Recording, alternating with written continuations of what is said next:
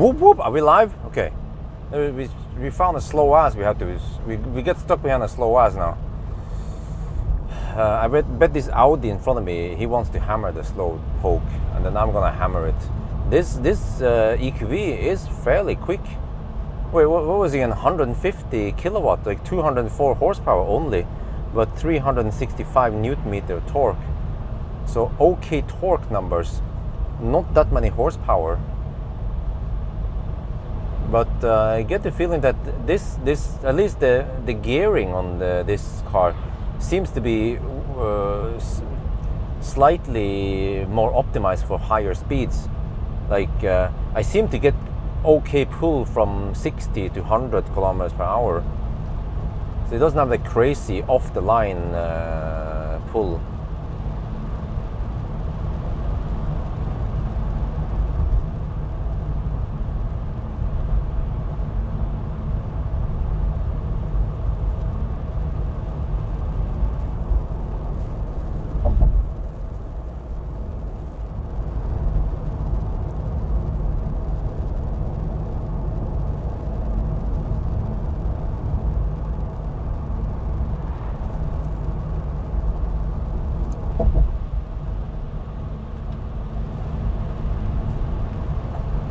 Okay, so let me see. Now the car picks charging stops and shit for me. No, I don't want that.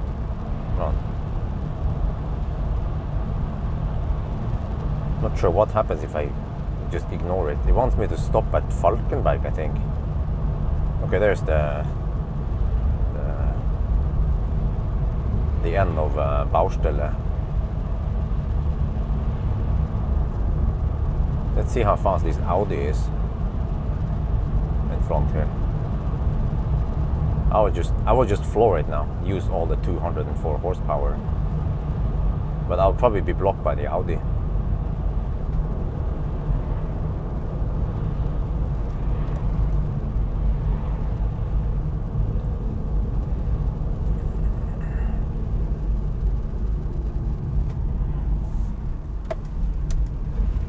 Oh, okay. They let me go. That's good. Bye-bye.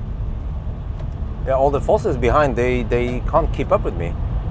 Maybe because they have to downshift, but dude, I'm driving a freaking van here, and the fossil cars, well, they're probably not hammering it too hard. That's why. But they just disappeared behind me now.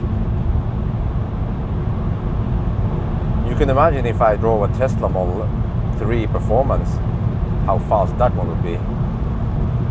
Model 3 Performance is just blistering fast. Not many cars can match Model 3 Performance in speed.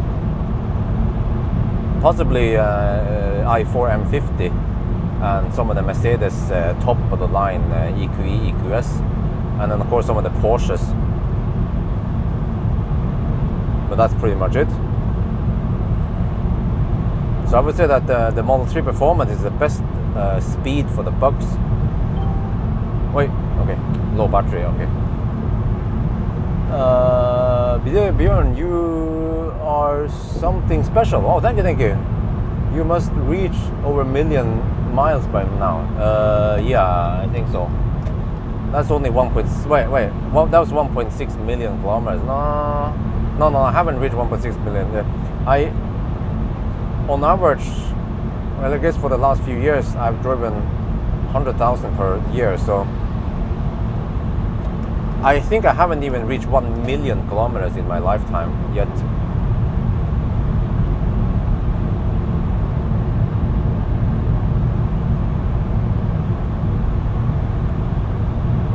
But I do love driving. I can never get bored of driving. But it needs to have some level of comfort in the driving I do. If it's too shitty, and especially if it's fossil, then I'm not enjoying it. But as long as it's a nice EV, then no problemo. And of course, as long as the road is also relatively good and the weather is relatively good. But there are times when I don't enjoy driving. Typically when it's dark and rainy and slippery and twisty with a shitty car, then I'm like, when are we done with this test? Supercharging, yes, which will expire eventually, I don't know, next year or in 2 years. So I will never ever be able to spend all that, which is a bummer. I actually suggested to Tesla that we should be able to exchange the free supercharging against for some Tesla credits. It might be a poor exchange rate, but at least you get some credit. But I don't think they're gonna bother with it, because in that case I would get something like, I don't know, 100,000 euro in credit because I have so much free supercharging.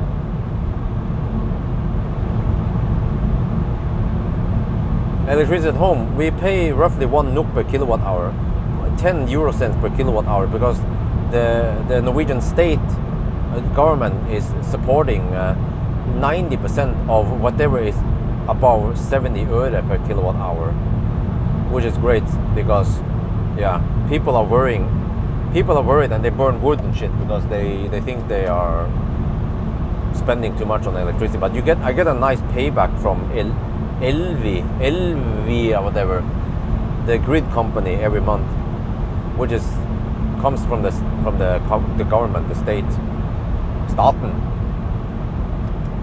Oh, there seems to be a slight headwind right now, but I have 390 watt-hour per kilometer consumption.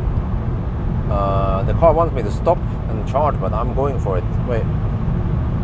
Okay. Van life is doing great. I like the van. It's comfortable, fairly quiet, charges fast like a boss. Yeah, now the car wants me to go back to Falkenberg and then charge there and then go back again to Varberg. So I think at one point the car will realize that we can make it to Varberg.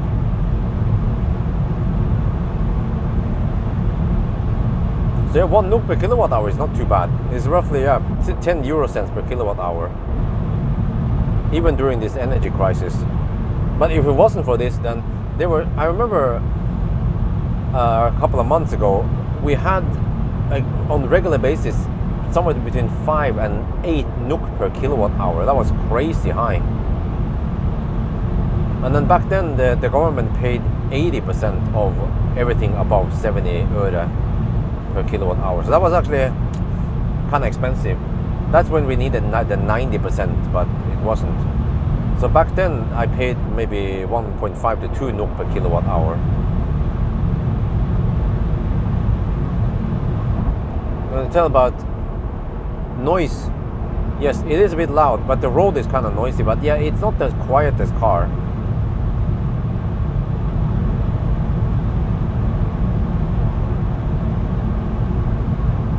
How's the light? Light is very good, but not adaptive, but good spread, good strength.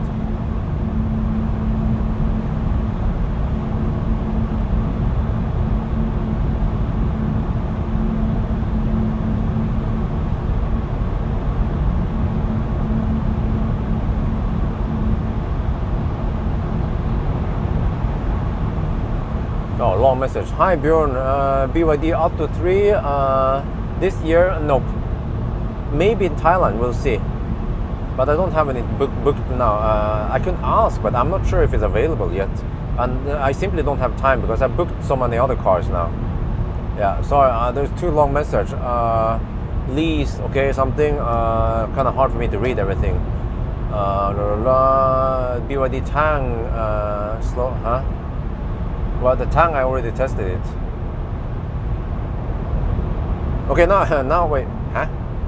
Now the car wants me to stop somewhere here in between. I'm not sure where it is. There's some kind of charger here, supposedly. South of Varberg. Huh? Really? I didn't know. Oh, there must be some kind of charger by the gas station. Okay, probably some 50 kilowatts. But we'll still keep going. Straight for Varberg.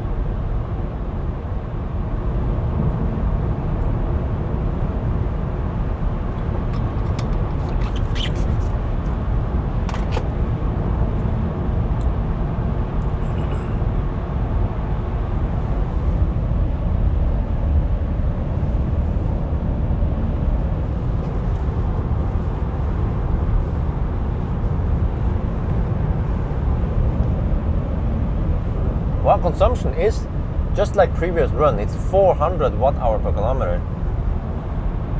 So that was spot on at least. Okay, let me check now. Stats.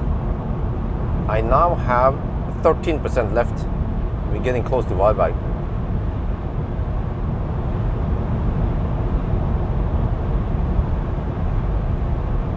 We should arrive with 4 or 5% at Wyberg.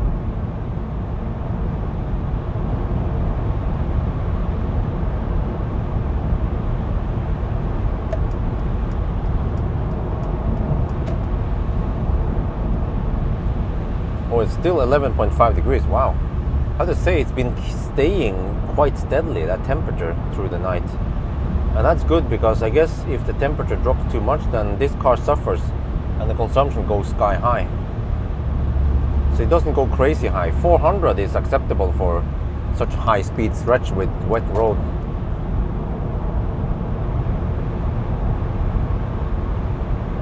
Maxus EV80. Oh, that's a big van, I think.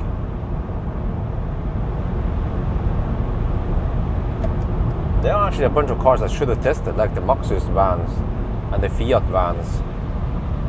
And also Maxus Ioniq 6, I should test it. I was not too impressed with the Ioniq 5, but hopefully Ioniq 6 is an improvement.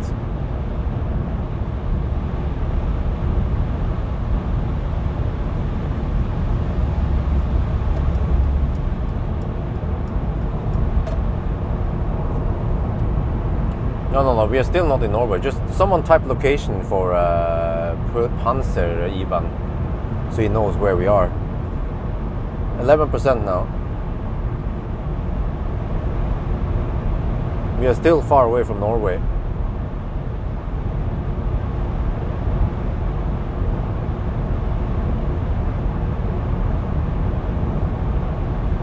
But I'm looking forward for the Arctic Circle trips. It will be roughly in 3 weeks from now. Yeah, because in 2 weeks I go to Thailand, and then I stay in Thailand for only 1 week, and then I travel back. But then I have a little bit of wait, which ones again? I have to check my schedule.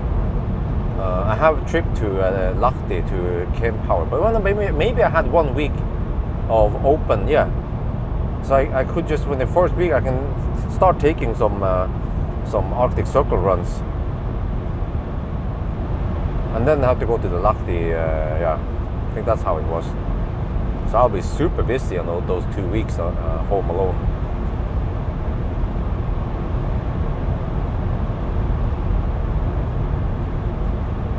Boom!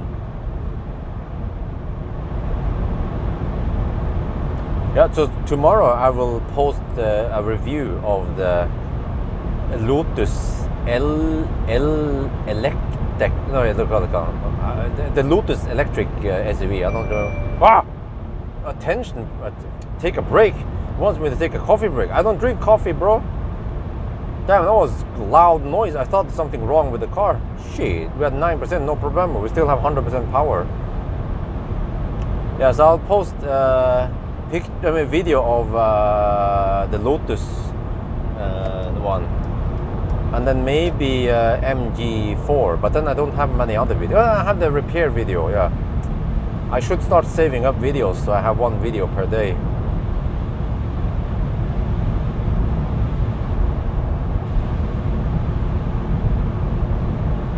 Yeah, we haven't gone to the Arctic Circle in a long time. Last time was really early spring. I think it was around March or April when I went to the funeral.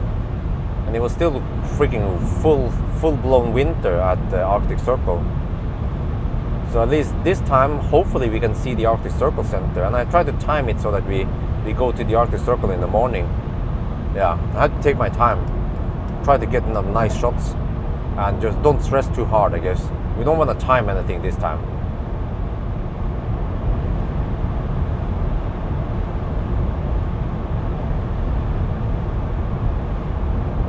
Drink a battery? Why? Who? Me? What? I'm not tired.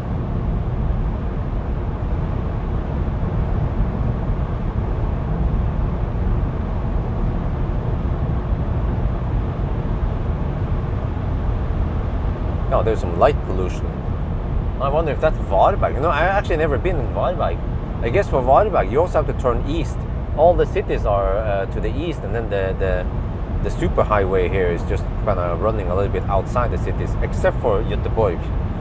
Yeah, I wonder why we don't have a 110 kilometers per hour bypass road through Göteborg yet. Like, why we have to squeeze through that city every time. Maybe it's because it's simply too big and it's not cost efficient to make a ring road around Göteborg, because there's a ring road around Malmö, for example.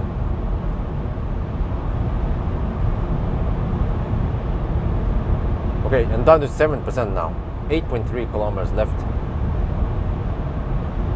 Oh, coffee. That's what you mean. Yeah, coffee break, battery break. Yeah. Okay. I didn't see that connection.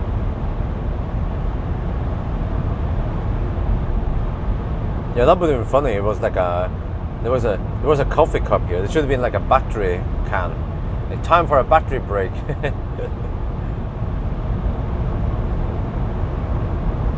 The car says you are tired. You have. Oh, yeah, okay. Yeah. The Red Bull brake gives you wings. Okay, I have 13 kilometers of range left and 6.6 kilometers to go. 6% now. We're gonna go deep. We're going deep. Yeah, always go deep. That's always what I tell my wife before she punches me in the face. No, I'm just kidding. 5% now. Oh. Consumption 400 watt-hour per kilometer. Hard to do without coffee, huh? Really? I never drink coffee. And it's not hard for me.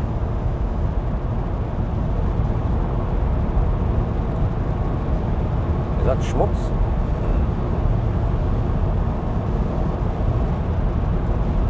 So I only have a few more tests with this car.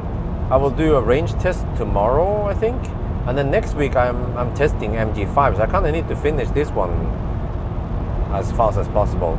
And then, okay, I will have an interior view and then headlight test for next week. I can just squeeze in between. But the most time-consuming test I have to do this weekend. So I'm ready for MG4, full-time MG4, from Monday until Thursday, and then Friday I'm returning the MG4. No, sorry, not MG4, MG5, the station wagon. Well, coffee will give me a bad stomach, a bad discharge.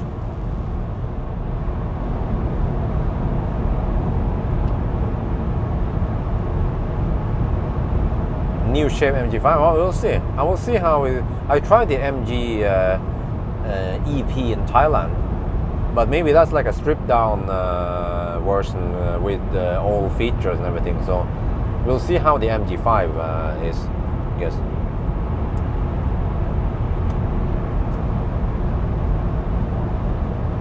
Is there a new shape on the MG5? Okay, 3% now. We always go deep. We actually gone deep 3 times today. It means that my estimation is spot on. And I'm basing this on the old range test and what I know about the battery. And then also what I learned now during the drive, so I can estimate. So I don't use Adventure Route Planner. 12 degrees Celsius here. Damn. That's hot. Oh, look at that light. Ooh, nice. Look at this. Damn. The big box in front of us. Quite clear. Zoop. Okay, let me see. Okay, oh, I have 45% power. Yeah, I have TDI power. Let me see. Let me try to floor it here, see what happens. Oh, that's kind of slow. Oh, that's slow. Oh, okay. That's like fossil slow.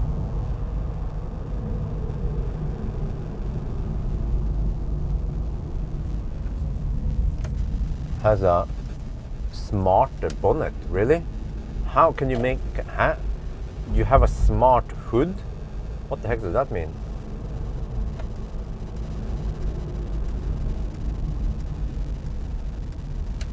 Is it for crash safety?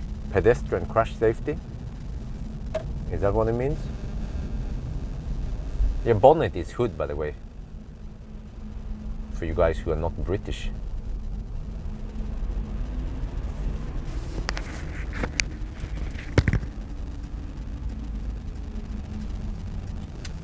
Okay, let me see. Well, okay, I will avoid that charger then.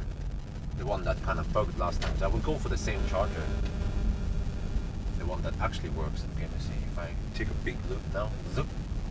And then zoop. Okay, this is good. This is good. Then, oh, too close. Here, wait. Here, okay, that's good. Zoop. Okay, that's, wow, we have 400 watt-hour per kilometer on this one. We have done now 665.7 kilometers.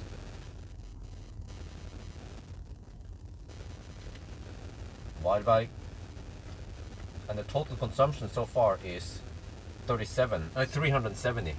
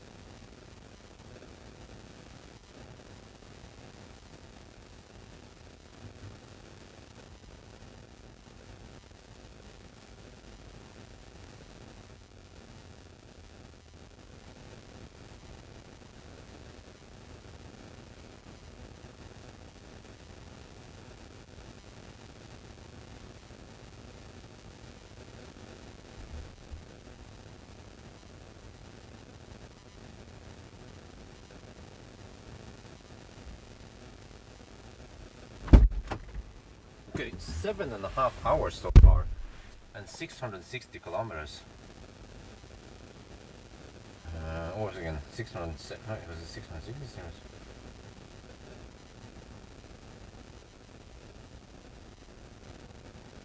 Oh wow. Okay, 88 kilometers per hour. Let's say 85 kilometers per hour. Oh, we can probably still make it in the 12-hour mark. Okay, I guess I'll put up the shaft so you guys can see the jogging screen. And then we'll have a little... oh no, this will be a shorter break. Yeah. You're gonna go from specular. Yeah, now the problem is that the voltage is a bit low. So we're getting 300 amp but only 102 kilowatts.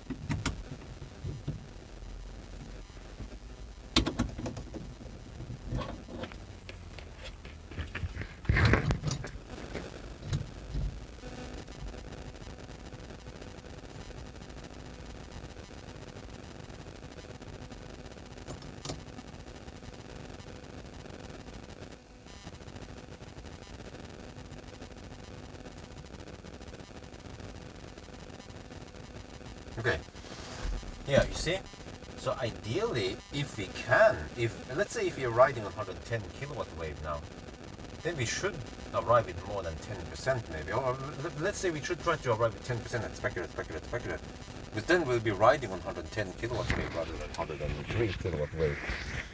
Okay, so I need to just find the minimum. Yeah, let's figure out now, minimum, well, I know the distance anyway, but I just brought it in to get ready for it. Put the key, what the fire up the ignition. Okay. Let's see, home, nav. Let's find specular. Well, I think I have it in the history, right? Specular. Previous destinations. I don't the specular. Let's have it here. Okay, good. Go.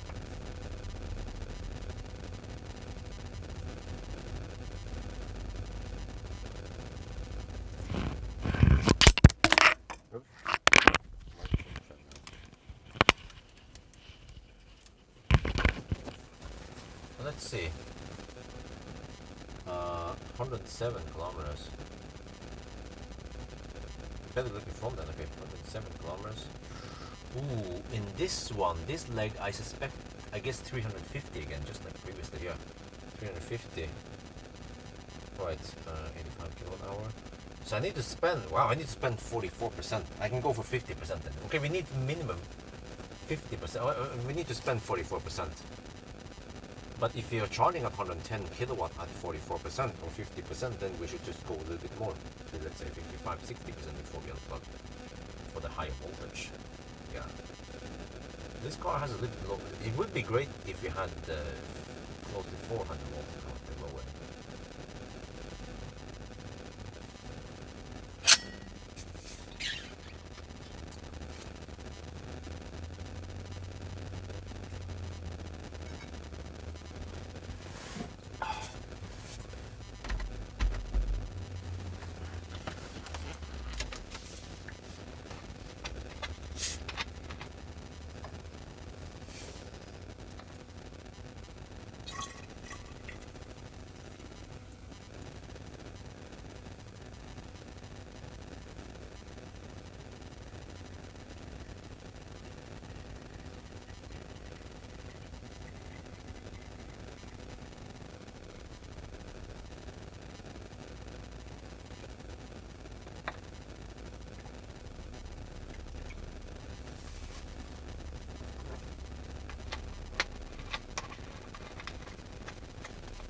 Okay, let's see if the battery's hot this time then.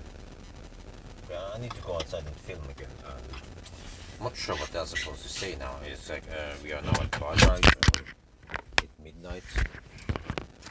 Yeah. I think I don't need to introduce the time change yet because it's gonna happen 3 at night, very close to the end actually. It'll happen.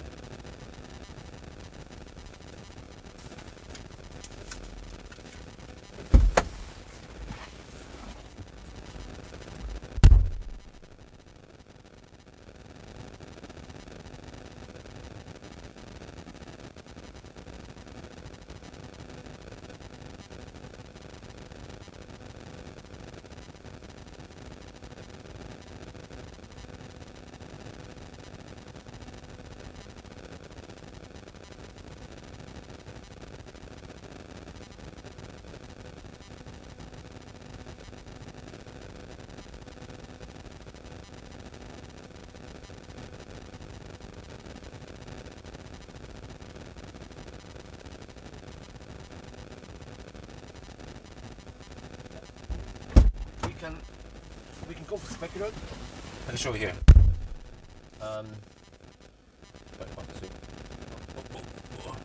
We can go 107 kilometers with specular, or we can skip specular and go through 215 kilometers all the way to Strømstad.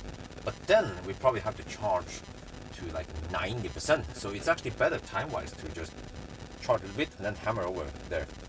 Yeah, so it's kind of repetitive, but we'll see. And so far it seems like we should be able to do it in around about 12 hours. So this should be 2 hours faster than the winter run. But it was freezing cold in winter. And now it's nice and warm. Wait, what happened to the infotainment here? There, wait, don't see the temperature. Okay, it's not consistent. Oh yeah, here's the temperature. But then the temperature sensor is not active when the car is off. But it's 12 degrees outside, which is actually quite warm for a very late October evening.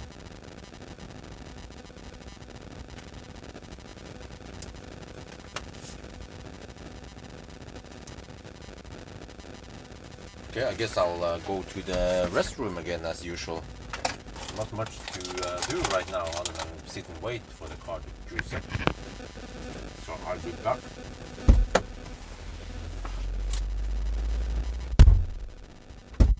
Where there? Put the key. The key is inside the ignition.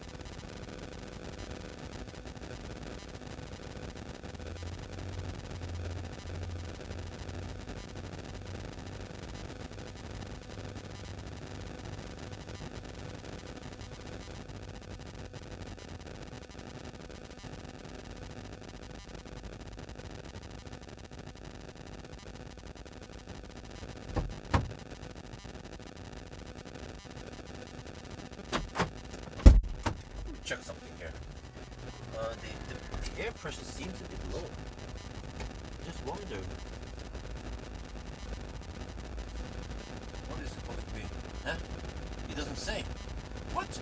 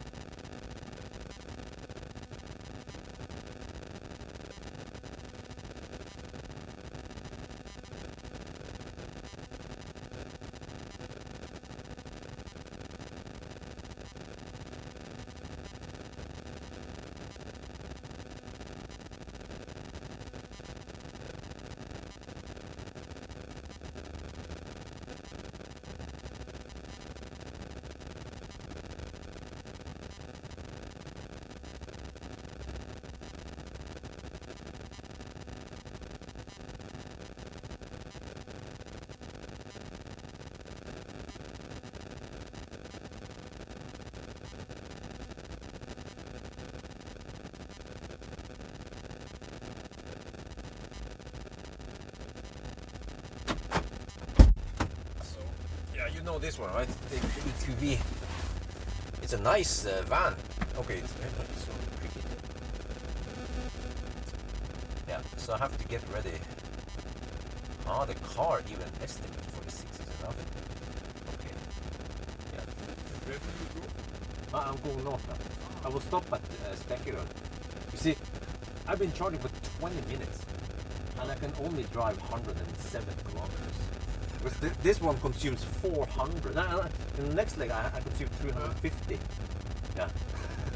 It's a van. In Germany, I only topped up once, nearly 150 kilometers from Rostock. There's also a community. Oh, yeah, you were in Demineland. Did you go that way? No. No, it's not. Yeah, okay. And I decided to go only 100 because it was enough time for the ferry. Oh, yeah, of course, yeah. Why wait at the ferry line? I can go with 100. Yeah. And the consumption went down to 130. Yeah. 130. What? Oh, that's really good. 100. Yeah. With all weather. It's all season, for season tires. Okay. Yeah. With the big one for performance, you need 18 or if you go slowly. Yeah. Huh. This is weird. It's charging slower now. Like, I was getting over 100 kilowatt earlier. It's so weird. Yeah, but you see, in the previous run, I was getting so nice charging speed. Now it's like this, so it's not very predictable and consistent. I need to film this. It's kind of. I was so impressed that we were getting good speed previously, and now it's shitty again.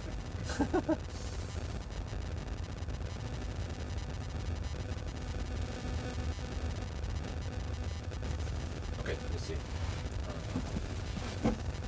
Do you?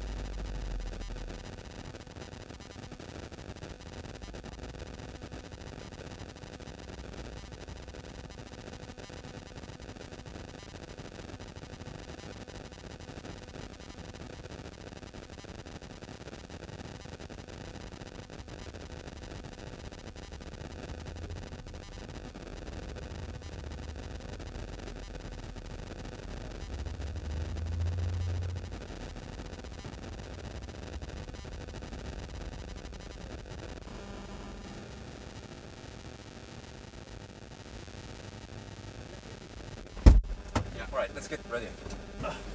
So I'll get ready to leave. And move this one away. Yeah, this one is actually kind of shitty now. Huh? Why is it so random? I don't get this. See, do I need to swap batteries? Oh, okay, yeah, I can swap quickly.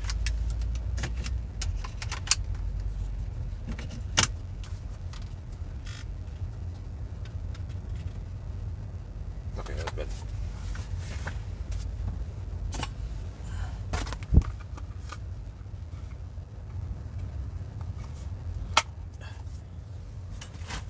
Okay. Well, Andreas? Yeah.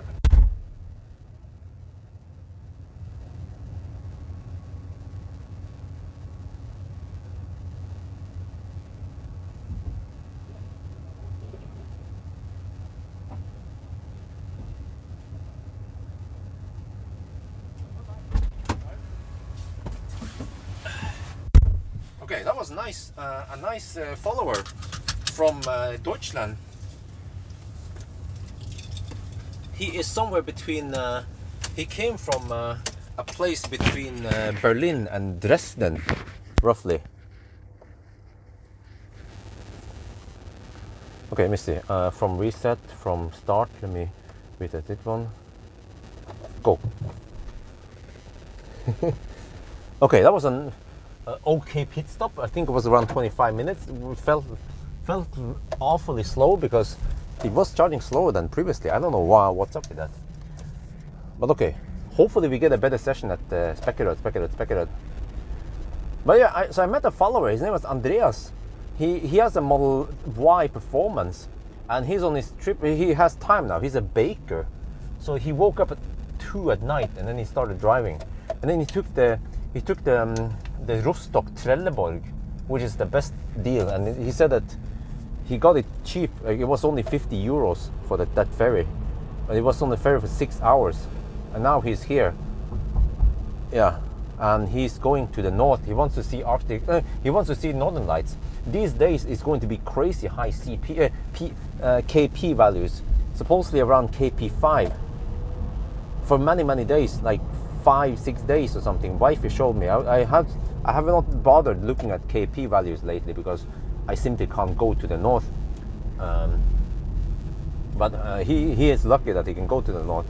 So I was asking about how far he wants to go, and he's not sure. I said, Tromsø would be nice, but that's too far. It takes too long. He has 4 days. Wait, if he has 4 days only to round trip, then I mean tomorrow he should be near Mo i Rana. Yeah, he can go maybe close to the Arctic Circle. And he will get a good picture over there, I guess.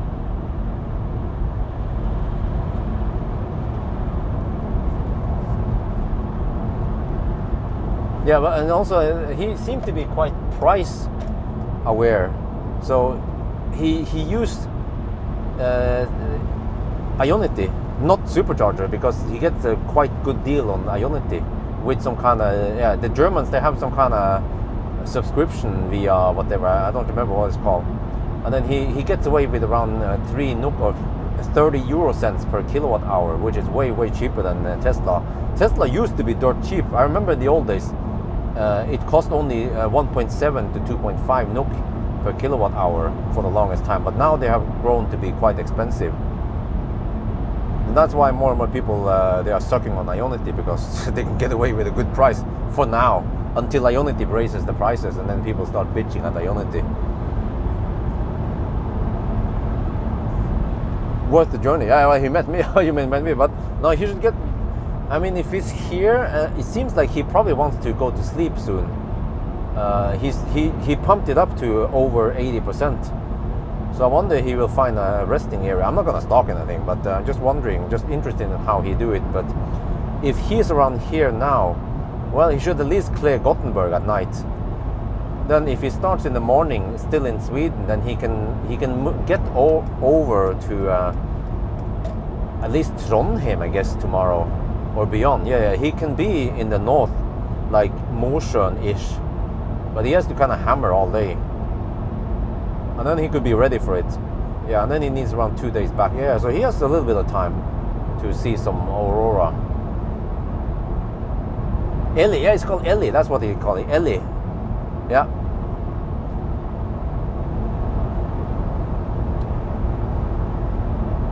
So 3 sec. Wow, that's cheap, man.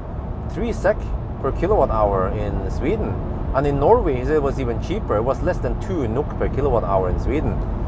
He said that with Ellie you get more or less the same price as the car owners get. You know, if you have a Mercedes or Audi or BMW. Yeah, 1.6 NOK per kilowatt. That is dirt cheap. That is that's a bargain. So I guess he just want to get over to Dal and start pumping it up there at Dal. But he should try to avoid Laderstad time.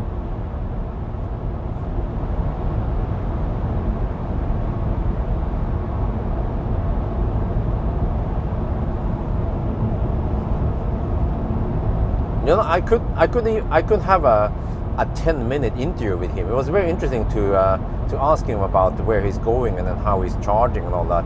Just have to cut it kind of short-ish. But I realized that I should make more interviews with people I meet if they have time and if I have time. Because the 1,000 kilometer challenge tends to be a bit boring. It's just the same thing like, oh, we are now at Spekkerud, we are charging, and then oh, we are now at Strømstad, we are charging, you know. So there's not much content going on. So to make things more interesting, I should try to interview people I meet on the road, and I tend to meet lots of people on the road, but I tend to forget that they might not mind being interviewed, and I tend to just chat with them without the camera rolling. It's 20 to 25 NOK per liter, roughly 2.5 euro per liter.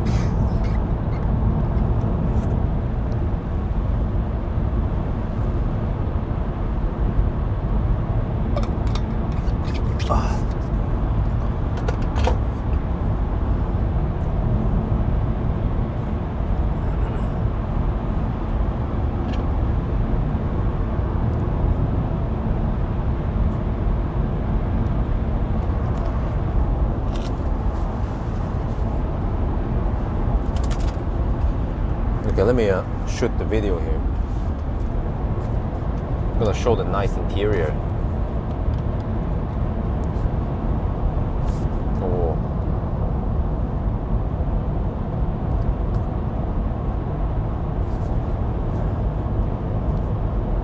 We're on the move again, so now we're heading towards Göteborg. It's now 40 minutes past midnight, but let me show you the interior of the EQV.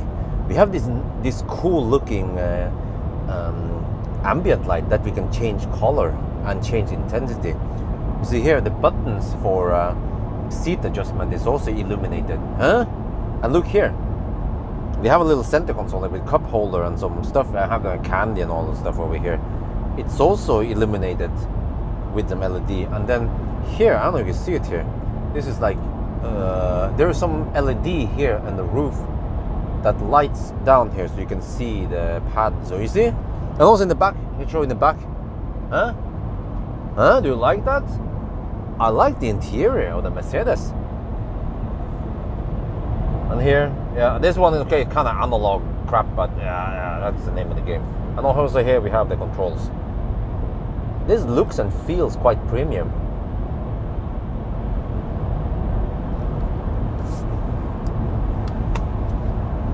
Bit of content, yeah, that's what I realized. I mean, it depends what kind of test it is, but I mean, okay, maybe once and twice I can show some charging stuff, but eventually every charging stop I have will be just about charging, and that becomes a little bit boring. So I might actually not use some of the clips I shot with the charging session, but then focus more on the guy I met, Andreas, and include him, because the chat I had with him was several minutes long. So if I include everything, then the whole video becomes a little bit too long and boring. Non-Ionity 3.6 NOK Norway with Ellie. Oh really? Oh, you mean like, huh, really?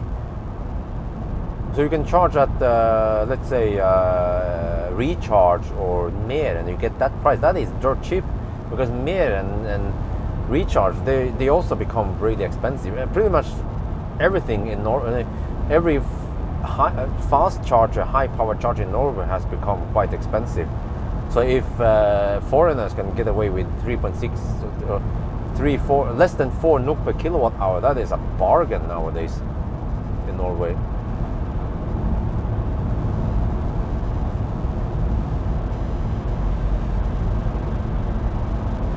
Wait, do they still have the 90 zone here? Let me check.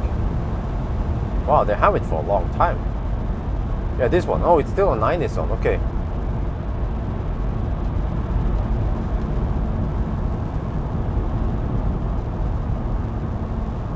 Boom.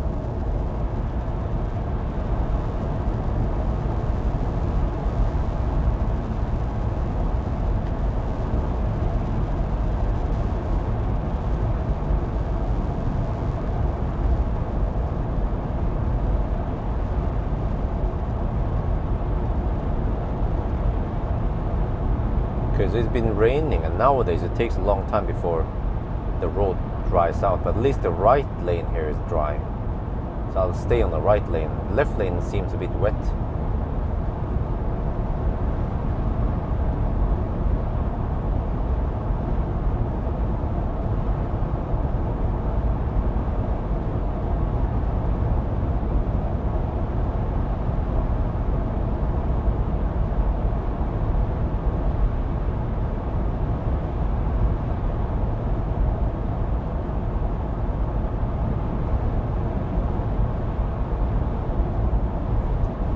Wow, I rarely see this stretch so empty.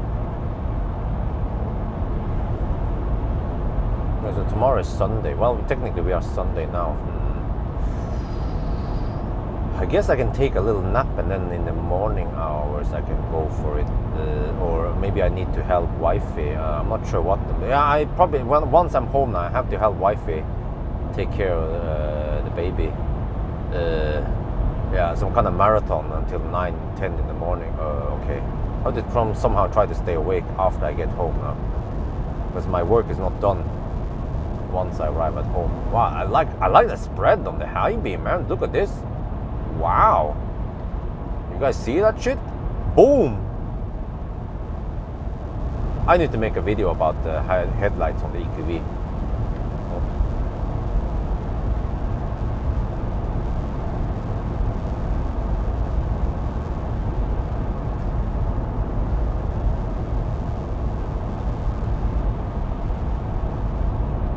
Yeah, but it could seem like we are well on our way to finish in roughly 12 hours, which is 2 hours faster than the freezing winter run. So okay, 12 hours is still not that great, but it's still on par with iPace. Yeah, and what else out there? 12 hours. Kona-ish. No, Kona was okay, but for a van, I think that's still okay. But of course, not as good as ID Bus. So what could save, or what could improve EQV 1,000 kilometer challenge time is if it would charge faster. If it will get 500 amp instead of 300 amp, that would make a huge difference. It can then be 1.5 hour faster, because it has a big battery. You know, the hardware is here. It has a big battery, and it's not that thirsty, but it's just charging slow. That's a big minus.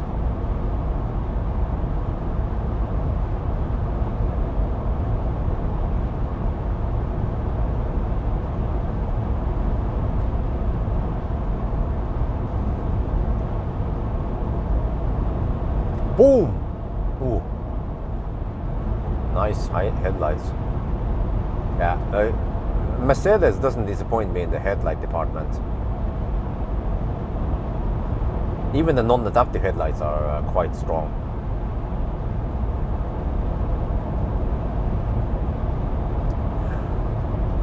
Well, I'm getting a little bit sleepy because because of my weird schedule lately, sleeping schedule.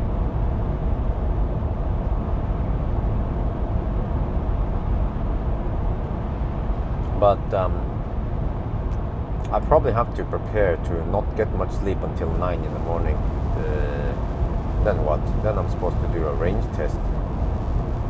Wait, I think I have to do the range test in the evening, like after 6, yeah. But I have to pick up Millennium Falcon after 5. Okay, pick up Millennium Falcon, then I do the range test.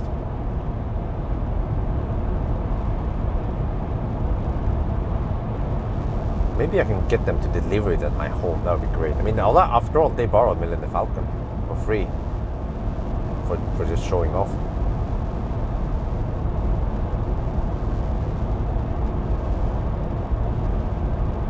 And they use Millennium Falcon because it's a legend, plus that it has done a lot of kilometers and some replacement, battery replacement, but still in good shape.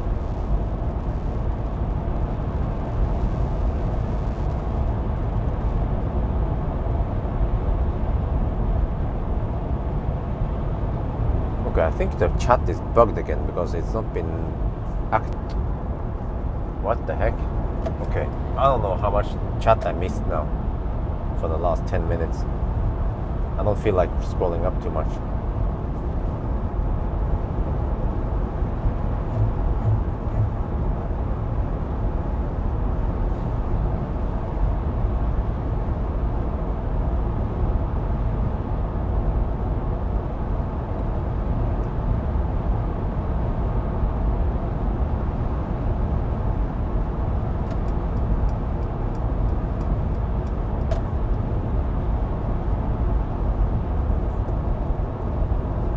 I like the headlights. It's a nice box. But you know what? I noticed something with the EQE I tested. The EQE, the poor man's Mercedes, the EQE 300, which was that the headlights, they were adaptive, but they changed the light cone depending on speed. I never pointed it out before.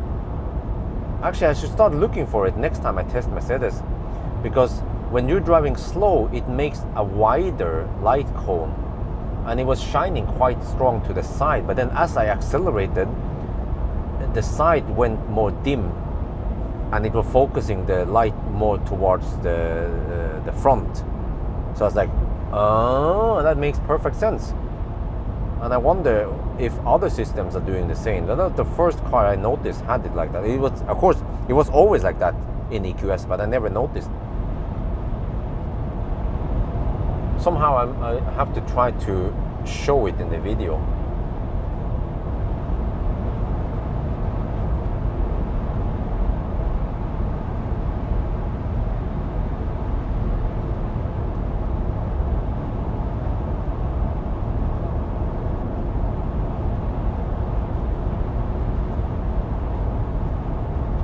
No traffic, correct.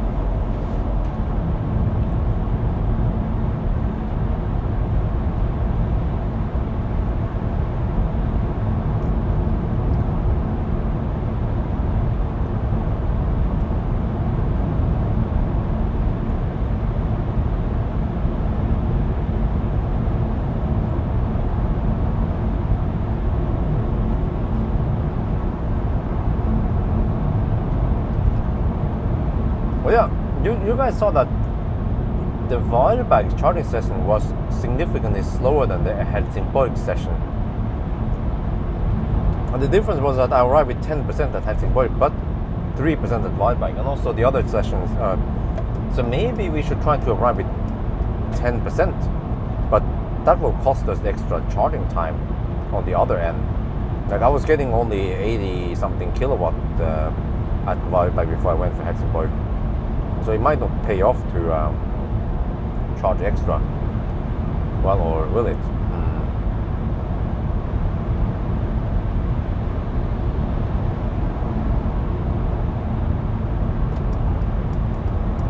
Yeah, but LE, is that only for German customers?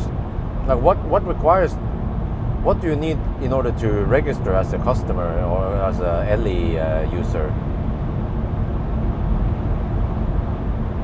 I mean, can Norwegians use LE and get good prices in Norway, for example? Is it like an app or something? LE app?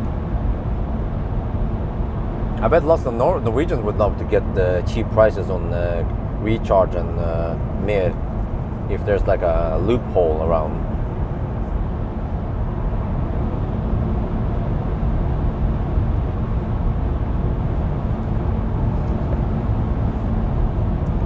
Yeah, I start feeling the fatigue now.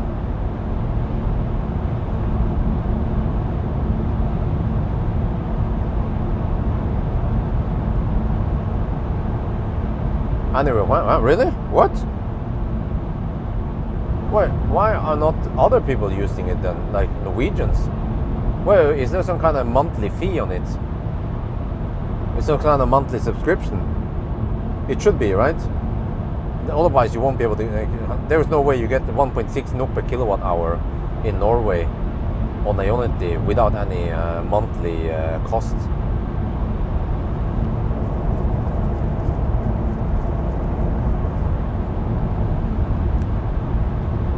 Wait, Kungsbakka? No, it's past midnight. Yeah, Chop Chop is closed now.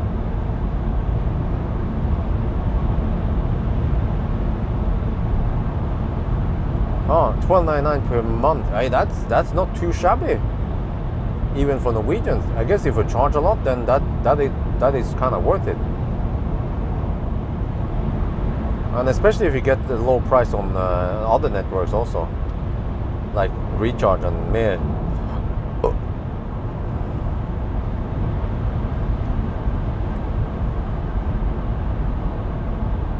Extremely bad UI. Okay. LE is awesome, huh? What? Okay, is it awesome or is it bad?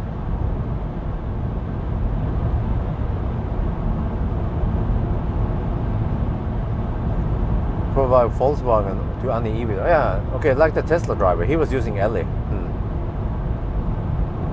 100 DK per month. Oh, really? Wow. It's like the new Maingau. I was recommending Maingau until they changed the prices, and then it was not that great anymore. I guess if I recommend LE, then after 2 weeks they change the prices and makes it more expensive.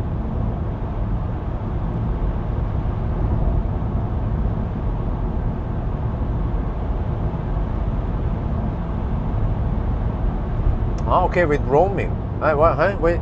So it has to be. It has to be in the Hubject, right? So Hubject, which includes it includes the UFC charges. Oh, and recharge. No, wait. Yeah, recharge should be in Hubject, right? No, wait. Which network was? No, I think recharge is not in Hubject. They have their own shit. I wonder if it was... Oh, I don't remember. You guys have to look on PlugShare and see what kind of charging network is available in Norway via Hubject.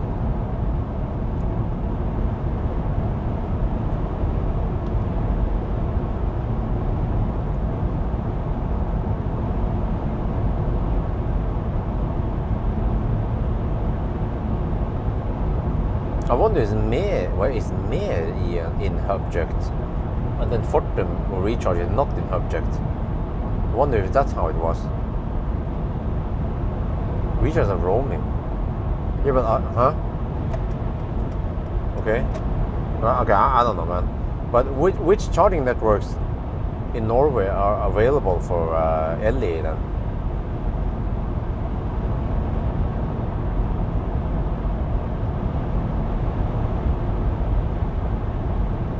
maybe I can look into it, because I tend to use the charging networks in Norway, and up until now I haven't cared too much about the price, but lately it's been kind of expensive.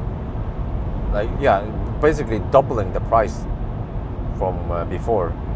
So then I kind of need to also care about the price. That's why I've been using the UFC chargers, by the way, at Cleavage, because they take almost 9 NOK per kilowatt hour. I think I have bonus, so I still get away with like 7-8 NOK per kilowatt hour a discount. But the UFC chargers Cleavage, they take only 5 NOK per kilowatt hour with card.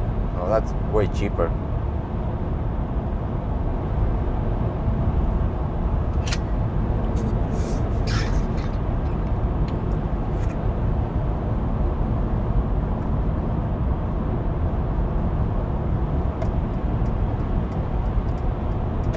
Well, that's a leaf. You know, I tend to recognize cars by the tail light and also somewhat the shape of it. So I see this one is a leaf. The next one further ahead is a Volvo station wagon, possibly a V. I don't know. It's a station wagon Volvo, at least. I'm not sure. Well, it could be an SUV Volvo, but it's a Volvo, that's for sure. By the looks of the taillights. In Volvo you can use almost all networks with LE. Mer recharge Ionity. Oh, really? But I'm not sure if it pays off for me. I mean, I'm even a premium. What is it called again? The paid member at Tesla. But I have actually not used the Tesla supercharger as non-Tesla much lately, and I wonder if it's actually not profitable for me. Yeah, this one was a Volvo, see, station wagon, like I said. So maybe I'll cancel the subscription, especially when I'm in Thailand. For the 3 months I'm in Thailand, I will not need Tesla supercharger cheap rates.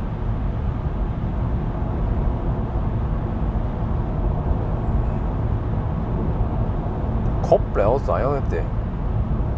Okay, huh.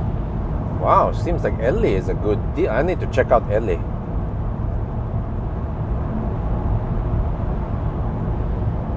It might pay off for me.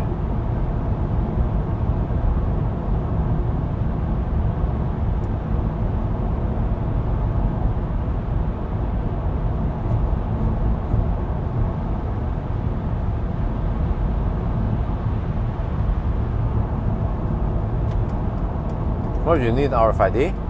Can you start via, huh? Require credit card. No, payment. Okay. Okay, credit card. But can you start Ellie via app? Like plug share, right? Plug surfing, and then I guess you can use an RFID as optional. I wonder if you can register your own RFID via Ellie somehow. Then wait, but if I, for example, register one of my existing RFID, let's say the recharge, or it's actually the Fortum chip, then it might actually use the Fortum deal rather than the LE deal. So maybe it's a better deal if you have a dedicated LE RFID.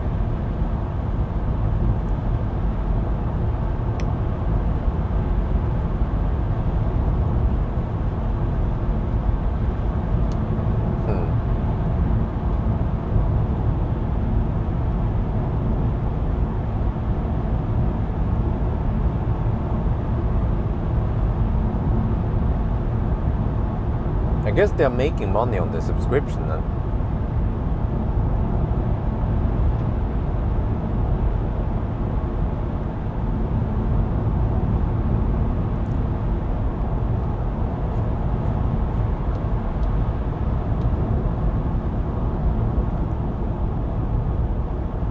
What, coming through Gothenburg at night? 1 at night now.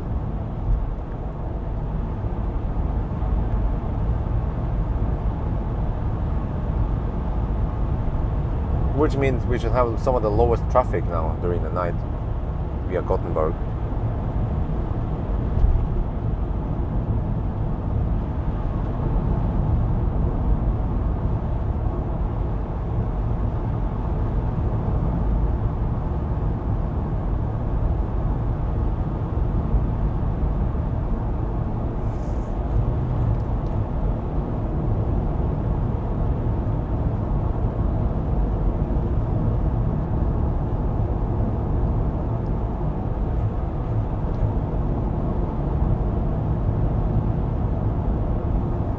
But I mean, app tends to be free anyway, right?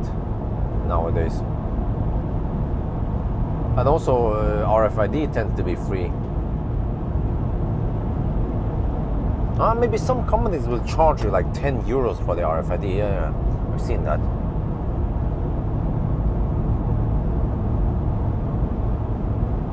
But RFID costs nothing. Like, I don't know, probably costs like maybe €1, maybe not even €1, maybe 20 euro cents. Or I don't know, but RFID should be really cheap to produce and sell.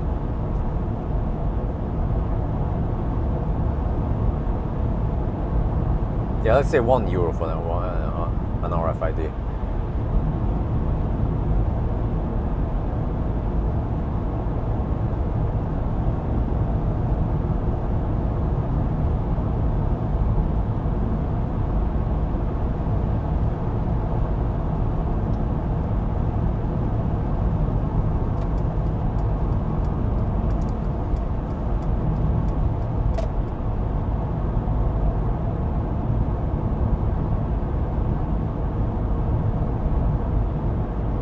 But you know, in Norway we also have Elton, and if you pay, well, that's almost 20 euros per month for Elton Ionity subscription, you will then get away with 1.99. That was a good deal until if you go for Ellie, that's even lower monthly fee and lower kilowatt hour price on Ionity. I definitely need to check out Ellie. Test it out and check the prices. It seems like a bargain. It seems better than anything out there.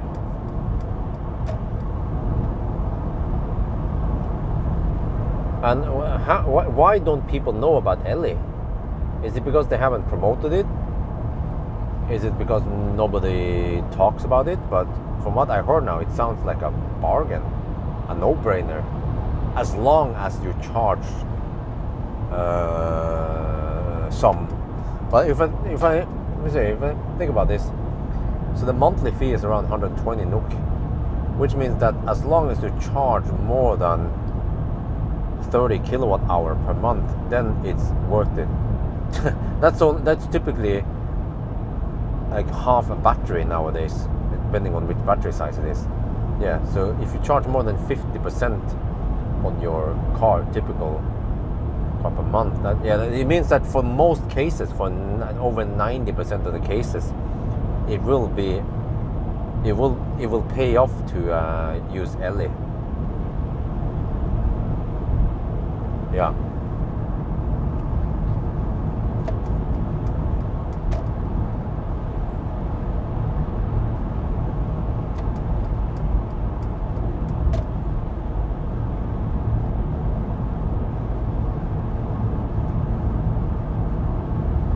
Mostly Germans now. Go ahead.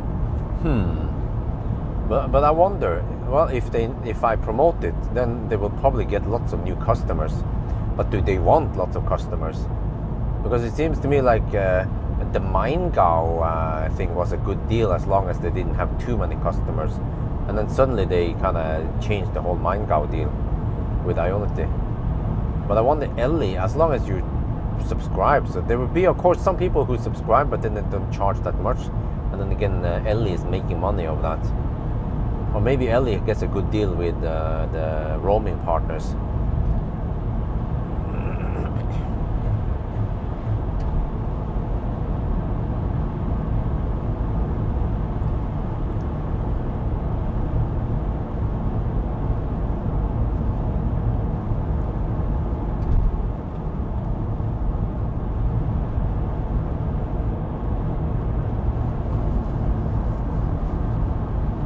Norwegian also. Wow, really?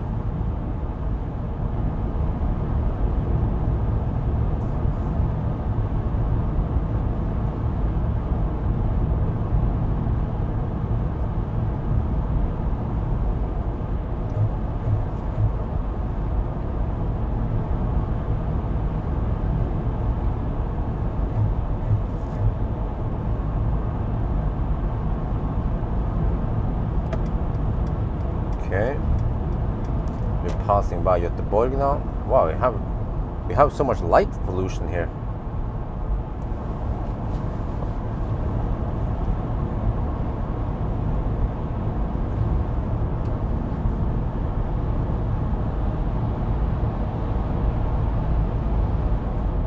No, it's not the same Mini I saw earlier.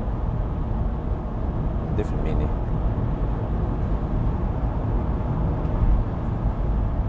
Seems to be 4.9 DKK for slow charging. Okay. The but is that you have to pay monthly fee. But wait, one very important thing here. The monthly fee, is there some kind of 1 year contract? Or is it monthly contract? When you cancel it, is it 1 year or is it like a monthly, you know, like Ionity or what is it called again? Bindingstid, you know.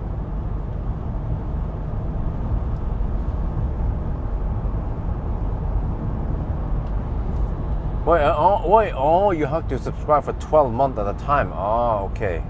But then you kind of need to commit to it. But I mean, as long as, because the thing is that, if that's true, right? 12, okay, minimum. Oh, okay. But you see, the thing is that with for example, I remember the e-tron people, they were bitching big time, because for e-tron, the Audi charging service, you have to pay 189 NOK per month, which is, how much is that?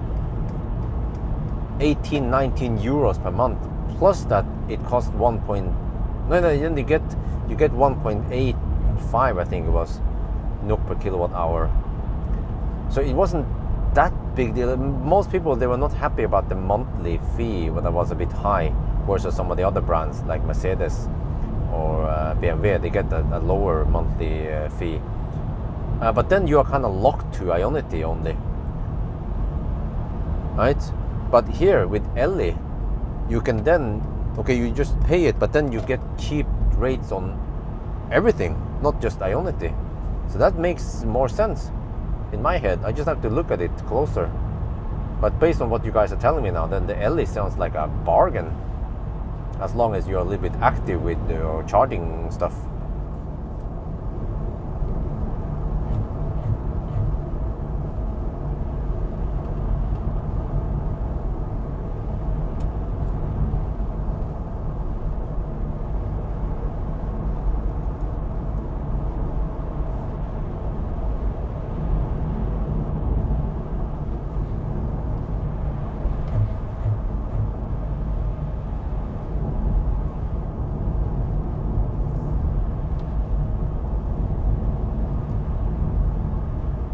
Doing lots of, well, it's been guys, do you guys know how long Tingstad tunnel is going to be like this? And I guess eventually they need to fix the other side, like this side here.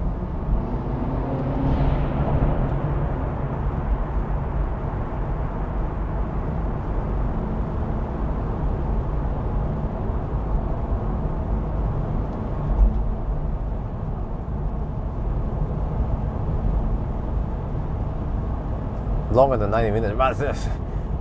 Who charges for more than 1.5 hours anyway? That's not really a problem. But okay, I mean, yeah. Most people will probably charge for half an hour to 45 minutes. So most likely you will never hit that 90-minute penalty.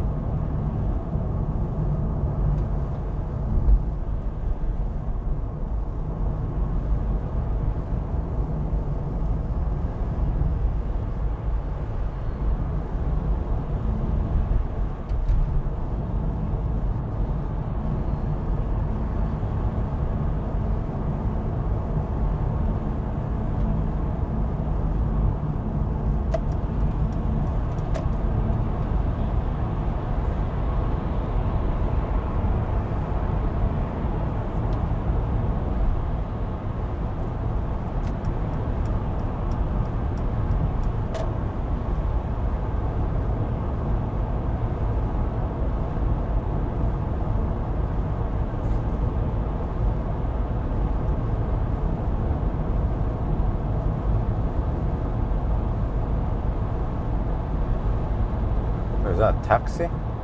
Seems like a taxi, but it doesn't have the sign over the car. But I see the taxi meter or taxi stickers on the side.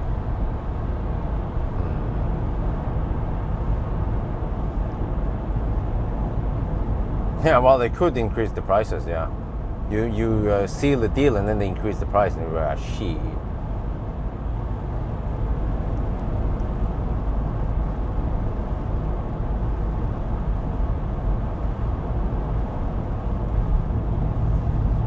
Backseat. Man, I remember when I came here with a 40 Leaf. What was up with that one again? I think it was there was one. Yeah, I remember it. It was when I had Optimus Prime. But Tesla, they spent freaking forever trying to fix Optimus Prime. I wonder, what was it after the off-roading adventure, or what was it all about? But Tesla had Optimus for months. And I did not have a loaner from Tesla. That was a big downside. Yeah, I think it was something like that. They were holding on to Optimus for several months over New Year, and then I celebrated New Year over here with wifey and Dolly with a freaking Leaf. I borrowed a Leaf. So like, I need a car. Can I just borrow something and then make some content? And then Nissan was like, okay, you can borrow a Leaf. I'm like, okay. Go for it. There's nothing else I can borrow anyway. Wouldn't be nice to borrow a classic Ioniq at least, but nope, I ended up with a Leaf, the 40 Leaf. That was before the 62 was introduced.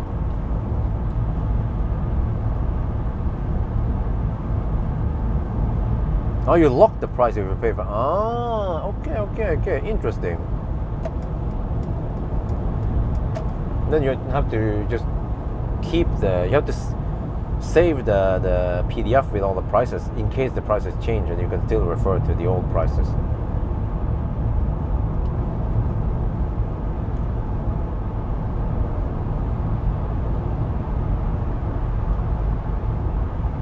But that was only for Fastnet, right?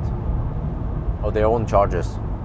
But what I like about Ellie, from what I heard now, is that it applies to all the roaming stuff, and you get low prices. But for example, plug surfing, like I was never that excited about plug surfing because they put a shit on addition to it. So the kilowatt hour price via plug surfing is typically higher than if you have the native access to the app or RFID. That's how they make money on it, I guess. And I guess they can't.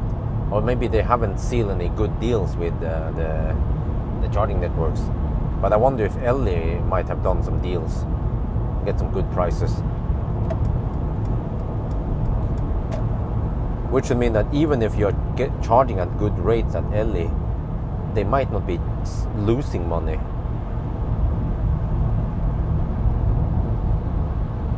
They shouldn't, right?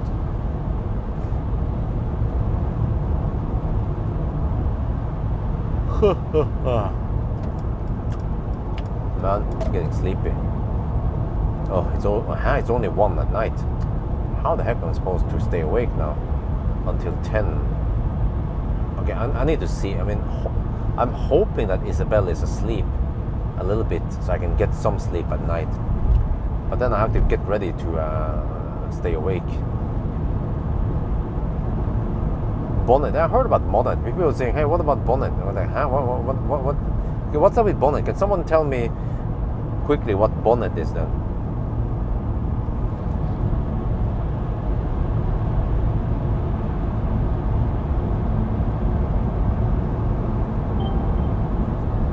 Battery low. Okay. Well, 29. Wow, we have plenty. Yeah, no worries. We're getting close to spec it out anyway.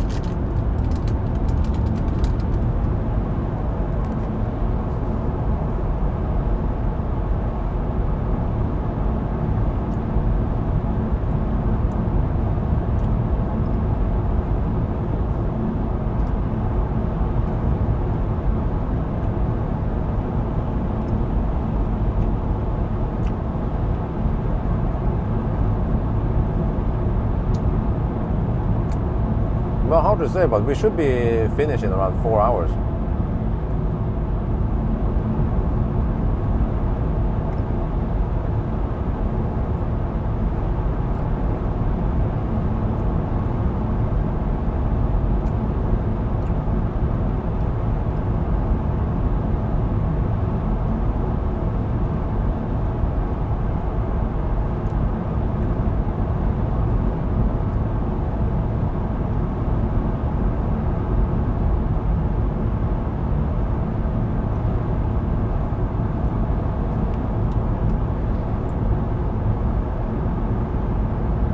Yeah, the heater is fixed. It was fixed a couple of days ago. I already shot the video, so we just need to post it one day. I will start saving up videos for the Thailand trip because I need to stock up possibly 1 to 2 weeks of videos, so I can start posting without having to make content every day. Because I'll be kind of busy.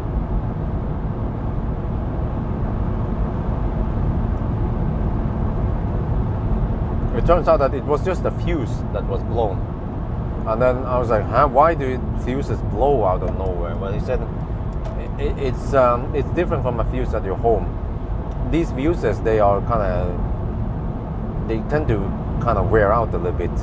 So there's nothing wrong with the system. You just change a fuse and the car is fine. So it's like the fuse has a lifetime. Yeah, sounds strange, but that's how it is in some places.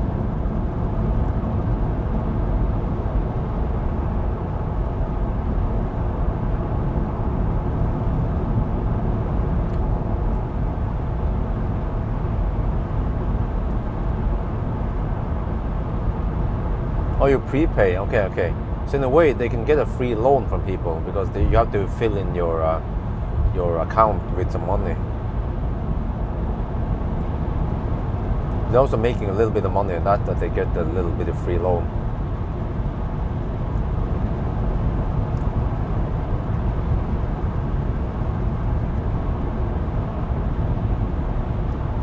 Oh, I get sleepy, man. Shit. Do I need to resort to battery? Nah, let's hope not. Okay, the car estimates I will arrive at 11%.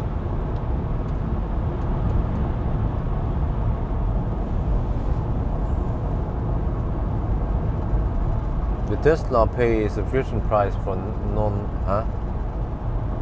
Tesla car,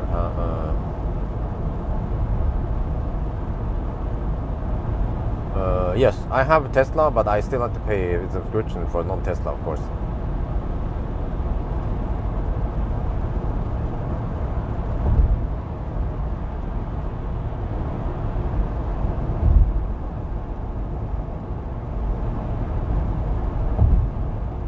Now, it's kind of hard to change the fuse by yourself. I've seen how they did it, and it's kind of clumsy. You have to dig into the wheel arch and get the DC converter out, and also disconnect the high voltage. So to me, though, I would not be able to do it myself.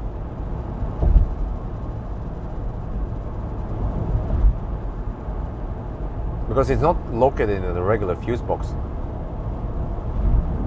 It's actually inside of the DC converter.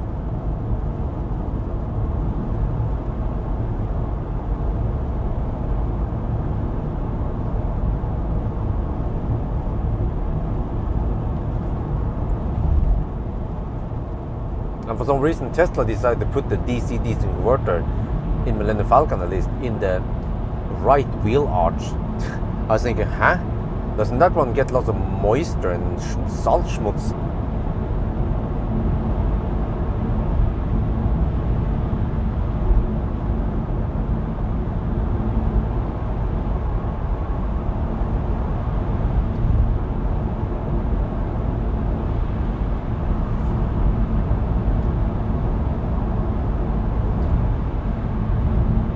Okay, 16% now. Well, the consumption is only 340 watt-hour per kilometer on this leg. I guess it'll go up to 350, just like I expected it to be at. And that means we should arrive at 6% then. Wait, or maybe not.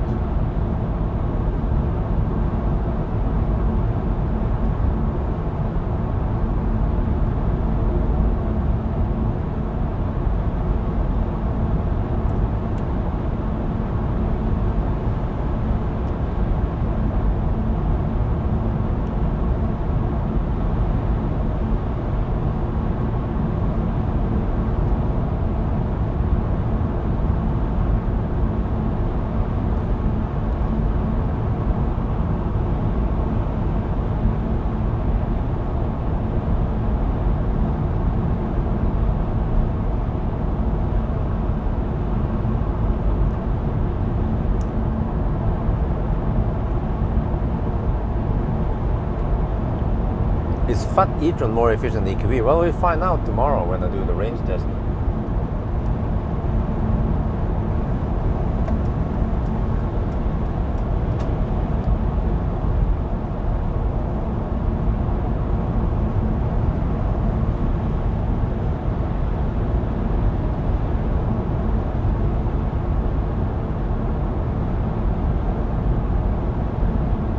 Wow, still 12 degrees Celsius. 1:30 at night.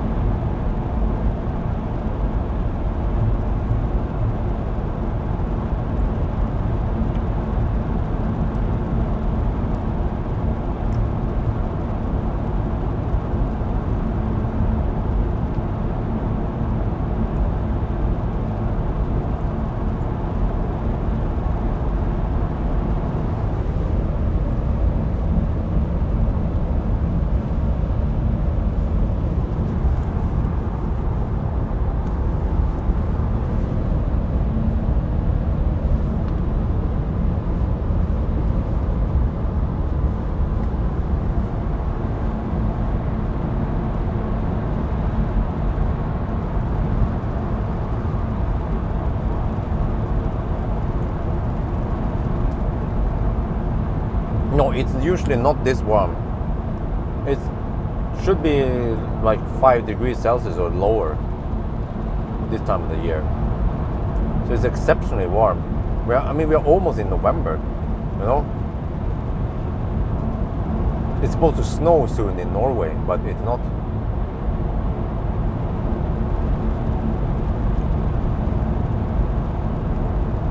And especially at night, it should usually be colder. But so this is kind of weird that it's so hot outside. Warm, rather. Everything is relative. Okay, 11% now. 11 kilometers left.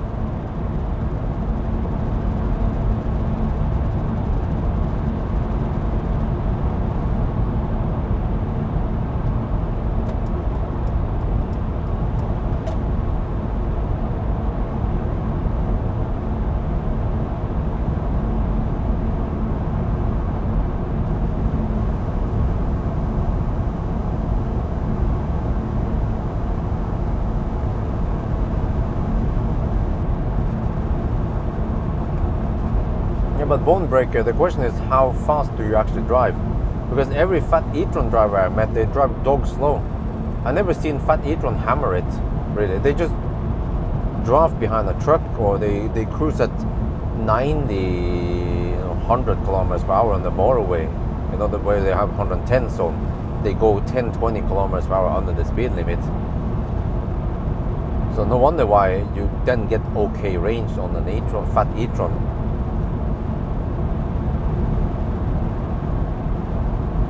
Well, actually, after hearing all this, I think the Ionity passport, it might be not the best deal. I mean, Ionity probably just offers it because they just need to offer it themselves, but it seems like the third-party deals are better. Like even Elton was better.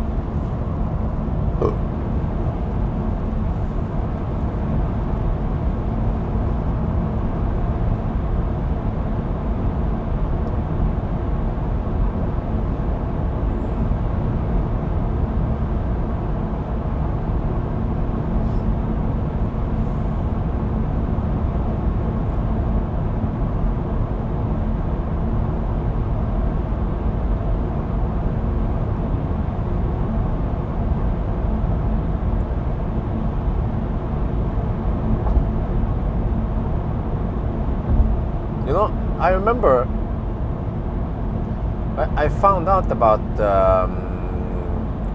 Vista. Yeah, there was something about Vista, I remember. What was that again?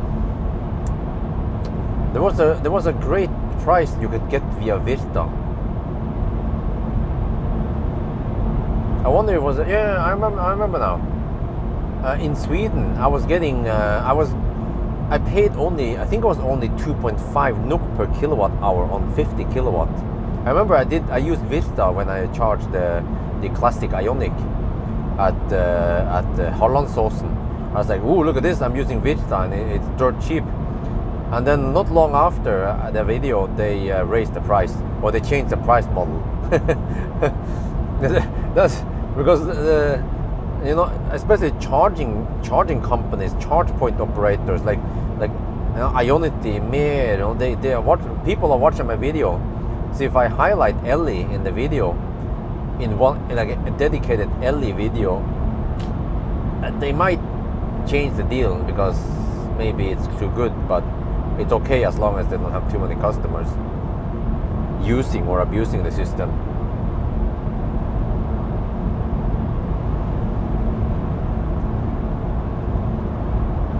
8% now. We are almost at the speculator. Boom. Oh, I need to stretch my legs because I'm getting sleepy now. So every stop now is kind of a nice refresher.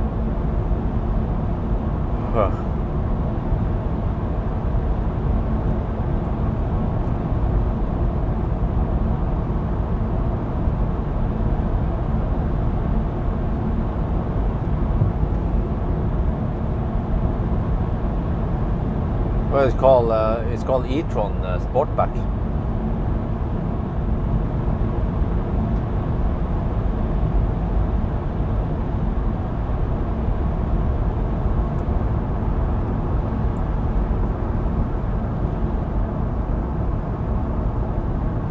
Huh? Did it drop? Okay, I don't know about that one. I haven't watched Chris for a while now. I'm just kind of busy. Haven't watched many YouTubers that I subscribe to lately.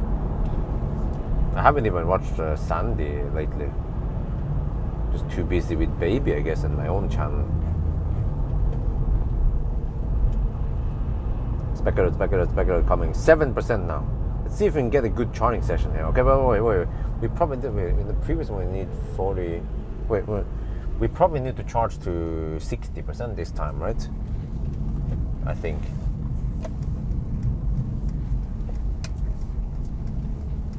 What the heck is he doing over there? Camping.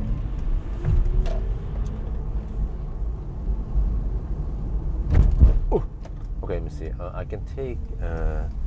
See which stall should I take. Is that one still the one with a broken display? Yeah, it's okay. I don't want to use a broken display. Okay, let's take this one. Yeah, and then I can. Oh, this is perfect. For this. Yeah, this is perfect. Okay. Look. There. Okay. 340 watt-hour per kilometer on this leg. Okay. Let me see. There, that's the. Okay. Speculator. There, 773 kilometers so far, and 370 average. Okay, a little status update after. What is this?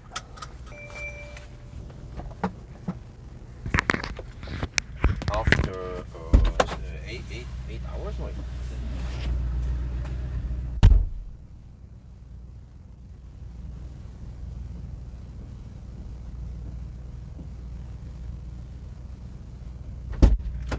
Dude, raggare, man.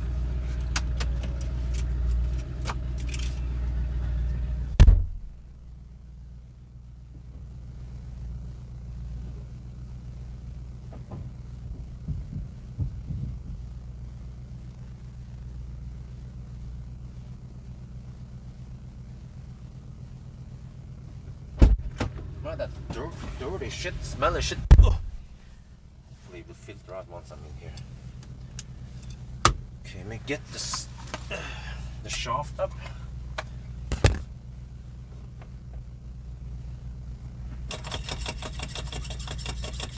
Need to take a piss again. Hopefully those raggare will be gone by the time I want to shoot video. It's too noisy outside.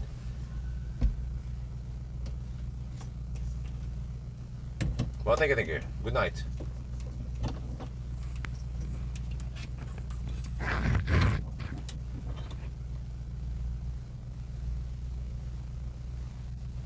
I need to figure out how much I need to charge this time. Okay, let's find out. I need to plot in the last charging stop now. Strømstad. Oh, wait, what's the time? So it's 1:35, which means that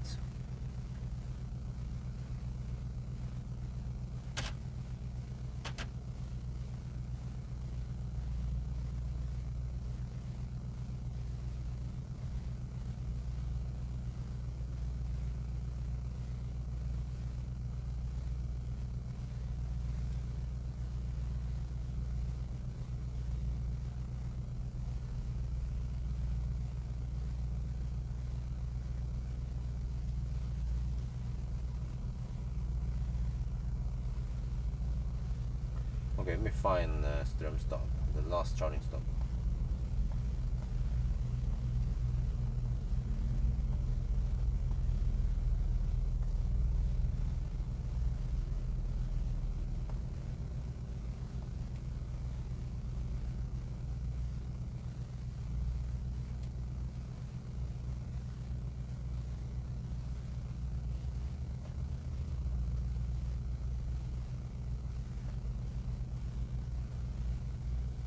I think it's where I saw something.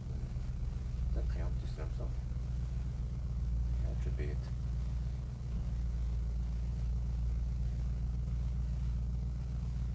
There, okay, found it. Go.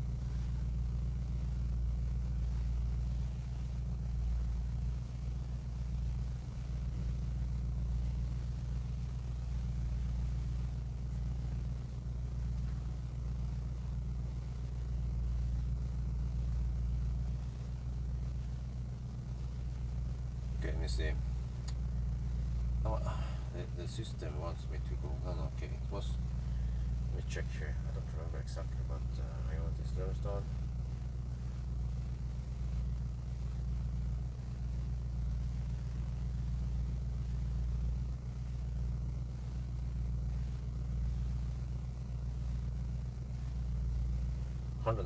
kilometers. Okay.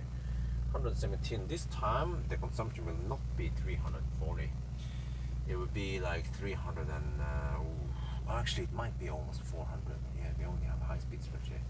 It's going to be 380 is my guess.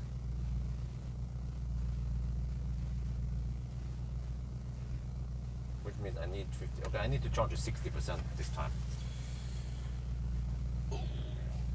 60%. I could take a power nap. Not sure what that's supposed to say now. The freaking raggare is noisy over there.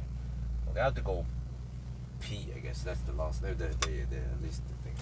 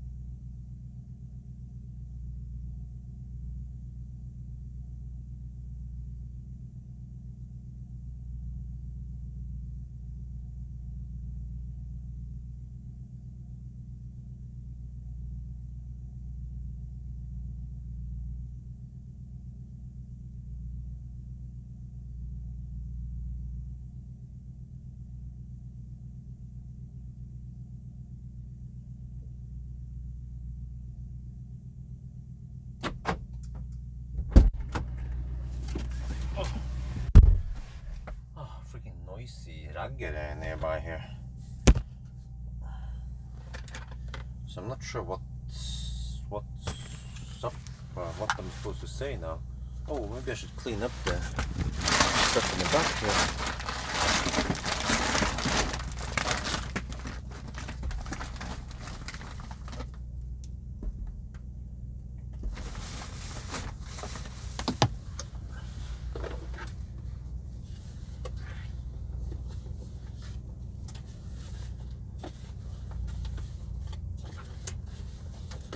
Great if those dragger could just get the fuck out of here. They've been idling there for a while, over 10 minutes. Because I would like to shoot the video. I don't want that noisy shit and then the polluting shit in the background.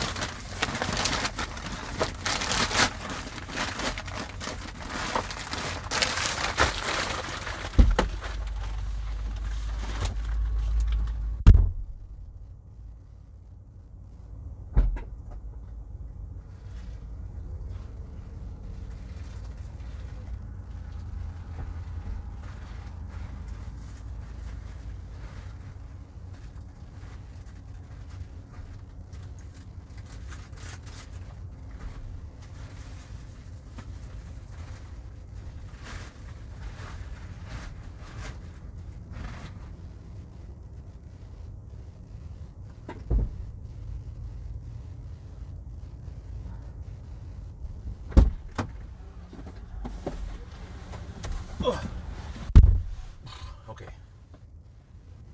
Why is the heater on now? For no reason. Not sure what. I wonder if that disturbs the charging session.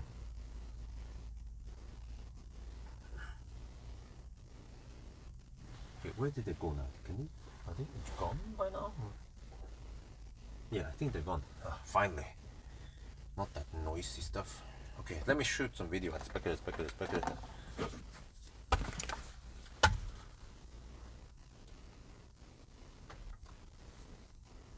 No, but it could be that Ellie, they get a good deal. Yeah. So even if they might make a small margin, even each kilowatt hour, plus they're making money on the subscription.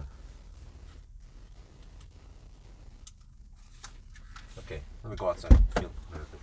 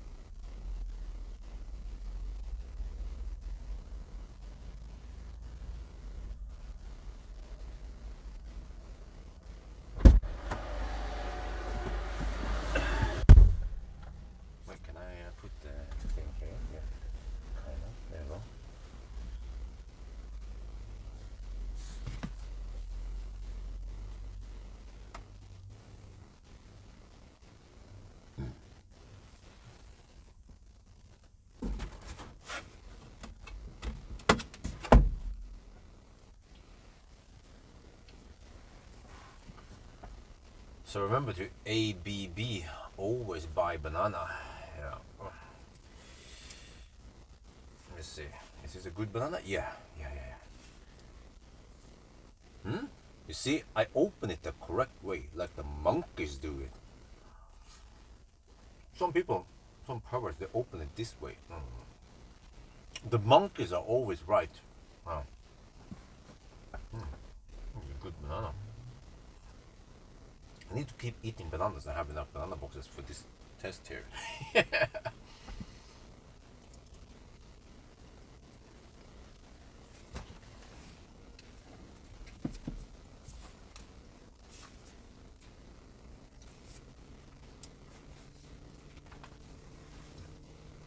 the cooling just started now. Interesting. This time I did not run the heater, which might steal the heat pump. Let me see if I get good speed this time.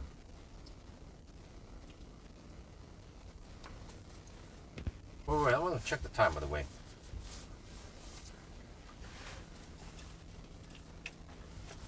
Oh, look at that. Now we get 110 kilowatt. Wait a minute.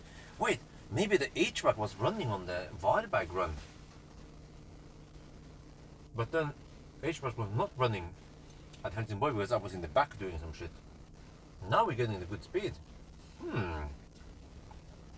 Wait a minute.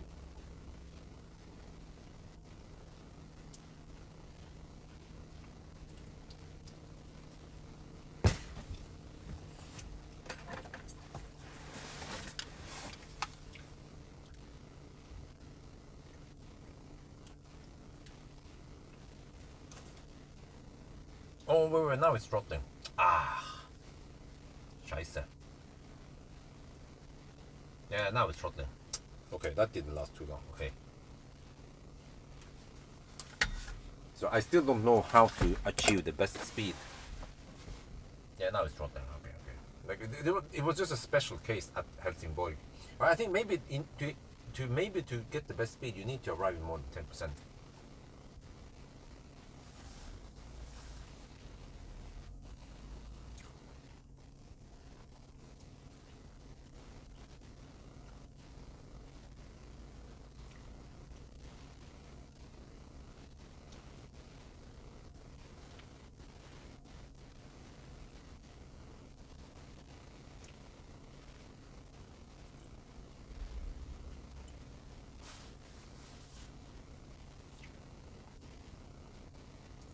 Yeah, you know, there's one thing I could do.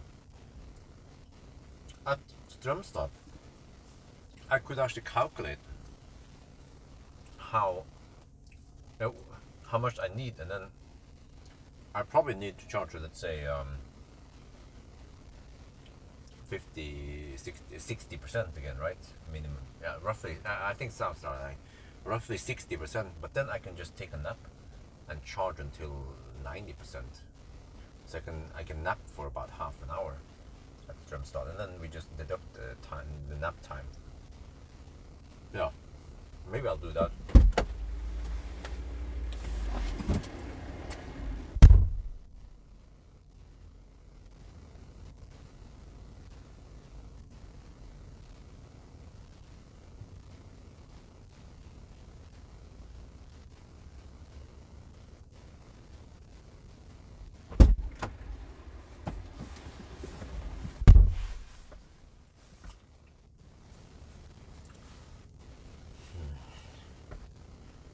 Yeah, this is weird. We're not getting that awesome 110 kilowatt again. I wonder what's going on inside the battery now. Why are we not getting consistent speed? Unlike the other Mercedes we tried. Now, you know, EQS was quite consistent. Or was it? EQV. And I tried the car scanner. There's no support for EQV here because there was a OBD port I plugged into. But I didn't find any EQV, actually any Mercedes, it was not supported. No Mercedes EQ, whatever, was supported in the car scanner. 18 minutes, so we just have to hold on for Strömstad. Let me check my Facebook and stuff. Let me check my YouTube. See what's going on there while I'm waiting.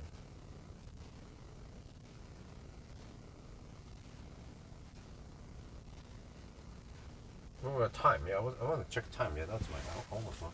I want to check the time so far. We arrived about 20 minutes ago. We're at 773 kilometers. Okay. Actually, 774. 774. Okay. It was at 25.5 minus 16.5. 9 hours. Shit, we are at the 9-hour mark already. Damn. What's the distance again? 774. Oh, 86 kilometers per hour average speed. Oh shit. Okay, if it drops to 85. No, wait. Realistically, it should drop to, let's say, 82 maybe. 1000 divided by 82. Oh, that's 12 hours and just like I predicted, 12 hours and 15 minutes. Okay. Seems like we can still make it within around 12 hours and a little bit over 12 hours. That is my prediction so far. And that it's still almost 2 hours faster than the winter run. So we should be happy.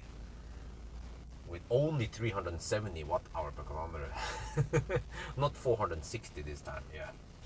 I think it was a combination with higher consumption last time, the cold run, plus that I think the car was cold gating in the cold run. Yeah. I bet we didn't get 98 kilowatt at 46% last time.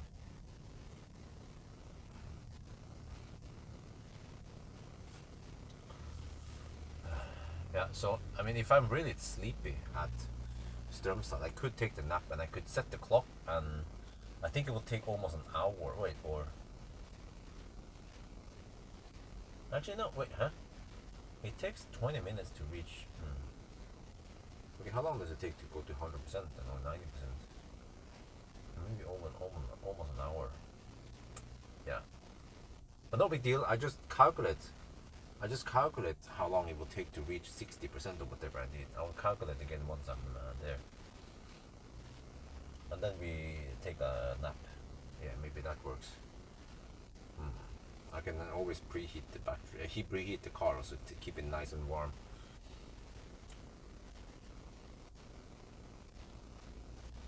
Because whatever naps I can get will be great, because then I can stay awake longer once I'm home.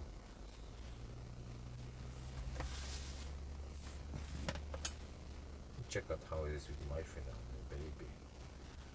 I'm still worried about wifey. I want to go over there and support her, because Isabel tends to be grumpy at night and she doesn't sleep. Oh, nice! Isabel is asleep now with wifey. 2 at night. That is magic. Let's hope they sleep long. Let's check on them in about an hour or two. See if they are still asleep.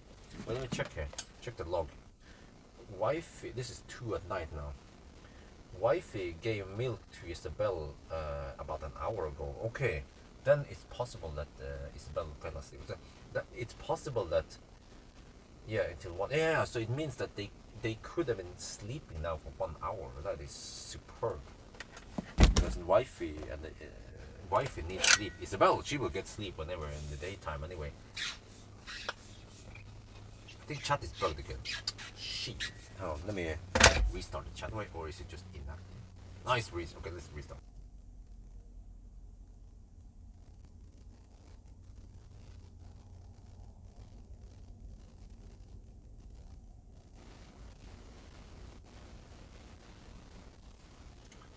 "15 years fat e-tron, blah blah, status. No idle fee if you charge too long, huh? Oh, I don't know, but no, I mean, I will probably just time it so that I finish charging right when. Well, I can look at the EQV session. Let's quickly check here so I know what to expect. Let's see, content,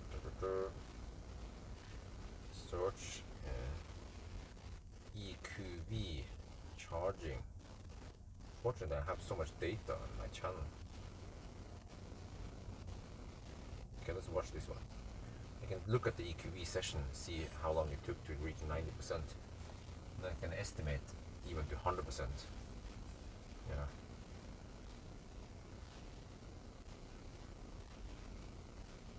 EQV, okay.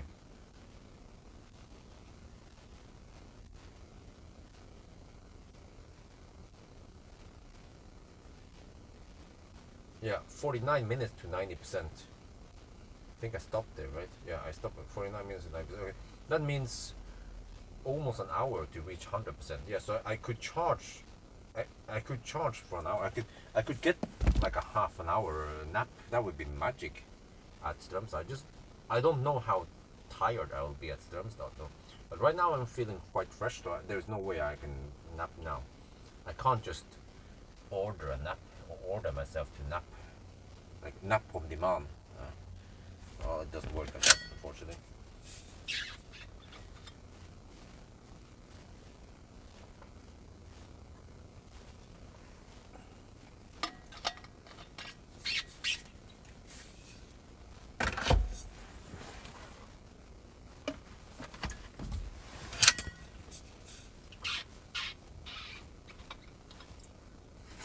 Wow, that's good, man. BYD is opening a factory. Well, I'm buying. I'm going to buy a ZS EV in Thailand. I considered some other cars, BYD Atto, but BYD Atto is more expensive. At least if you go for the 60 pack. But if you go for the 50 kilowatt hour Atto, then it's right on par with ZS EV. But it's just that wifey doesn't like the interior of the BYD Atto. It's freaking weird, man. Plus that it's BYD software, so I can at least live with the MG software.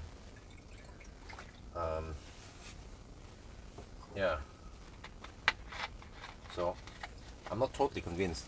BYD, I guess I need to try it out first before I decide.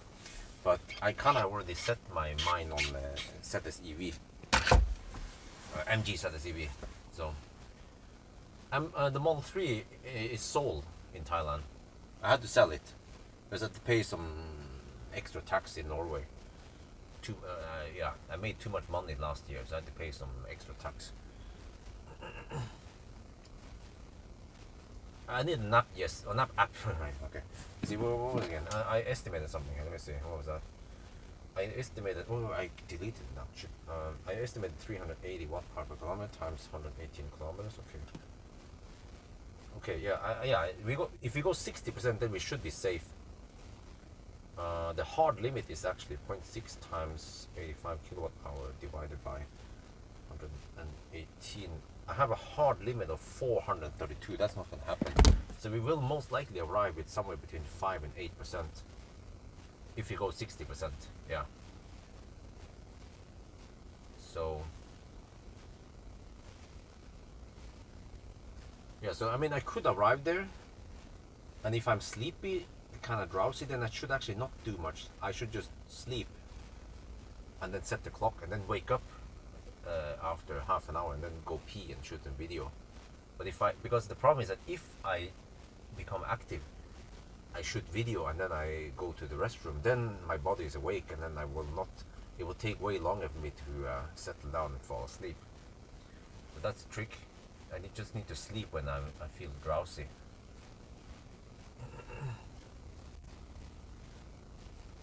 Yeah, of course.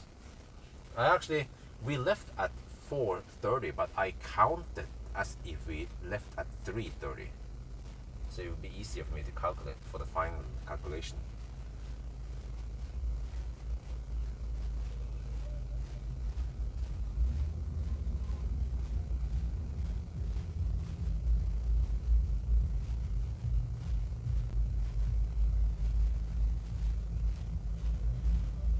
Solar, well, I haven't seen much of it because the app is shitty. The solar fusion is shitty. I can't access it. MG4 in Thailand. Well, the problem is that I am not impressed with the MG4. It's too small. You will see, Morten, in a couple of days when I review the MG4. You will understand why. We kind of need the space because we tend to carry lots of luggage when we arrive and when we leave. And also we need to put the baby stroller in there. So the MG4 is simply too small. I was not impressed at all when I tested the MG4. You will see in a couple of days. There'll be a video out from the Oslo Motor Show. Okay, we're almost at 60%. There, 28 minutes, 60%. 29 minutes. Maybe I should just document this one before I leave. Then we'll leave. Yeah, let's quickly record this one.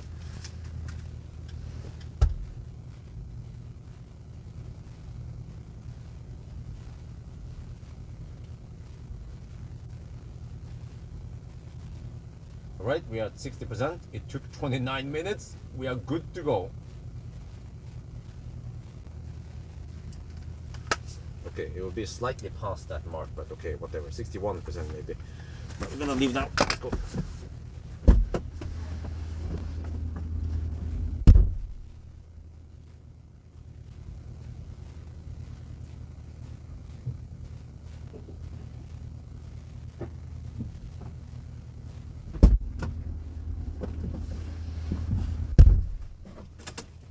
Then I need to reset every time.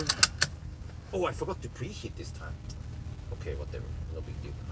It heats up fairly fast anyway. From start, reset, go. Okay, let's go.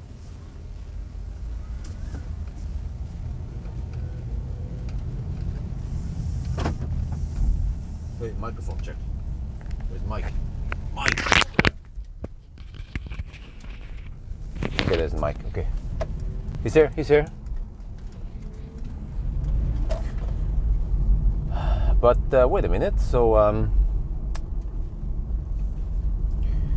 how long did we charge totally today? We charged for half an hour, and then wait, how many charging stops did we have? It was several half an hour stops.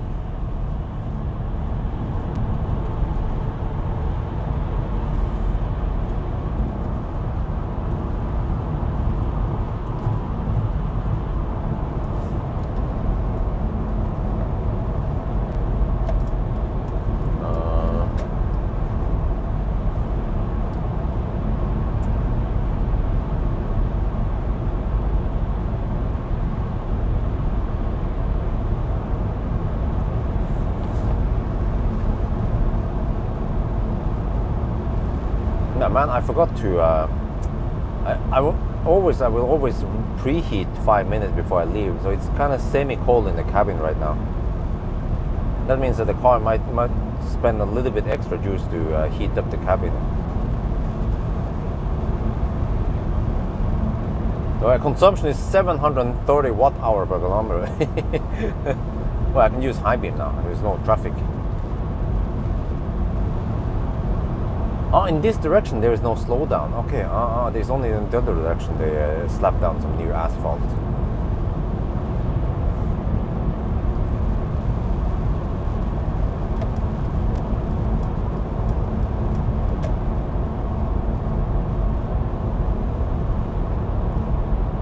Oh, let me shoot the video. I forgot about it. Let's shoot this one.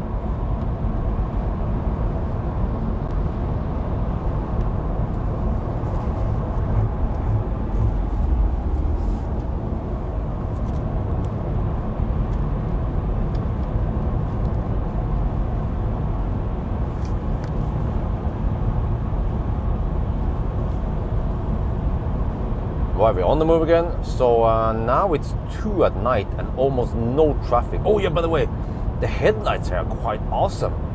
I think I need to make a dedicated headlight test. Okay, they are not adaptive, but let me show you kind of. Boom! They shine nice and bright and wide. I like the spread, I like the strength. Yeah. But okay, one thing though I'm gonna show you is that we don't have auto steer here. There is a button here that looks like auto steer, but it's not really auto steer. It's just some kind of when you go close to the side like this, then the car will vibrate the steering wheel. So it's not auto steer. If I let go now, it will crash. Yes. And I heard that you cannot get auto steer for the EQV. So that's a bummer. At least that one, the ID Bus is better, because ID Bus has pilot assist or auto steer, but here no such luck.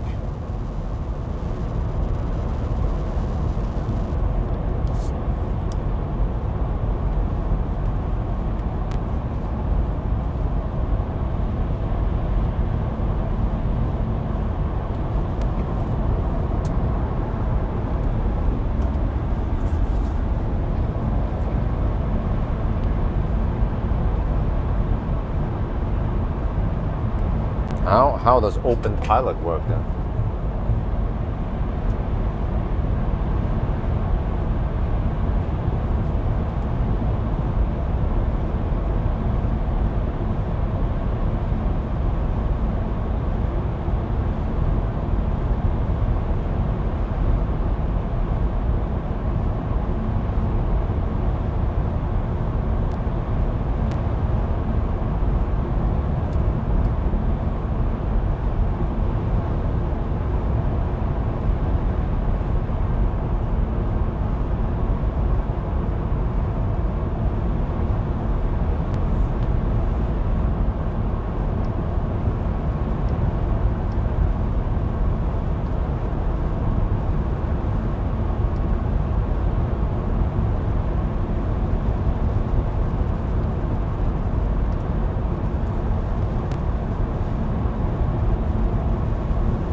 Well, consumption is 500 watt-hour per kilometer. When you need to be priced up, when you need to be picked up at the airport, bring 2 cars. May can drive the Civic. It only happens. What?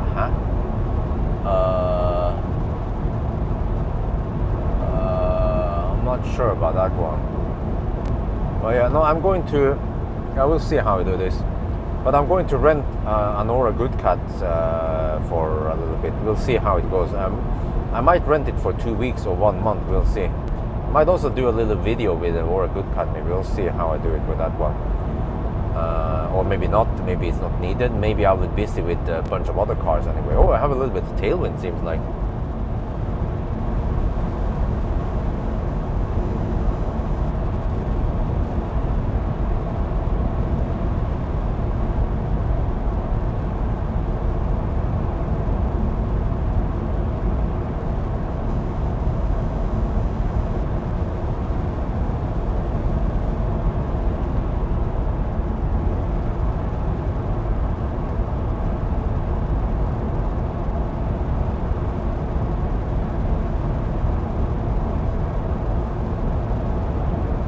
These are nice headlights.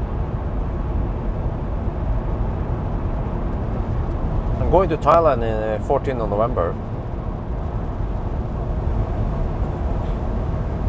I'll be staying there for 3 months.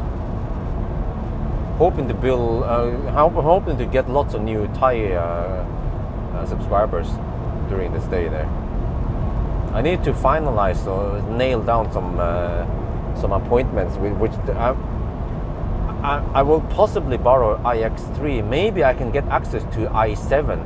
Supposedly you can get i7 as press car in Thailand. That would be awesome. At least iX3, possibly Mach-E and Aura Good Cat GT, and I'll try to grab some Octo and whatever they have over there. Really, I have contact with the MG Press now in Bangkok. That's awesome. He's a big time follower, so I can try to get access to some MGs, maybe MG4 in Thailand. That would be great. Test it in warm climate, because I'll be testing MG4 in Norway in cold climate. So yeah, I can test in warm climate in Thailand. That's awesome. What else am I gonna test? Yeah, I should try to grab some Volvo. I requested borrowing Volvo. Wait, did I ask for Volvo? I should. Whoa, I should.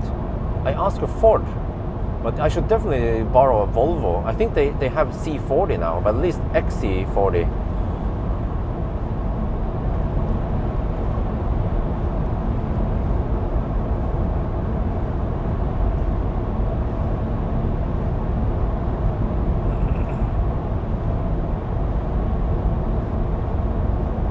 What else would be interesting? Yeah, my status. I also requested to borrow EQS over there. It would be great to do EQS 450 plus Bangkok to Chiang Mai in a single charge, or the other way around. I'll find out which way the wind blows, which direction is the best for efficiency. Yeah, that would be awesome, man. In a single charge. I'm going to stop several times to kind of chill and eat and slack, but the point is that I'm going to drive it without recharging.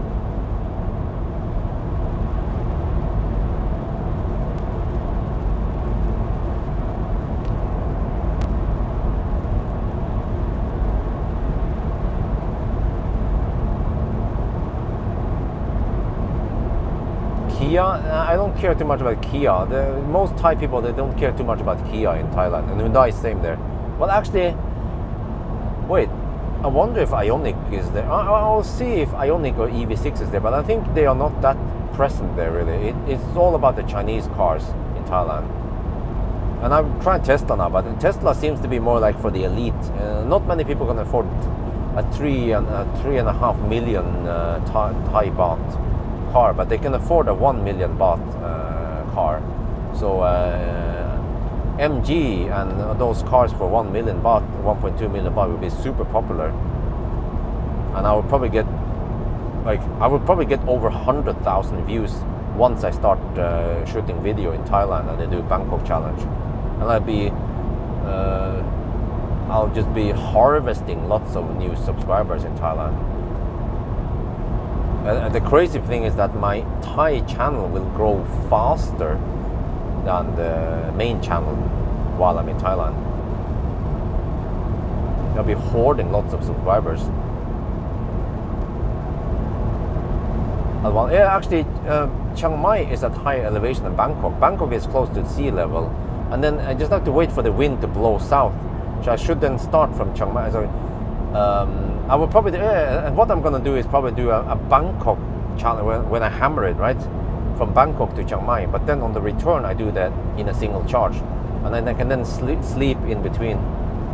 Maybe if I book a hotel, then wifey can also meet me there in Chiang Mai and we can hang out a little bit, and then the next day I do the challenge or some shit like that. So I'm gonna be busy in Thailand. Need to write off as much expenses as I can. I will write off the business class ticket for myself at least, and the economy class ticket when I travel back. I will write off all of that as expense and try to cut down on the because those are real expenses for my business. Since I'm doing video, I have to try to get as high expense as possible where it counts. Bangkok Stau? Not really. Well, we're not. We are kind of stopping before the Bangkok Stau starts. We go only to Don Mueang, which is counted as Oslo. I mean, not Bangkok. I mean, it's on the north side. And many Thai, they acknowledge Don Mueang to be a part of Bangkok.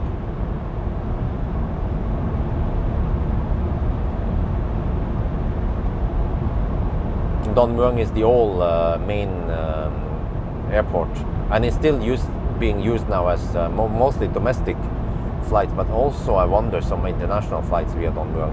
So like a secondary airport. First they considered shutting it down, but they kept it open.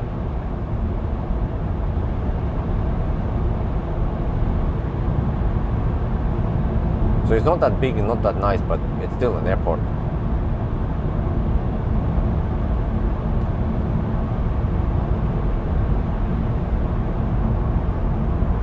Pickup trucks, yeah.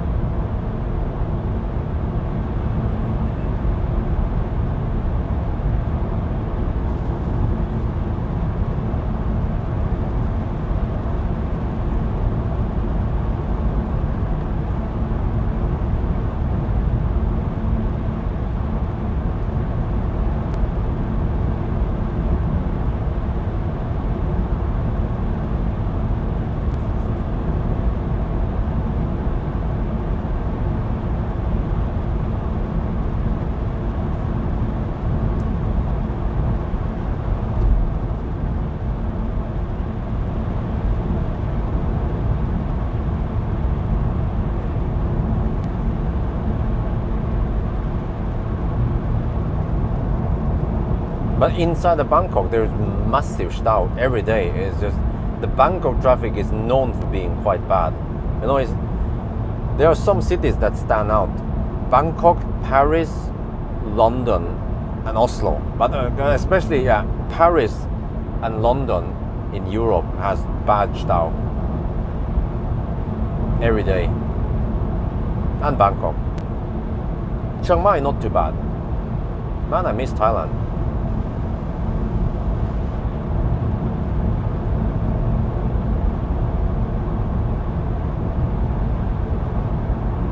But yeah, so I have the potential to grow the Thai channel quite big. The more I'm in Thailand, the more I will grow it. So maybe I can hit 100k subscribers in Thailand this year.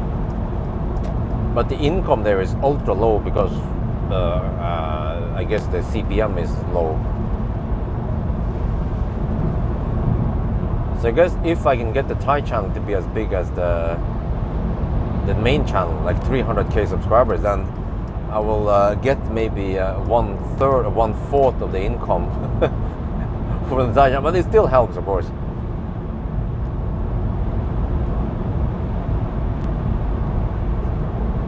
HPC, yeah, there are actually lots of HPC. The only problem is that those so-called HPC, they are 160 kilowatt, but 800 volt base. So it's basically 200 amp, 800 volt, which makes it 160 kilowatt. But for most cars, it's only 75 kilowatt. And in my head, 75 kilowatt is not true HPC. HPC should be at least 100 kilowatt. And unless you have an 800 volt base system car, yeah.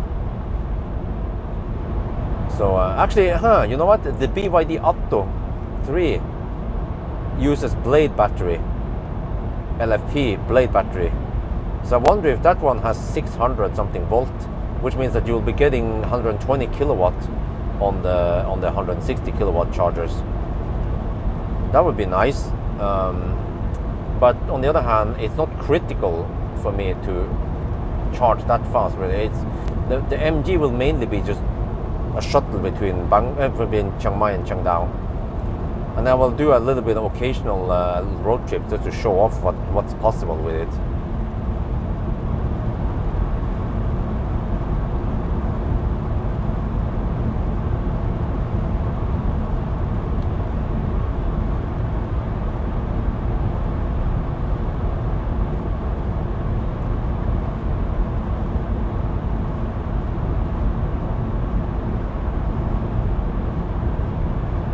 Well, I actually don't care too much about the MG ZS EV. It's going to be good enough. For the most time, my parents will, Amber's parents will be using the car. So yeah, 9 to 10 months of the year they'll be using the car, and then when we are there, we will be using it. But eventually, we'll buy something more premium, more expensive, like a Tesla, or I don't know. We'll see what's going to happen in the future. Why only 200 amp? Well, I don't know. Maybe actually, you know what?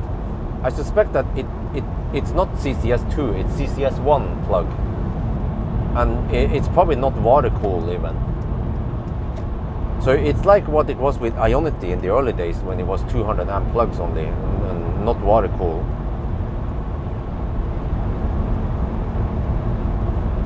So I guess they are cheaper and requires less power and stuff. But they are. I've seen in Thailand they also use the ABB, the new ABB charger that supports 90 to 180 kilowatt.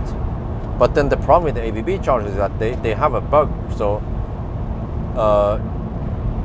yeah, so you might not get the 90 kilowatt. Yeah, like I've seen, I got only around 50 something kilowatt, 56 or whatever it was. Kind of weird. So I mean, I already have Thai sponsors.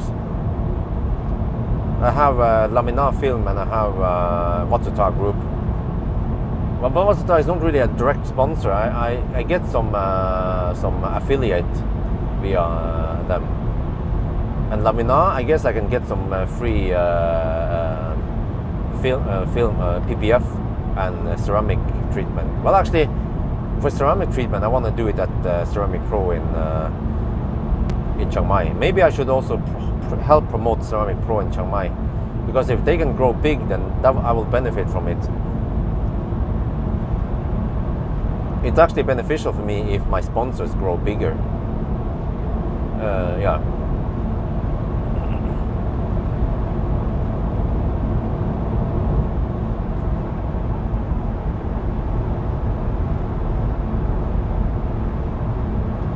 No, like I said, I sold it. I had to sell it because I have to pay some extra tax. And also I don't want to keep it because we bought the Model 3 when it cost 3.5 million baht, and I suspect that once Tesla establishes in Thailand, the Model 3 long range would drop to 2.5 million baht, which means that our Model 3 would instantly be worth 1 million baht less, which is a kind of big thing. Plus that we are not then directly on the Tesla, it's a gray market Tesla, so we can't go directly to Tesla and get it fixed. We have to go via Vasuta. But that is actually not a bad thing, because people are complaining about bad service everywhere now from Tesla. I see posts in Norway also, people complain about bad service. So we could actually be getting better service and repairs via Vasuta than directly from Tesla.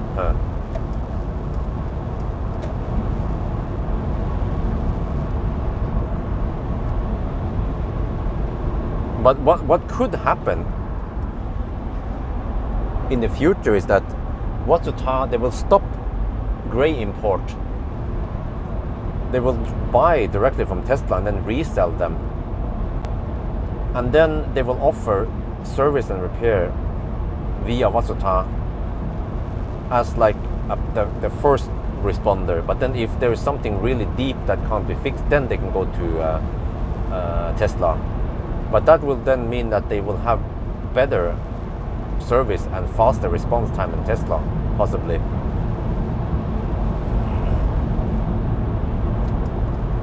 Yeah, in Germany. Well, not only Germany, Norway also. I hear post. I mean, it was outstanding back in the glorious days of Millennium Falcon, but lately it seems like they just get more and more customers, and it kind of falls behind, really, the service.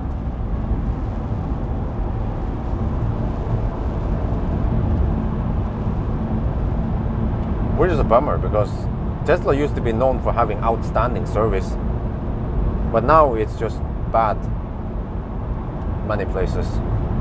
But I believe that Vasuta could offer better service than Tesla, right? So as long as you buy from Vasuta, I mean, Vasuta buys from Tesla, so it's Thai, it has the Thai warranty and everything, and they just need to resell. It's like Marcus is doing. But Marcus is not offering any repair. He will just buy and resell, and then it's up to the customers from there where they want to repair it. If they go to Bilexperten, Bosch, or Tesla directly. So I believe that Vasuta still has like a big business they can do, since they have the knowledge, they have the expertise with Tesla. They know how to repair 99% of the Teslas. Sometimes maybe even better than Tesla.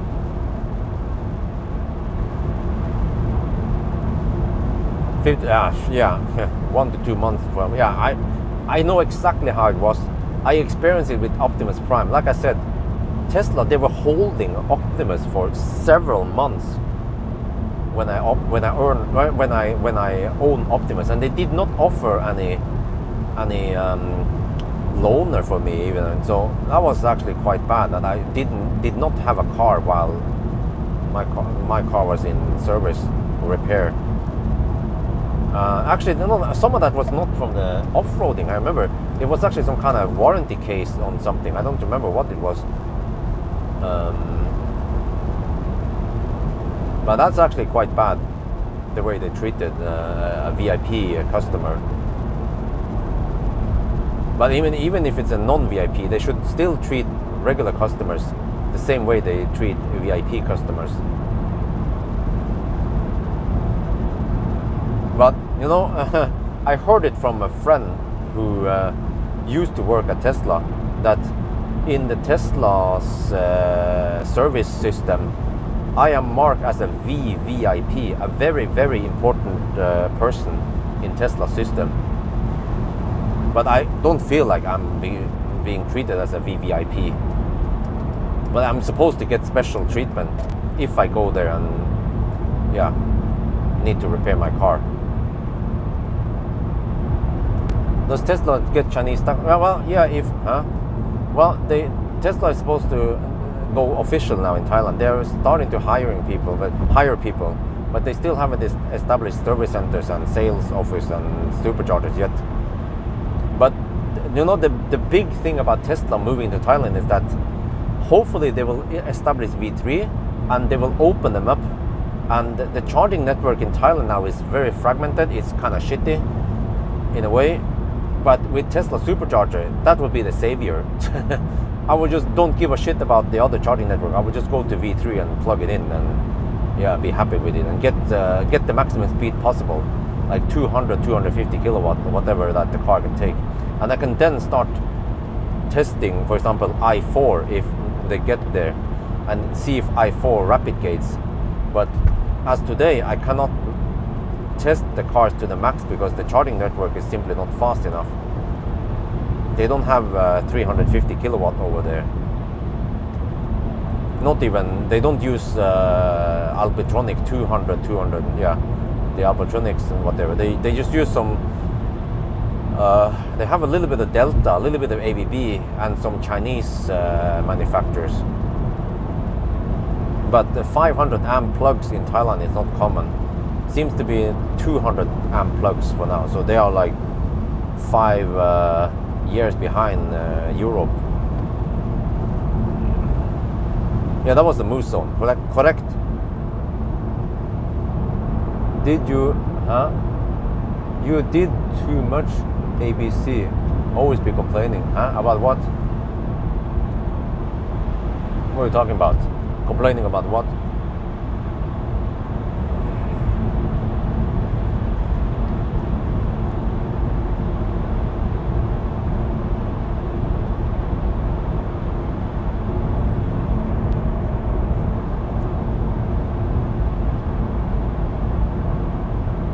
Tesla, Oh, no, I actually haven't complained much at all with Tesla. I've been praising them. But of course, I've been honest about things. But I haven't been like super negative. I try to balance everything. I mean, if it's something good, I will highlight it. If it's something bad, I will highlight it. But some people tend to find too much negative stuff without highlighting the positive things. I feel like Rich Rebuilds, he's being a little bit too honest, but he seems to highlight too much negative things about Tesla without highlighting the positive things. So he's not too balanced. But he's probably a Tesla fan and all that, but he's just that, yeah.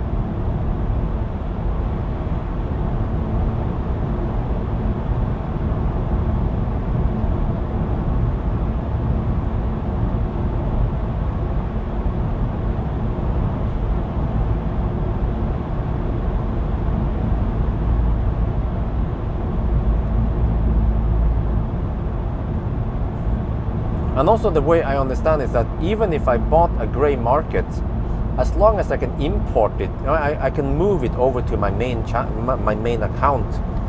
As long as the Tesla is in my main account, then I can supercharge with it. And it will just be, actually I will pay it with my Norwegian card. That's the way I understand. It will be interesting to test it one day to see if the whole Tesla ecosystem is like that. That would be freaking awesome, man.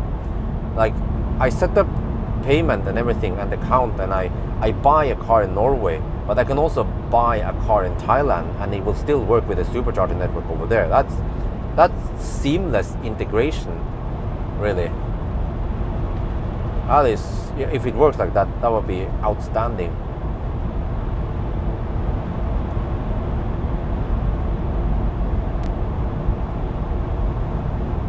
Wow, I have to watch out for moose.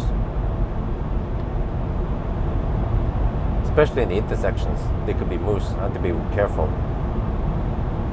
A, B, C, always be careful. There you go. Oh, fog clear, that's good.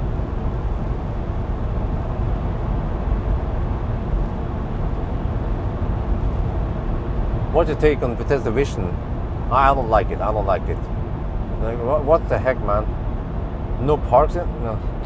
I mean, I understand they want to save money, but there are some places they should not save money, like on freaking steering wheel and stalks on the steering wheel. You know, they can save money on so many other places, but just don't try to save money on the important things.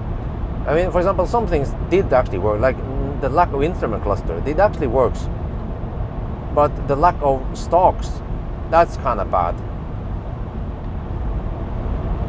And the lack of radar, that's also bad. Unless they can actually make a system so good that it doesn't need radar, but I'm not sure, man, if that is possible.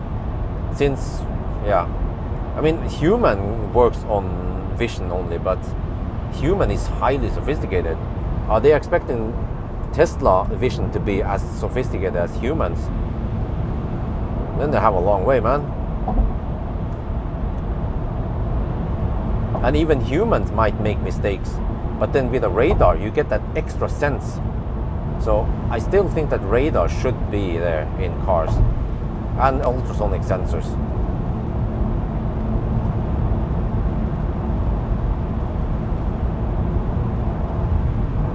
Foreign exchange fee, I'm not sure about that one, how it works.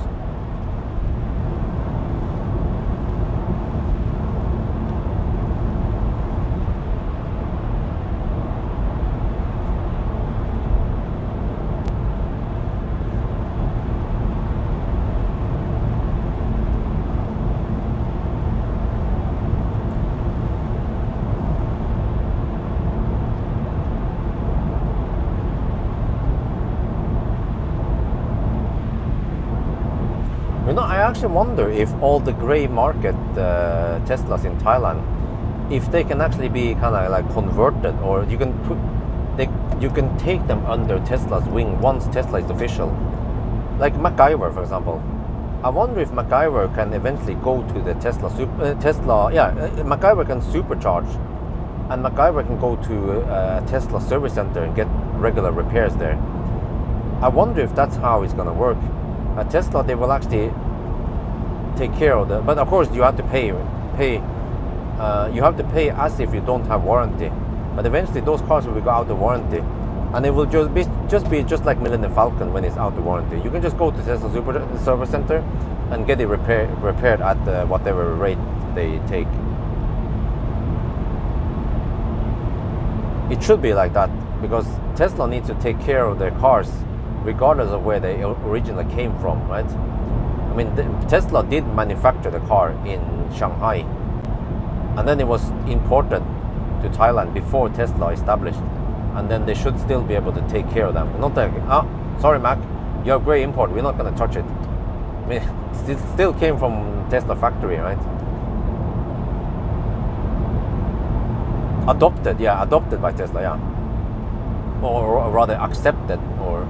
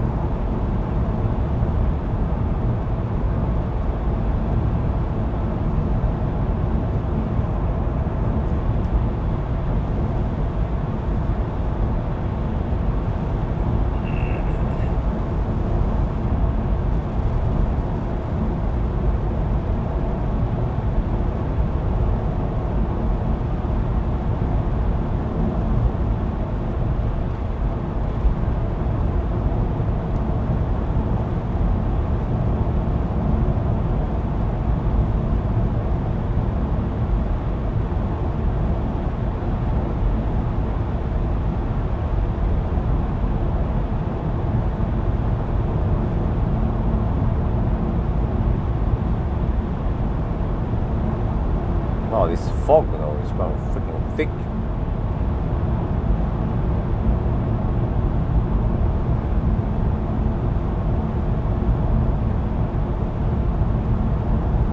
Okay, slightly better. Well, I didn't expect the fog around here. Harlem's good. Seems to have more fog. Oh shit, 3 degrees Celsius. That's why it's foggy. It was 10 degrees earlier, now it's 3 degrees. That means the consumption is going high now because of the lower temperature. Oh shit, I forgot to count that one. Well, fortunately I have enough margin. But I expected 380 watt-hour per kilometer, now 410. But the hard limit is 420, 30 something. So we're still within the hard limit. But that means that I might arrive with 2% again. but that's fine. We have so big buffers with this car. we are utilizing only 85% of the battery.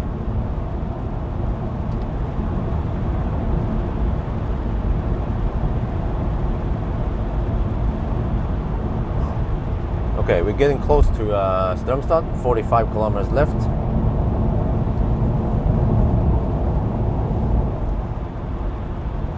.5 degrees. Oh shit, the temperature dropping now. That's why we have fog.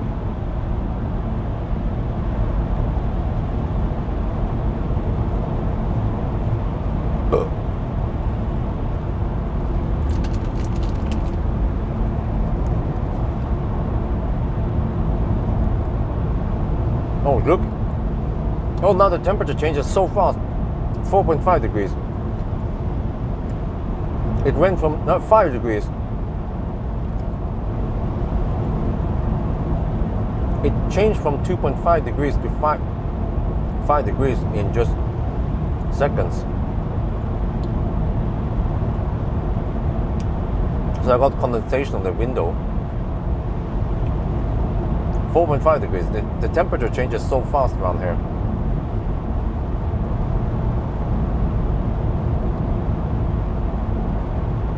.4 degrees. 3.5 degrees.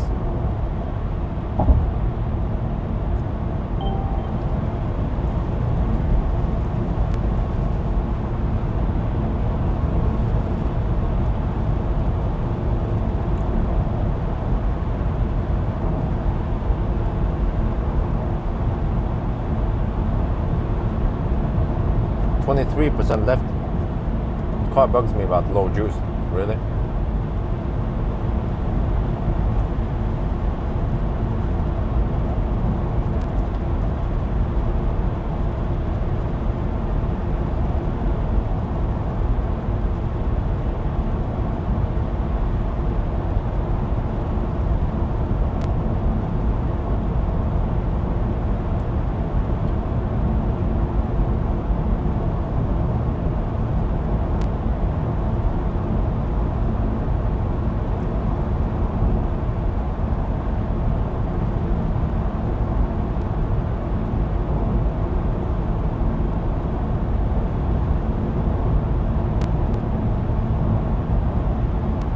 Oh well, yeah, maybe that's how it is. Yeah, so every gray market, gray import will automatically be like a part of the Tesla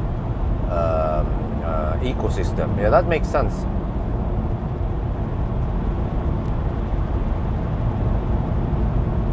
The only difference is that the price will be. I mean, whoever like when I paid 3.5 million NOK, 3.5 million baht for the Tesla, that was including some risk that Vatsuta had. All the gray importers had to they had to add extra cost for the risk, and then if something happens, they might have to ship it back and everything. And also some profit, of course. But that's what I'm hoping for. That instead of 3.5 million baht, it will be 2.5 million baht, and a lot more affordable. And then the SA Plus should be something like 2 million baht. Still more expensive than the other cheaper EVs in Thailand, but again, the Model 3 is just kick-ass.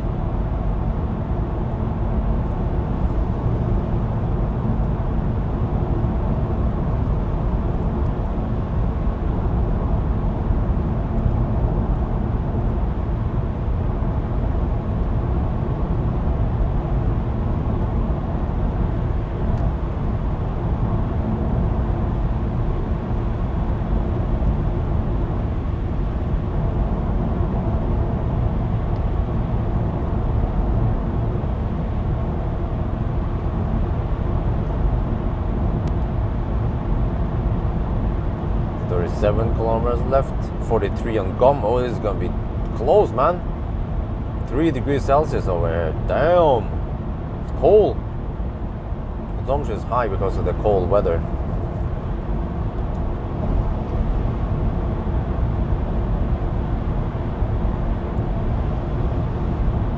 Yeah, Now the temperature changed again from 3 degrees to 5 degrees within seconds. 5.5 degrees. Crazy, man. It's like entering 6 degrees. What? Oh shit, the 6.5 degrees. The 7 degrees. What? It's crazy. We go uphill and the temperature rises. But I think the headlights are foggy. So we have worse light output now because of foggy headlights. Possibly.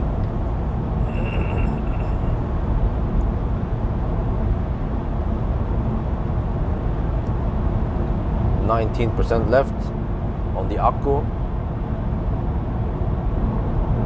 This is gonna be close, man. Consumption 420 watt-hour per kilometer on this leg.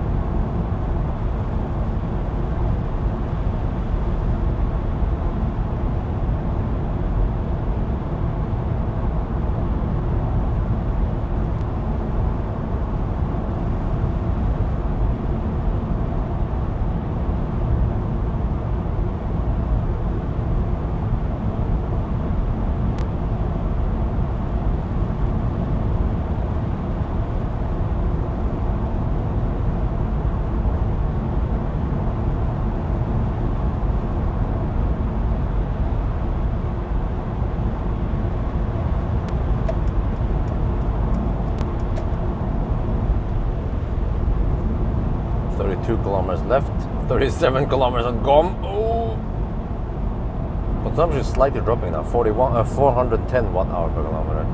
But we are in the highlands and we go a slight downhill right before Strømstad. So yeah, I actually charged with 61%. First I was about to stop at 60%, but I charged a little bit extra because I was filming. So that 1% extra is actually quite useful.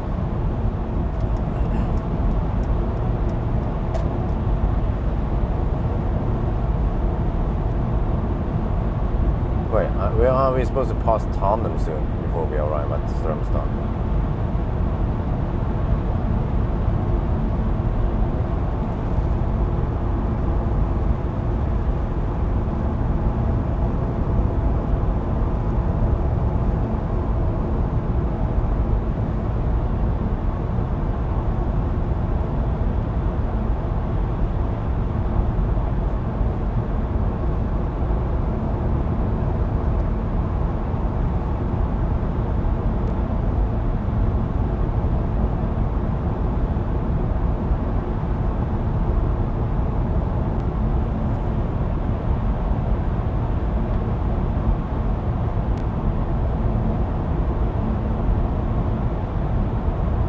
Yeah, it's actually colder in Norway tonight, but I saw the weather forecast. Through Sweden, the Swedish route is roughly 10-12 degrees, but in Norway it's like 6-7 degrees during the night.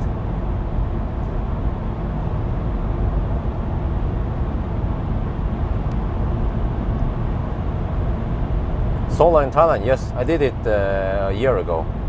There's a video about this. You should check it out if you're interested.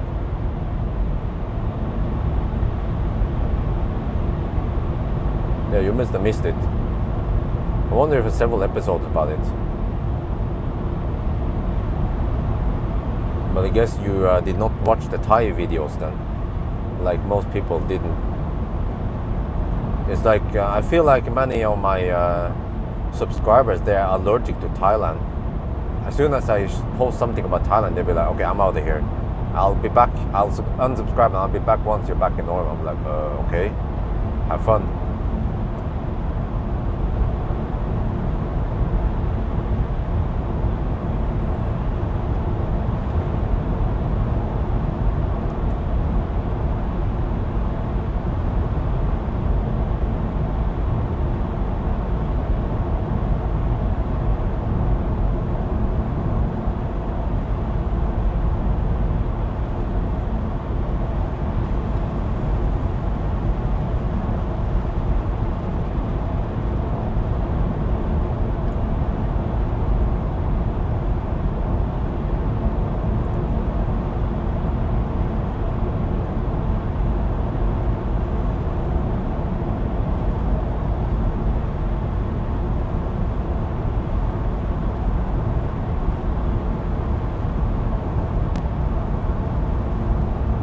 Longi, yeah, for text, Giga Taxi, yeah. Aura Cat videos, yeah, okay. Well, I should try the Aura Cat GT, which is a fast one. It's like the beefy version.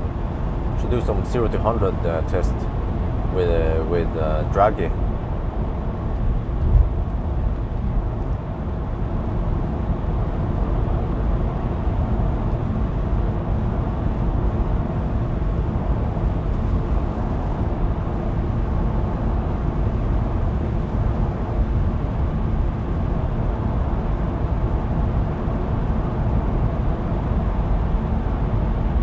Yeah, I'm planning to shoot like a vlog style video about the travel from Bangkok. I mean from Oslo to Chiang Mai, because we are traveling with a baby.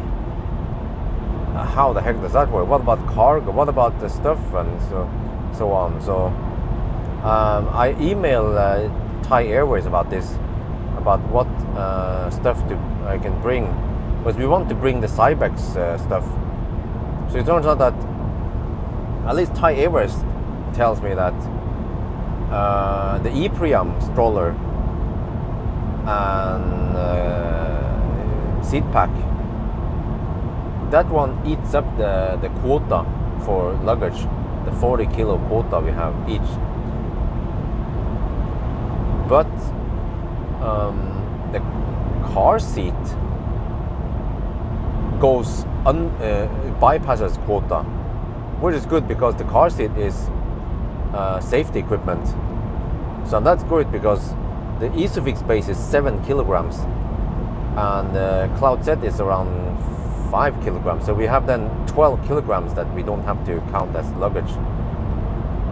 And also Duna, the travel friendly stroller, also goes without, but that one counts as hand luggage on one of the adults. Even not even the child. So I'm like, oh, okay. So we'll probably bring all the Cybex stuff over to Thailand, and then I'm planning on keeping some of it there, so we don't have to bring it back and forth. Like the Cloud Set.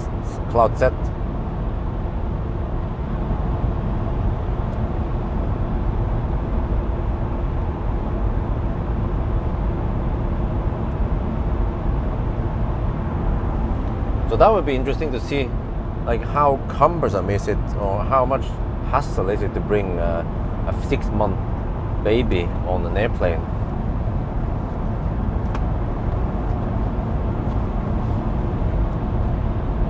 Okay, how is the juice now? 10% left, 22 kilometers on GOM and 16 kilometers to go. Yeah, we are good, kind of, ish. I'm gonna go deep, but yeah, that's the name of the game.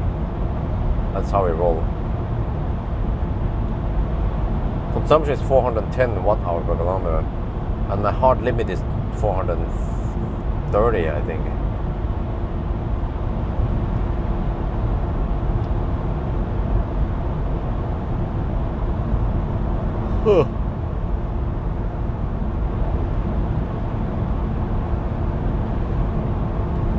I wonder if Max Burgers are open. You know, one day I should just, because Max Burgers are open at Strömstad, so one day I should take the last charging stop and they just count how long I need to reach a certain level, right?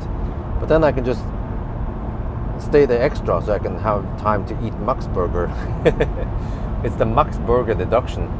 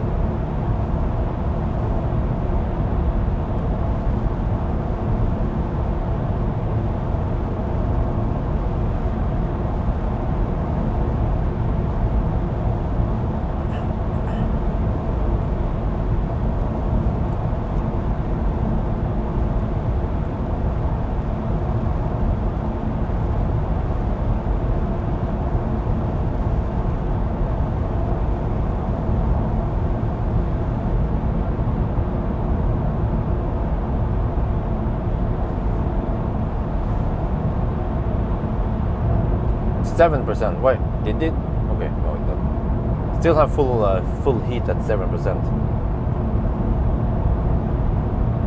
And I have a 70% power limit.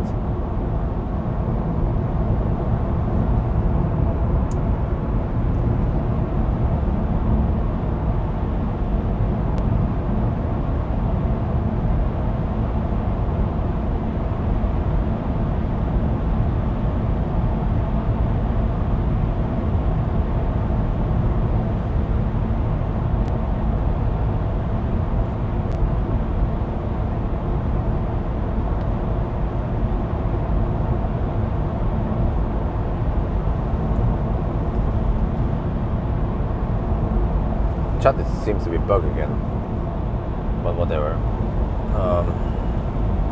Oh, we're almost done.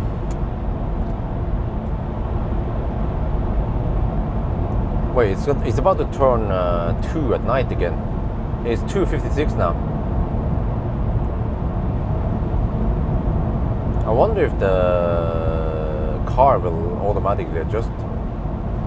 At least my phone and yeah, my phone will auto adjust. But the cameras need to be set manually.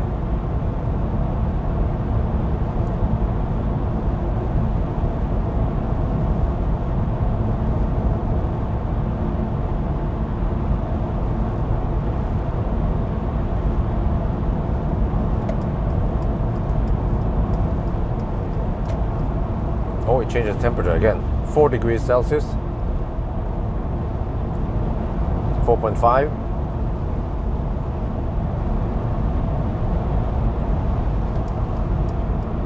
5 degrees. It's crazy how fast it changes.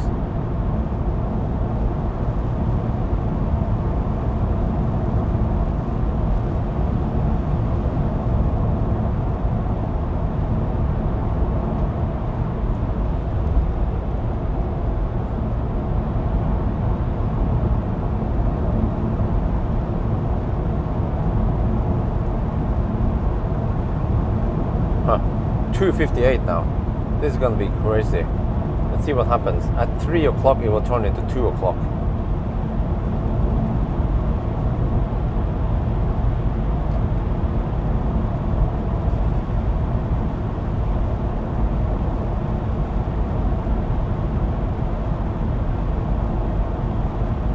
Interestingly, the car estimate will ride 2 minutes past 3 at night, but we won't. That's not going to happen because the clock will turn backwards.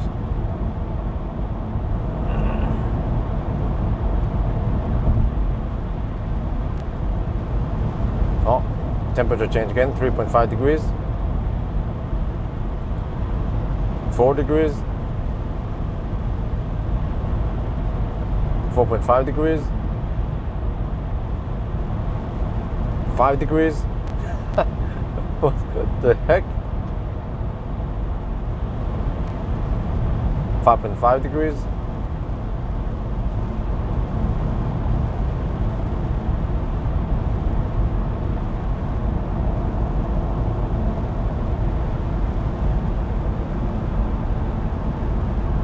Well, I have 3% left, but this is the last hill before we go down. Yeah, okay, we're good, we're good.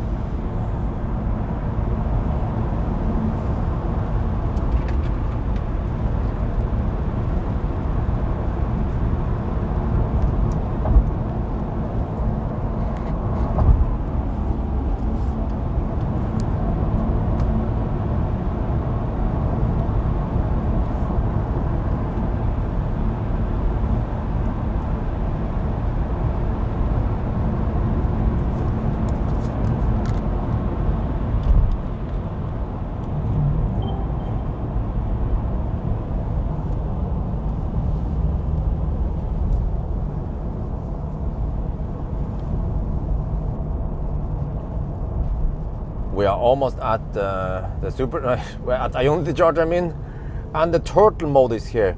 But this is just the yellow turtle or the yellow tortoise. Yeah, the red turtle is the more scary, the scarier one. But so now I have 3% left, and you would expect the car to be sluggish, right? Well, according to the display here, we have around 45% power left. Let me...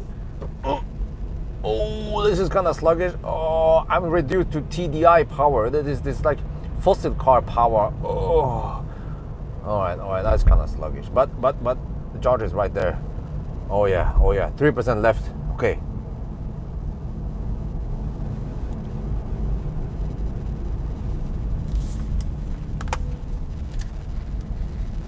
Yep, no ladder style. Actually, I'm the only one. Put the video camera here. There, okay. Wow, the car is kind of sluggish now. Throttle mode has occurred. Okay, let me see. Nose in. Charge port is on the left side, with the right side, on the right side with the wrong side. Max burger is probably closed now. But at least you can enter. Okay, let me. Yeah, this one. Let me take the first most.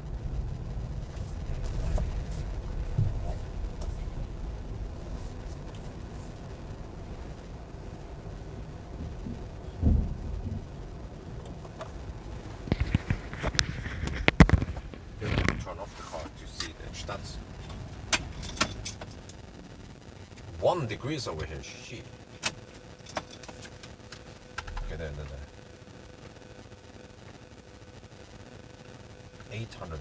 892 kilometers so far. 1 degree Celsius. Okay, what about? Yeah. Okay, there you go.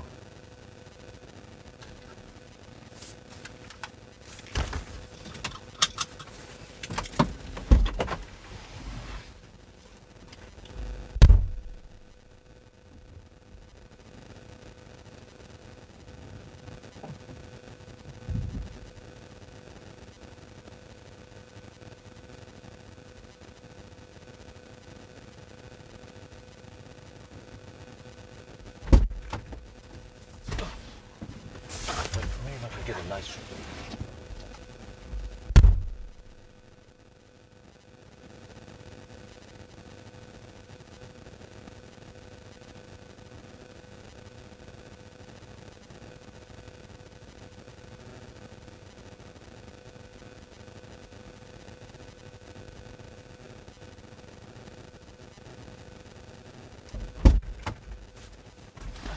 Is this when I take a nap?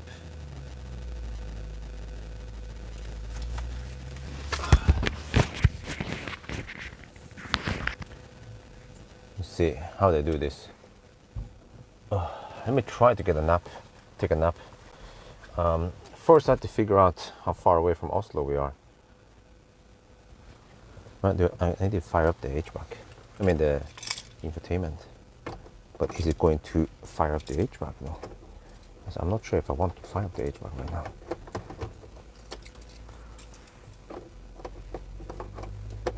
Oh, man, the key there.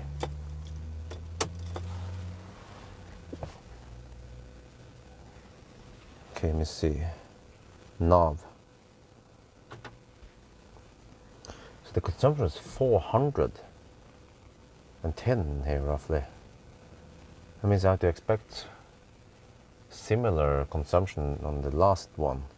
Actually slightly lower because the speed is low, yeah. 380 I suspect on the next one. Let me see, where to? Alna Center. No result? The fuck? Where can I find Alna? This is, huh? Enter country, okay, Norway. That's right now. Alna Center.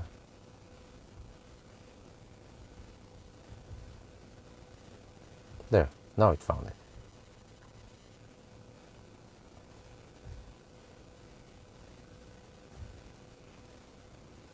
That is 137 kilometers away. Okay, let me do 137 times 380. That's crazy high consumption. Okay. Damn, I need to spend 61%. I need to charge at least 65% then. That means half an hour charging. Okay. But we will just set the clock to 3. This is funny. Yeah, it's 2 at night now. Yeah.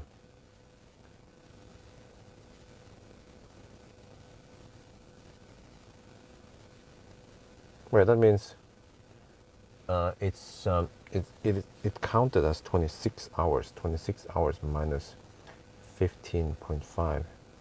Oh, it's 10.5 hour mark now. Damn. Maybe I just don't nap now. I can nap while I'm. Yeah, I was gonna get. I'm not sure what I'm supposed to do.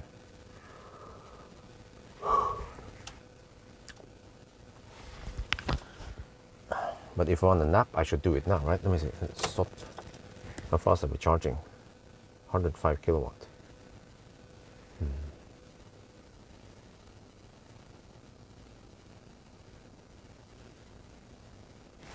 Okay. Set the clock 3 at night.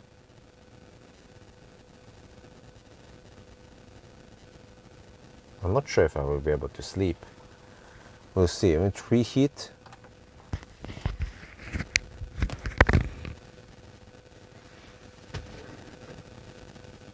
Then, wait, what happened to the preheating?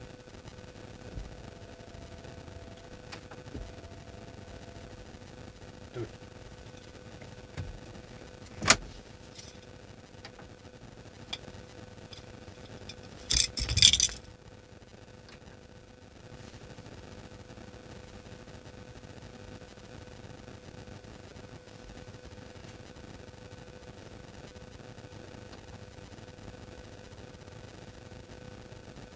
Oh, state of charge is too low, that's why.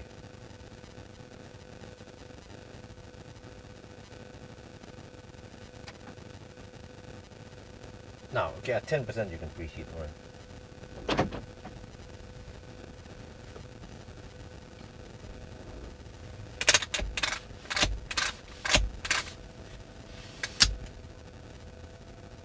Wow, you can preheat. Damn.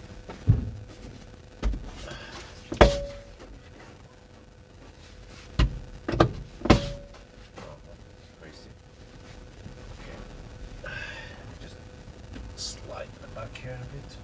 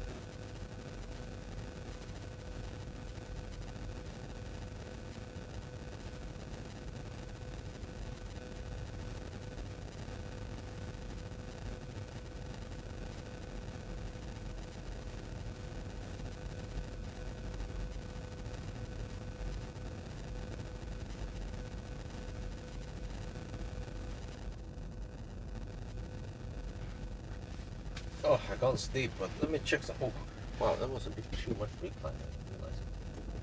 I had to check on Wi-Fi, by the way. Did they?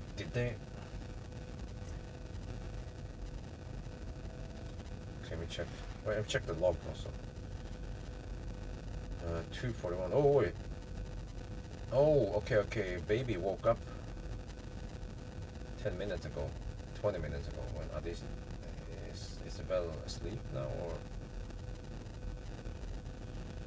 Oh no, the baby is awake. Uh-oh.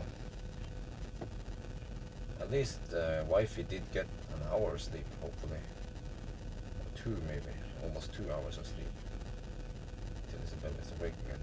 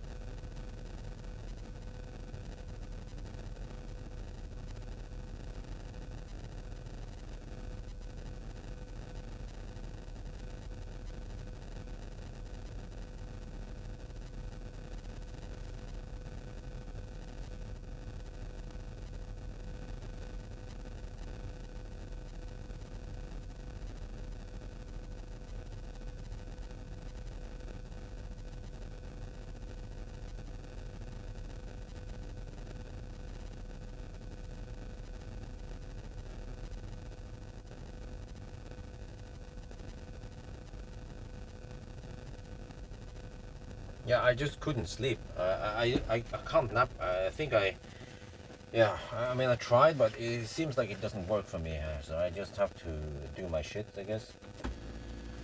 Let me clear the alarm so it doesn't wake me up.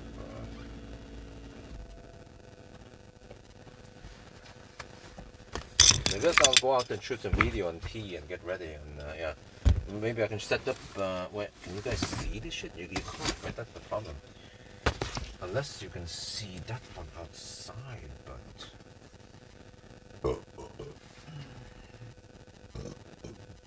I'm not sure if I can mount it on the outside there. Yeah. But whatever. Let me do shoot. Yeah, maybe I'll do some tripod shots here. Yeah, let's do that one.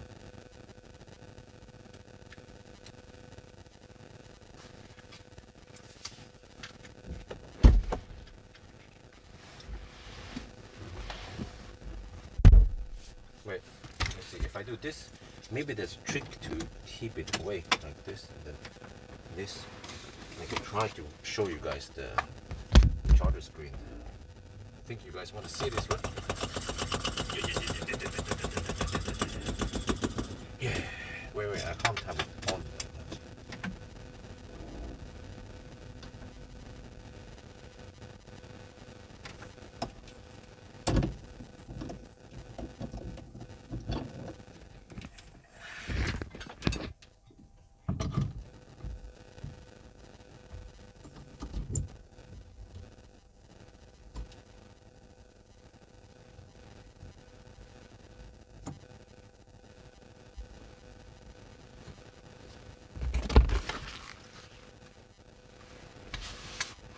Okay, I can do a little cleanup, I guess.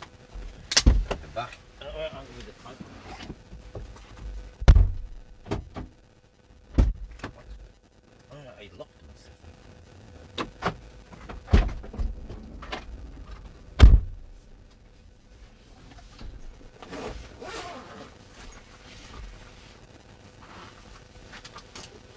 It's kind of cool.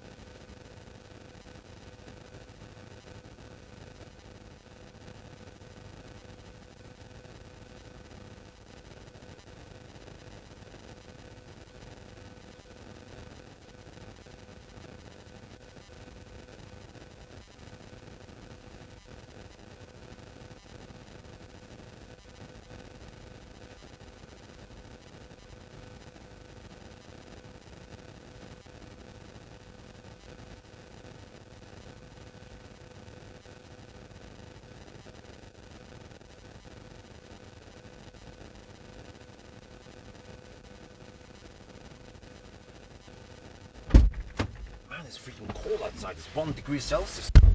Shit. Kind of want to preheat soon, but I'll wait a little bit in case. Yeah, actually, we're charging a little bit slower if we're preheating. Okay, let me go in the back and pack my shit. I can wait here. Let's go. Okay. I'll be back.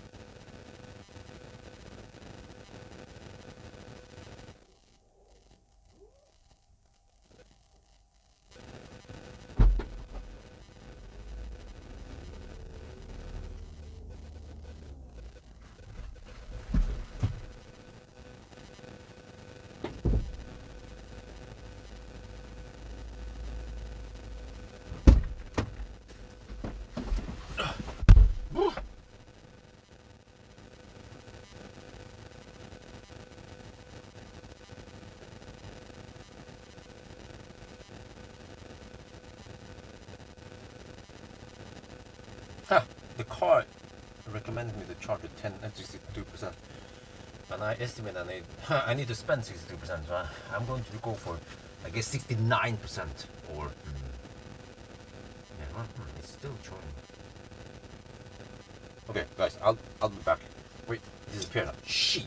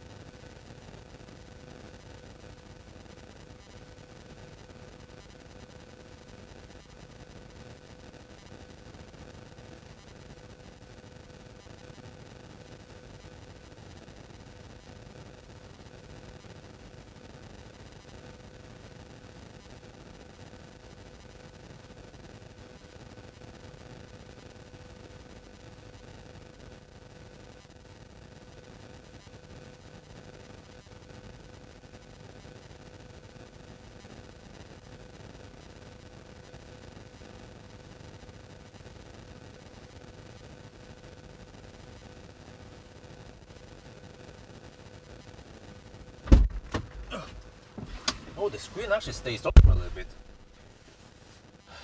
Okay, what is it? Are we bugged again? I'm not sure. The chat seems a bit inactive. Yeah, let me restart.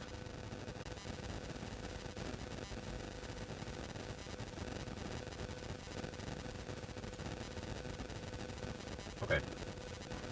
So wait, let me check here. I calculated I need. Well, I need to spend 62%. So then I need a little margin. So 65 would actually be sufficient.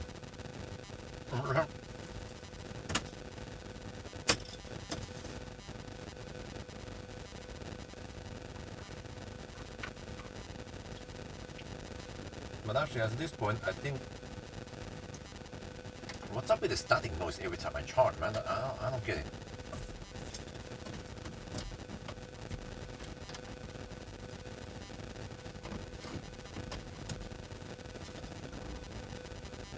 Okay, I'm gonna preheat now. We will leave in about 10 minutes.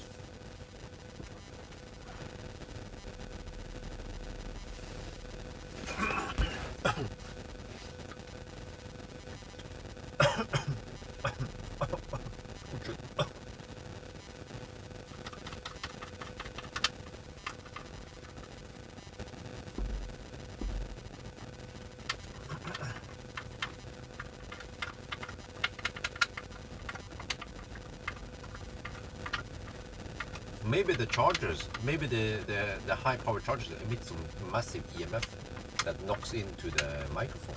Who knows? Because it tends to, you guys tend to hear static noise when we are charging.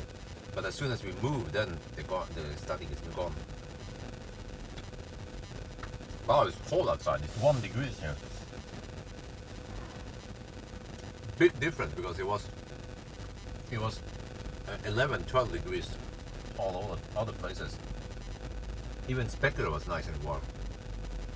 And then suddenly I come to Strømstad and it's freaking cold here.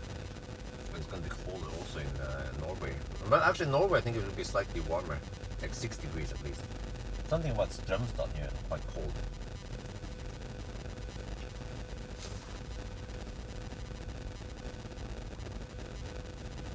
Yeah, this is more normal. Like 3 at night, it's supposed to be around 0 degrees Celsius, not 10, 12 degrees. That's way crazy high temperature.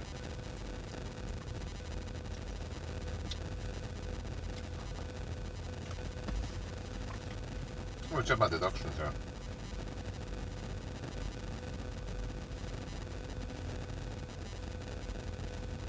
$10-minute deduction. So it is as we started at 15:40 then.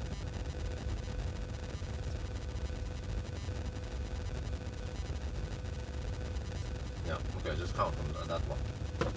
Alright. Which means that when we arrived here, it was actually slightly before the 10.5 hour mark even. What? 25 in Switzerland?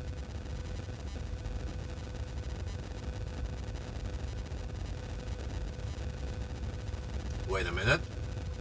The car could be slightly cold getting now. Okay, whatever. This is the last charging session, so it doesn't matter.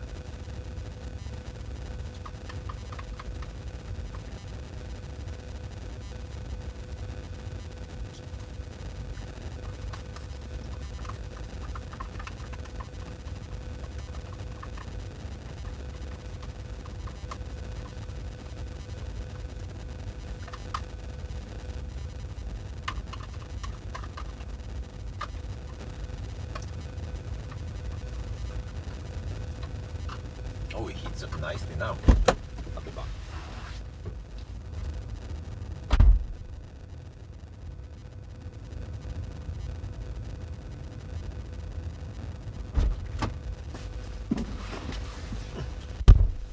Oh, you're nice and warm in here.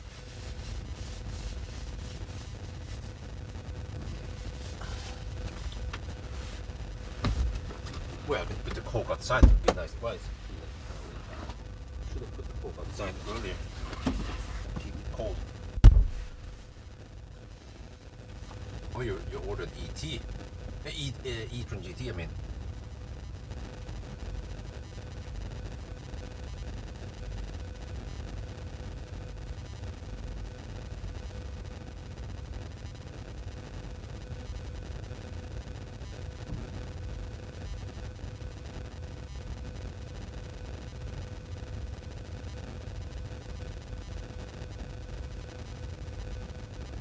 Hey.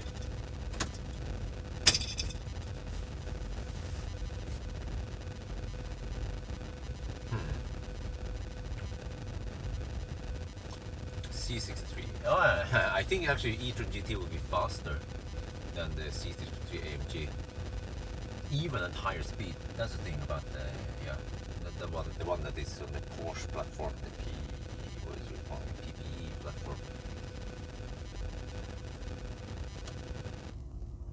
Wait, it's not it's not e-tron GT RS, is it?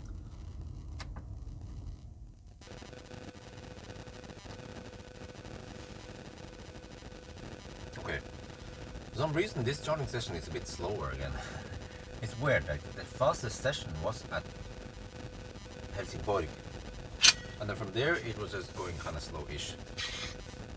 But even the normal one is as fast as the Taycan 4S, and it's still quite punchy. 0 to 100 in 4 seconds, and from 100 to 200 still goes quite fast. I wonder if actually the e-tron GT can go from 100 to 200 kilometers per hour in roughly, in less than 10 seconds. I wonder if this 0 to 200 time is roughly 12 seconds, just like a Model 3 performance.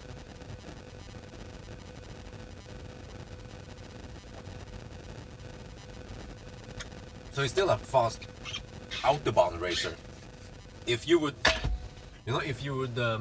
try to, like, I think even when you are going autobahn, right? If you're cruising at 100 kilometers per hour, and you want to outrun your old C63S AMG, I think that would actually be possible. Yeah, I think that the e-tron GT can sprint to 200 faster than the fossil. Yeah.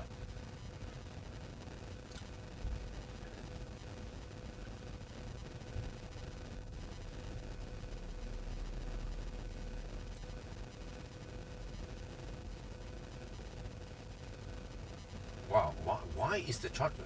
Look at this. We were getting over 90. We were getting almost 100 kilowatt earlier. It seems like this car is very dependent on ambient temperature. I need to film this. I wasn't planning on doing anything, but I need to film this, man. That it's.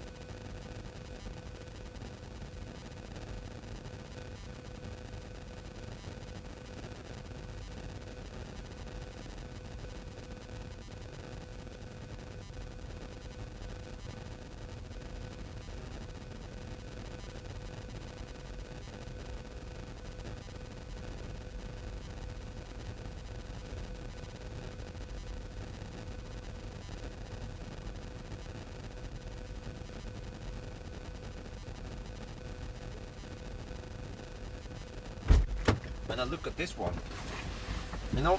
there's a preheating button here. If you stop the preheating, it's then gray here. But I noticed that when I fire up the heater or when I stop the heater, there is no change in the power pull from the charger. And even this representation tells me that the heater pulls power from the battery. and it doesn't pull additional power for the heater, which means that when I'm using the preheating now, I'm then charging slower, roughly 1-2 kilowatt slower. So it should be like most other cars where you pull extra power, yeah, from the charger. So this is like the way the Mercedes is designed, is like Leaf design, because Leaf is also like this, which is actually bad.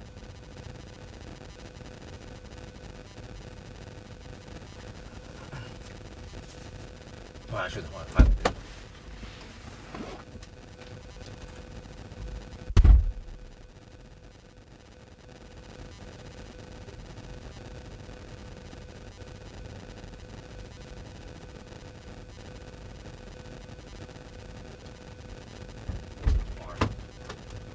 The gas lid used to be here, but here we have nothing. This is where you smuggle your drugs into the country.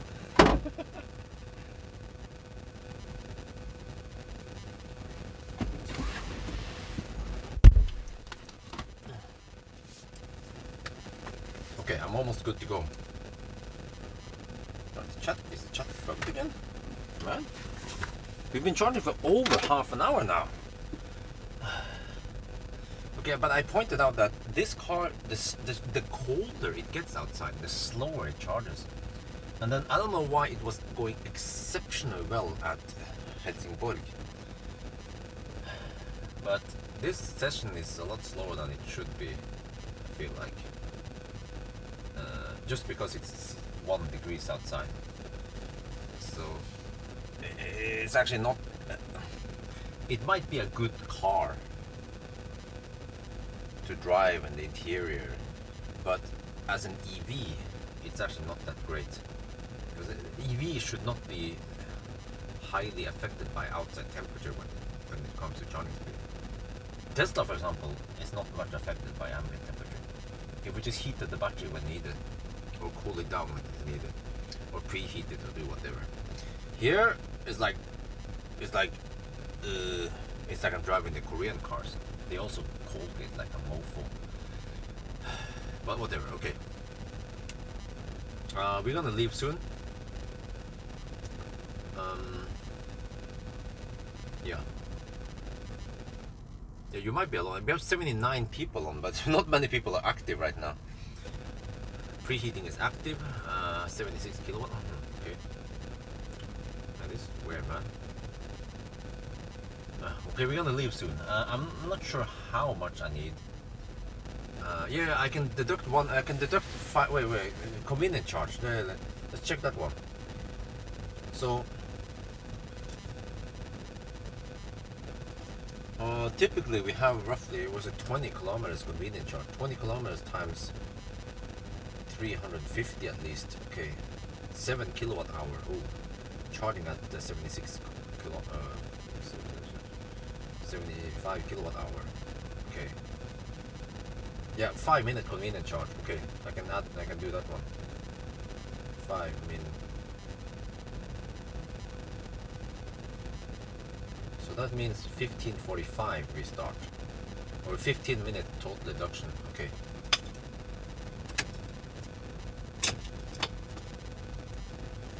Okay.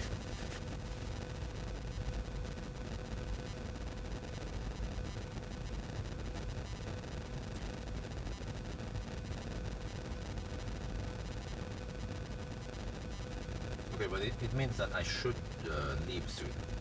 Maybe go for 69% or something like that. Somewhere between 65 and 70%. Then we have a fair, convenient charge and everything. Unless I charge just enough to hit 99, then I stop at Mortensrud. But I just want to go straight home. I actually wonder. Wait, now that we turn the clock, yeah, it's going to be slightly brighter by the time we end the night. Wait, or is it? We will be home in 1.5 hours.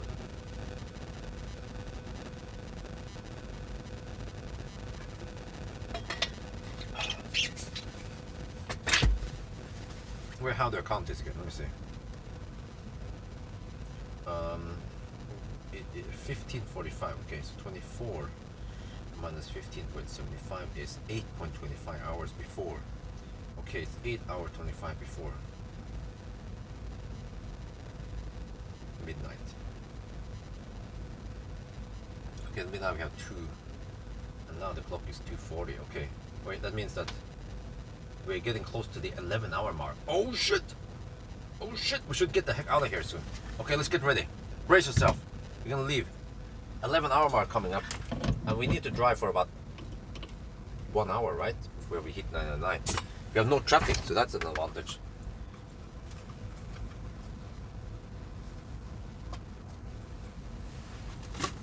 Wonder how much juice I can get in the garage when I park. I might stay for 10 hours at least. 12 hours before I leave. Okay. That's 30 kilometers. Oh, that's 40. Oh, that's plenty. Okay, let's get ready to leave. What is it? 68% now. Okay.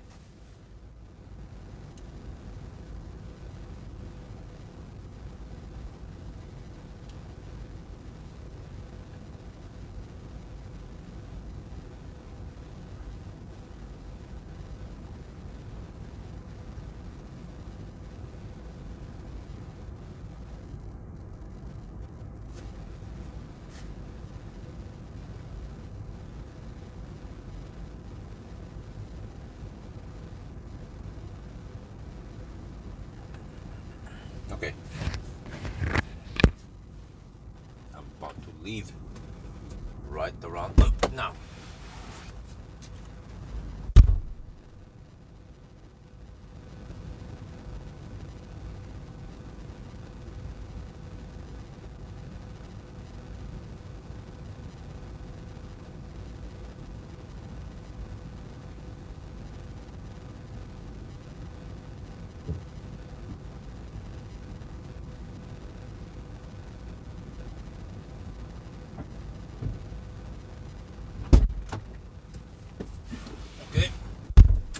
Start the engine from reset. Let me see.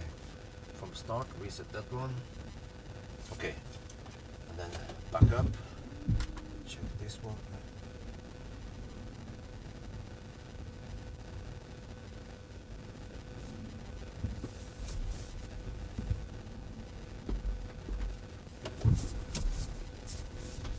Let's go. Wait, microphone check.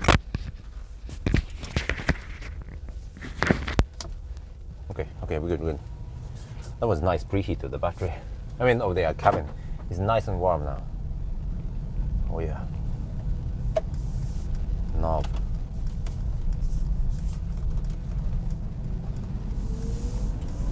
Okay, good. The last run.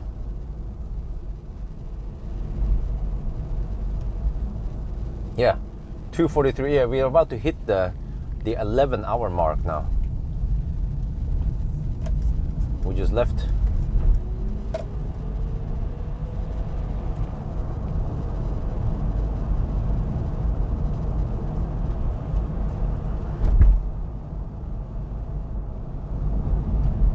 Could be slippery here. I have to be careful. It's 1 degree Celsius outside.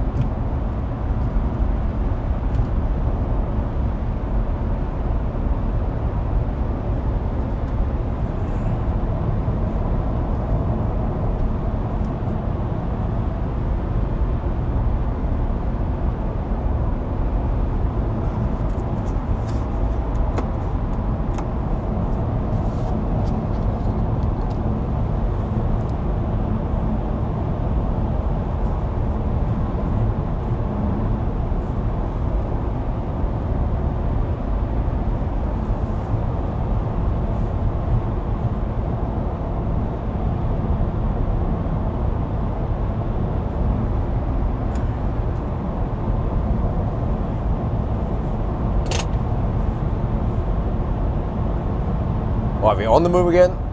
So, you know, this EQV, I mean, it's a van. And I have to say the ride now over the bumps here, it kind of, you know, bounce. And the seat seems to be able to go up like this, more like a truck, right? So the seat will then wag up and down. And every time you hit the bump, you kind of just, well, okay, I don't have any bumps now to demonstrate for you. But it kind of goes like this, boing, boing, boing. There's some drums here. There. So, from what I remember, this is also similar to what it was with the there's some bump. I'm going to show now. Okay, it wasn't too much. But, well, let me see. I think there's supposed to be more bumps. I will retake the shot here.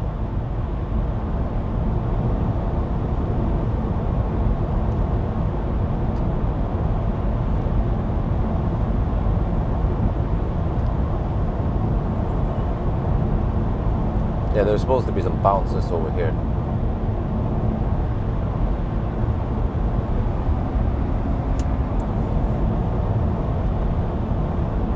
Okay, we're on the move again, heading towards Norway.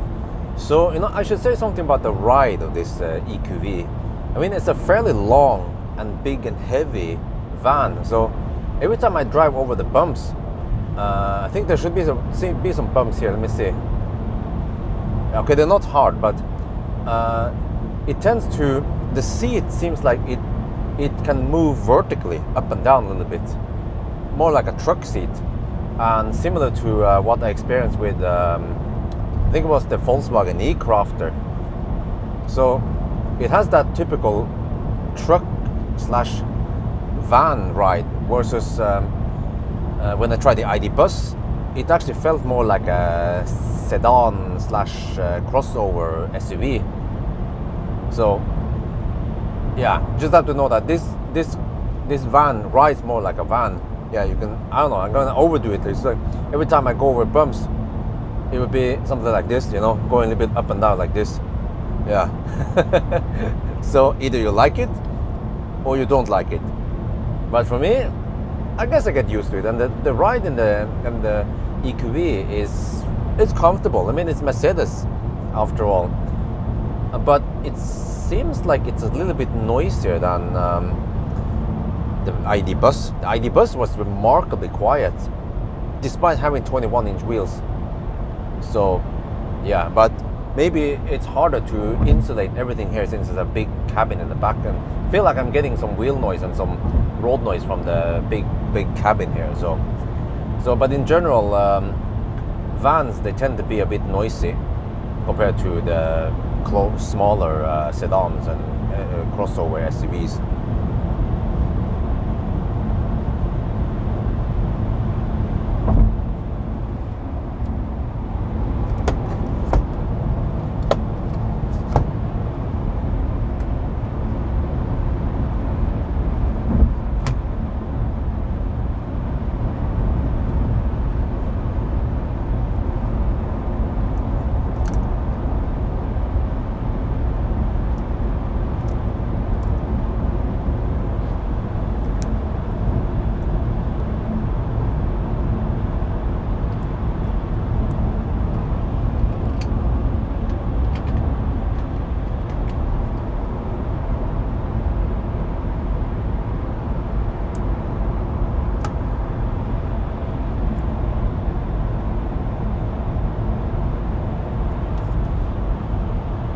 Alright, I guess I don't have to care too much about consumption because we will make it either way. I'll just switch over to the total consumption, wait, total trip instead. Okay, 906 kilometers. Wait, so actually, I have the actual driving time here, really? So we managed to average 117 kilometers per hour and 7 hours and 43 minutes. Which means that the actual driving should be less than 9 hours. Maybe something like 8.5 hours. So theoretically, if you can drive non-stop, you will do it in 8.5 hours. But that would be no stops at all, which is kind of painful.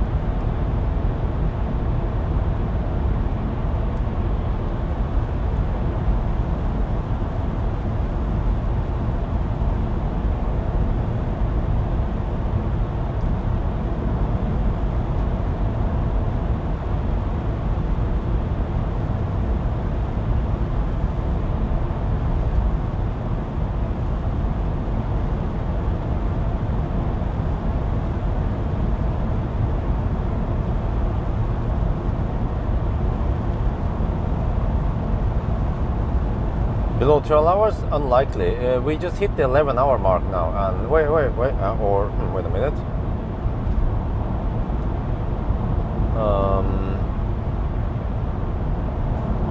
We have done 11 hours and 8 minutes now, and we are already at 911 kilometers. So we have to go another 89 kilometers, and that should take 50 more minutes. Whoa! Seems like we can make it in actually 12 hours.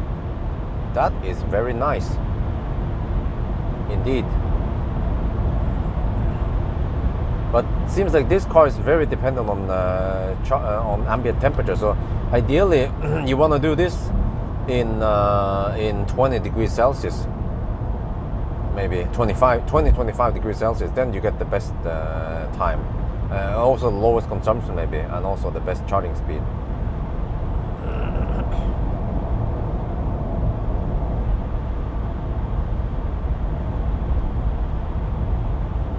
What the heck is that? The fuck? Dude! He's backing up on the freaking motorway. Jesus, man. Seriously.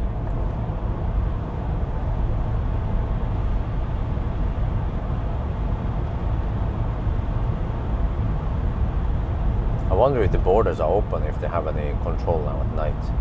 We'll see.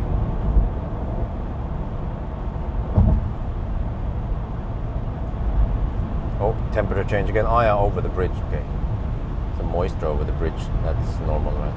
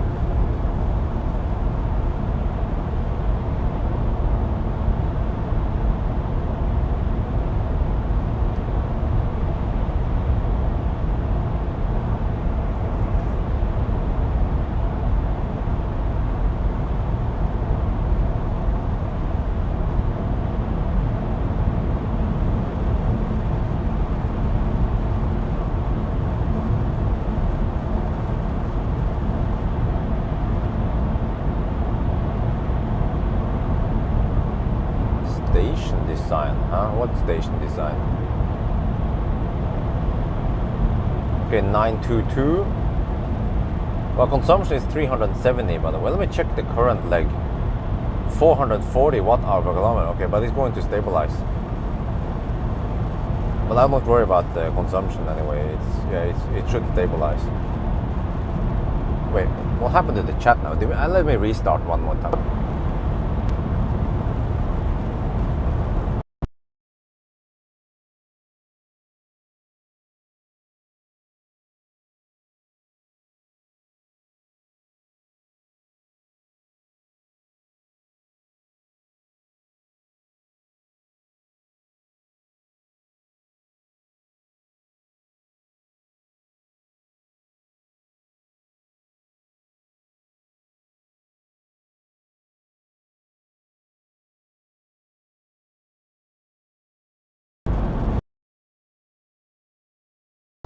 Yeah, most Europeans are asleep, so it's typically in US and Asia people are watching from right now.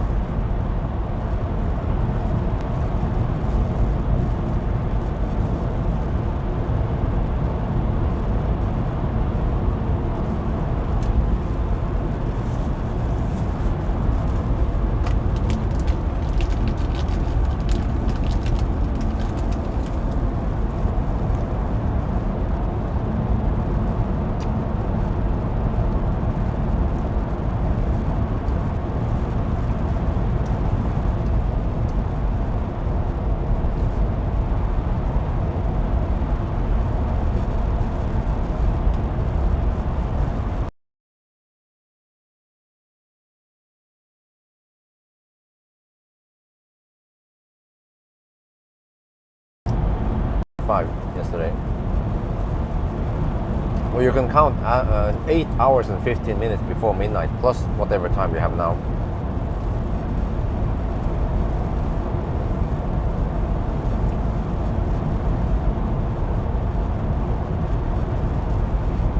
Which means we are now at the 11 hour and 15 minute mark.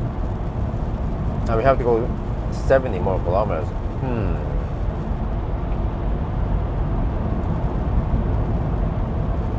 Yeah, but I was asking, I think it was Dropa, but where are you guys from? The people left in the chat. We have only 48 people, supposedly. Getting quite dead in the live stream.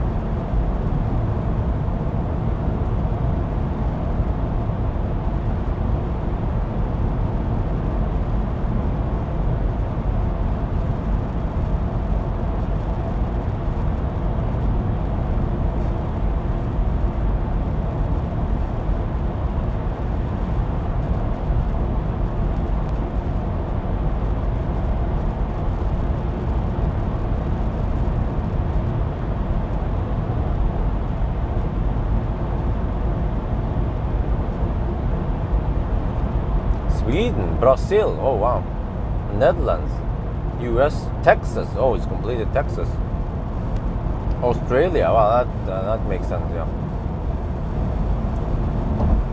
Yeah, because most people will be sleeping in Europe now, it's 3 at night.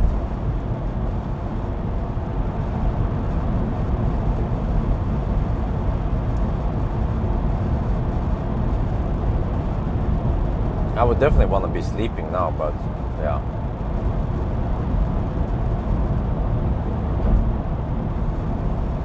I guess eventually I should go more back to the normal driving schedule.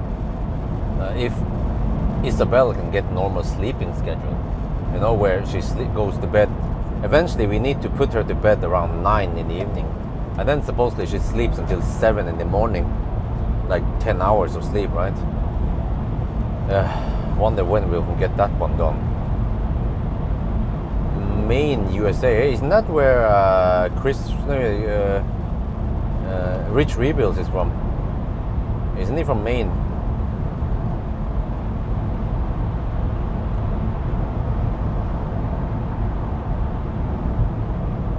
I remember I chatted with him on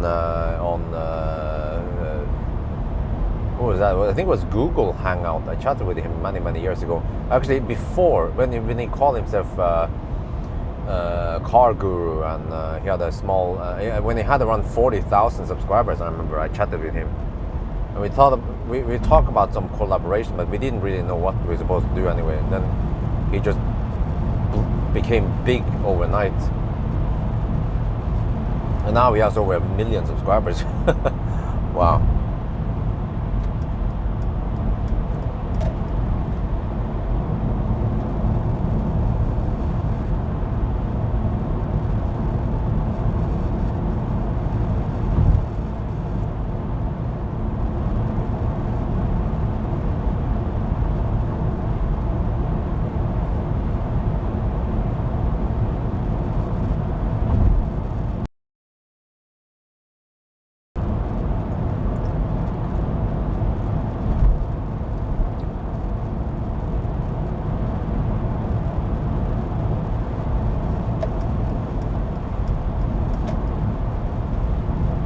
Okay, but you know what?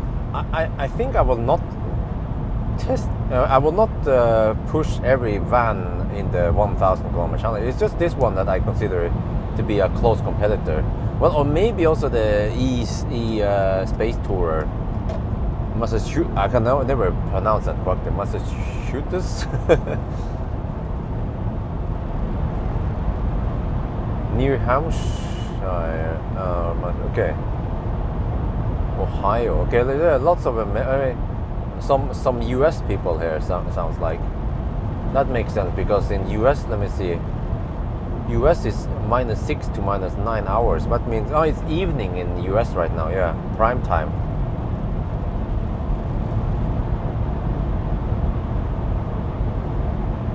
And then the other way around, Australia is 9 hours from here. So then Australia is midday.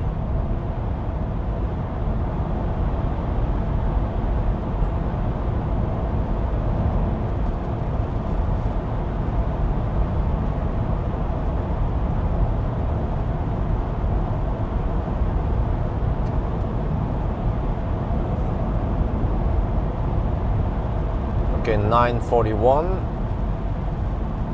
Interesting. 8 hours of driving. I think that one should be correct. And average speed 117 kilometers per hour. I think I haven't. Well, I think the timer has not gone. I mean, the timer has not been counting while we're stationary. 10 p.m. In East Coast. Okay, East Coast. Okay, East Coast is like New York coast. 10 in the evening though over there.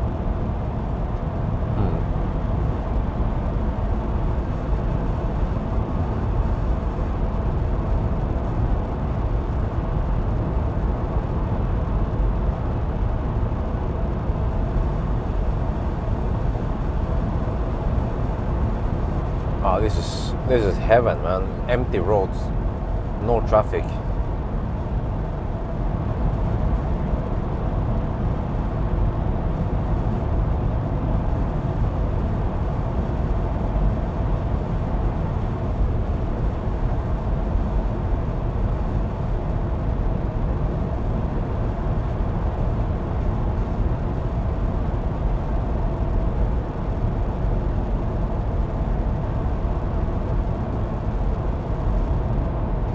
.944.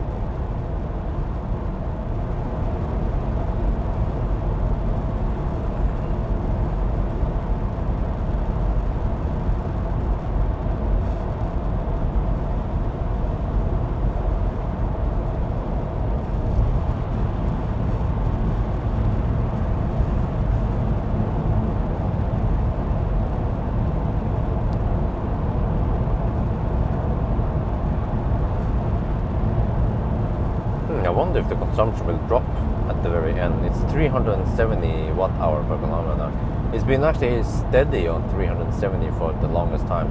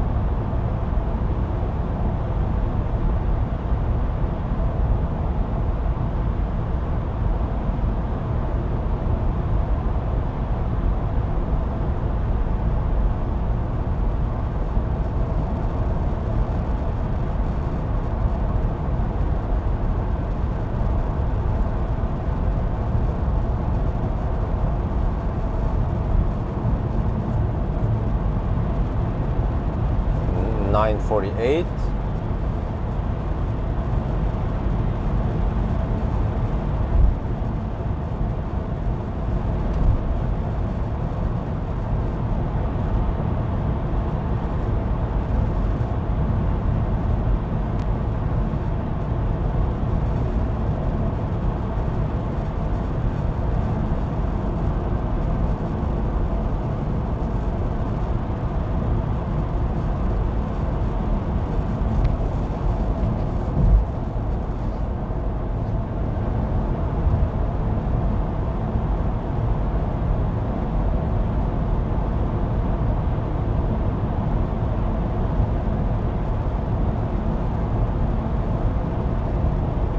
.950. Oh, 50 kilometers left, guys.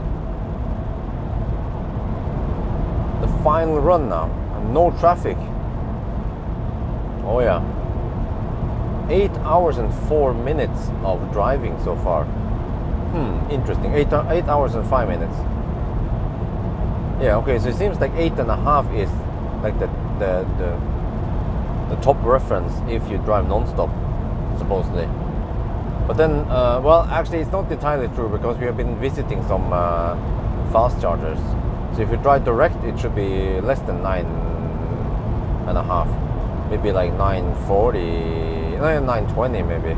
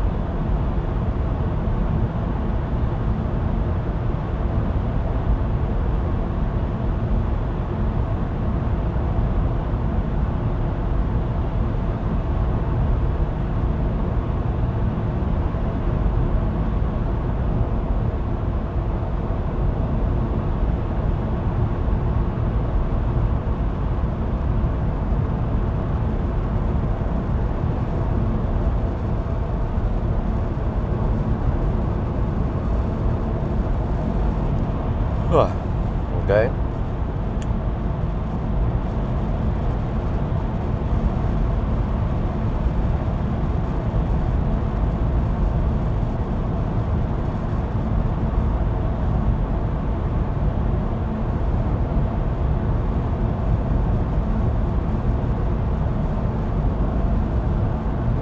Oh, I have to take Dolly out for peeing when I get home. I guess I need to sleep a little bit if I can.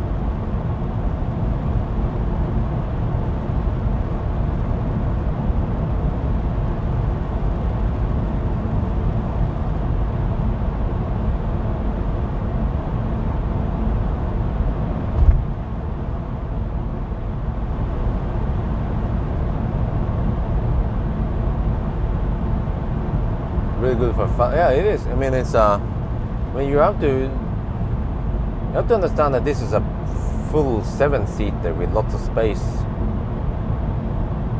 So getting this kind of, okay, consumption is 380 now. Wow, it actually went up. Wow, wait, that means that the current leg is 420 watt-hour per kilometer. My budget is 380. Okay, it's gonna drop eventually, because there are some 100 zones we have to pass through.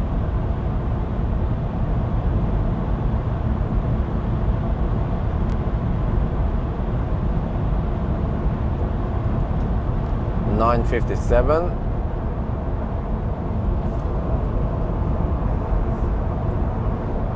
Wow, right now we are 74 kilometers away from home, and we have 78 kilometers on GOM. We can't even make it back home, supposedly. Or can we? We'll find out, I guess.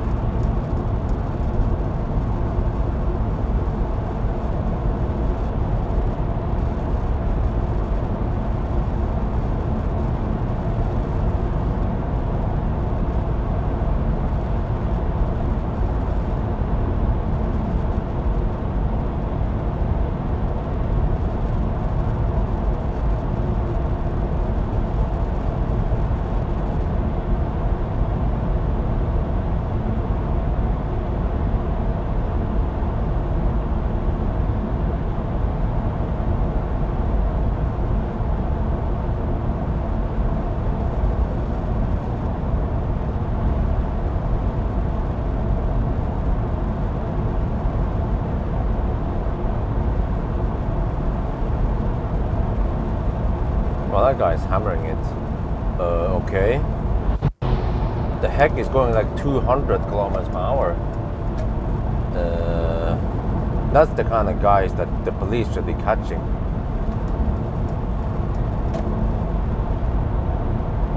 I would not drive that fast in Norway.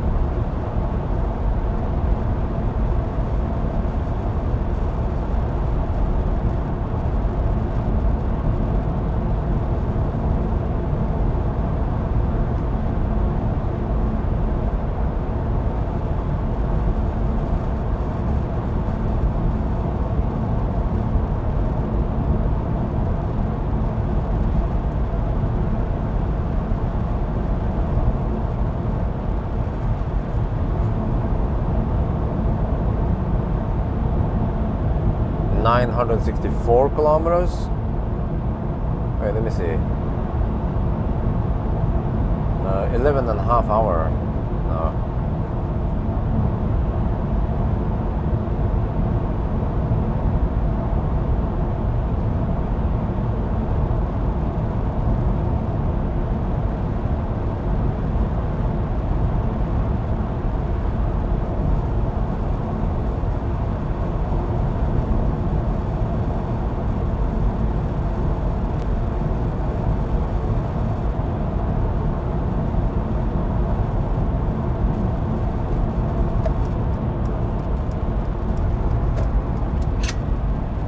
Ionic 5, or Fat Ionic rather.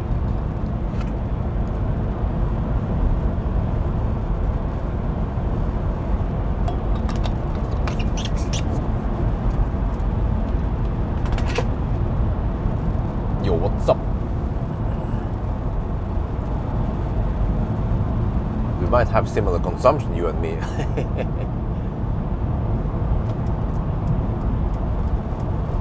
967.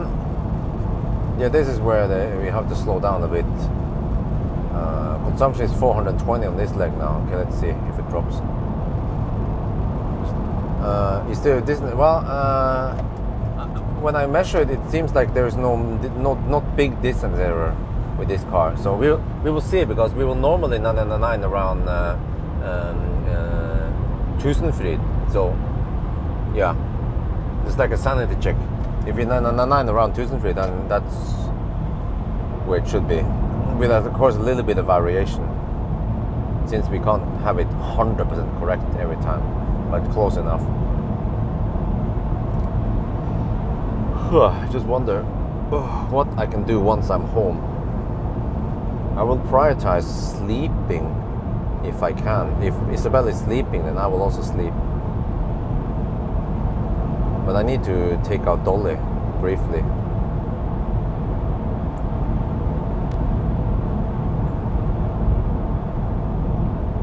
Okay, yeah, consumption drops now, 410 watt-hour per kilometer. 66 kilometer on the GOM and 63 to the... No, now it's not counting correctly. Okay, it's a just charging stop. Let me disable... I need to disable the electric intelligence, because then it will choose charging stops for me, which messes up the distance. Okay, there, 59 kilometers to home and then 65 kilometers on GOM. Yeah, I think we should be fine. Eventually we have to hit them. What? Damn, people are hammering at night. Eventually we hit the 90 zone and then the 80 zone.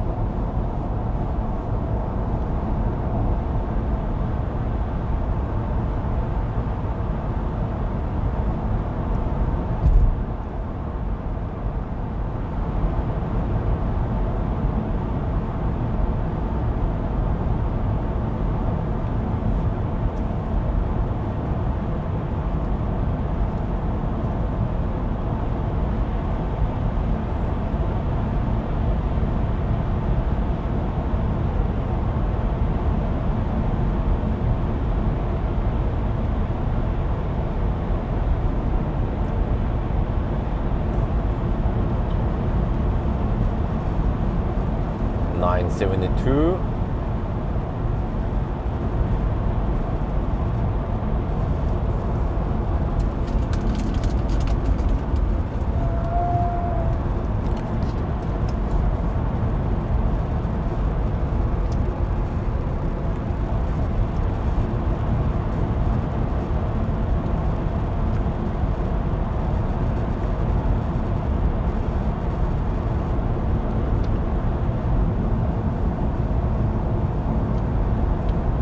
No, seriously, that BMW is hugging the left there for no reason.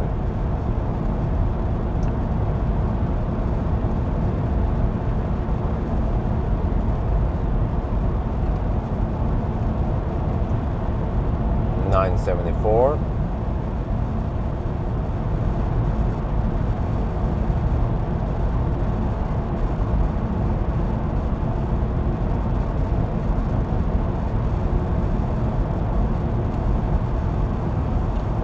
Huh?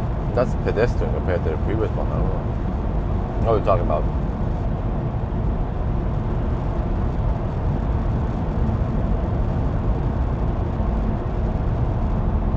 You mean the dude that drove at around 200 kilometers per hour?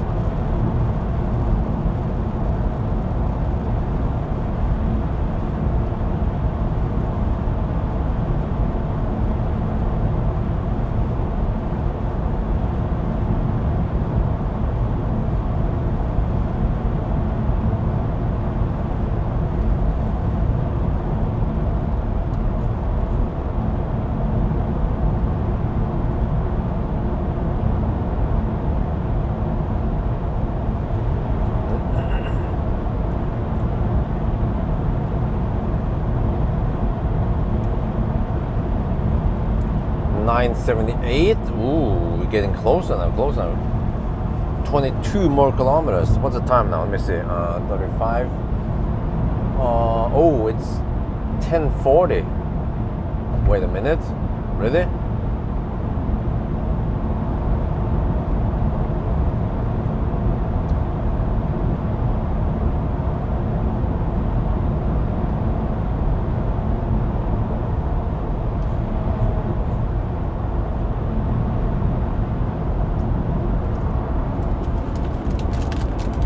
Why do we see more traffic suddenly? That's a bit weird. Oh no, yeah, of course, we're getting closer to Oslo, that's why. So even 3 at night there will be some traffic. Just slightly concerned about the remaining range. We are 52 kilometers from home, but 54 kilometers on GOM. But GOM could be adjusted for the 110 zoning through Sweden now. So once we get to the 90 zone and 80 zone, it will be way, way nicer for the consumption and the range, of course.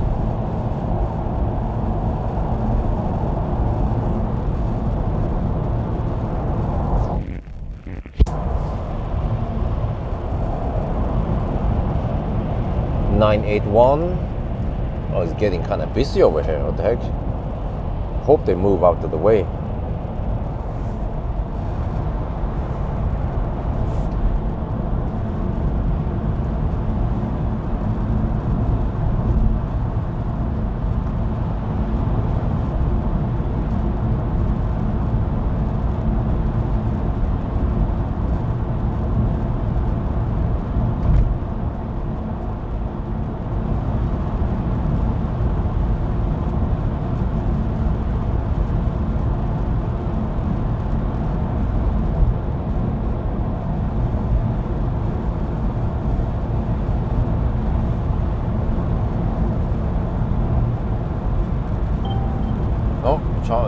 Okay, low battery, but that comes at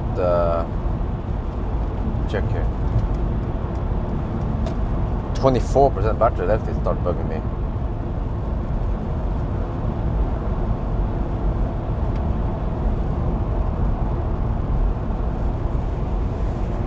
Yeah, really close now. 984. Oh, 16 kilometers left. What, really? And we are still at the... What is this? The 11:40 mark. So coming up soon. It will actually be faster than 12 hours. I think I haven't miscalculated anything.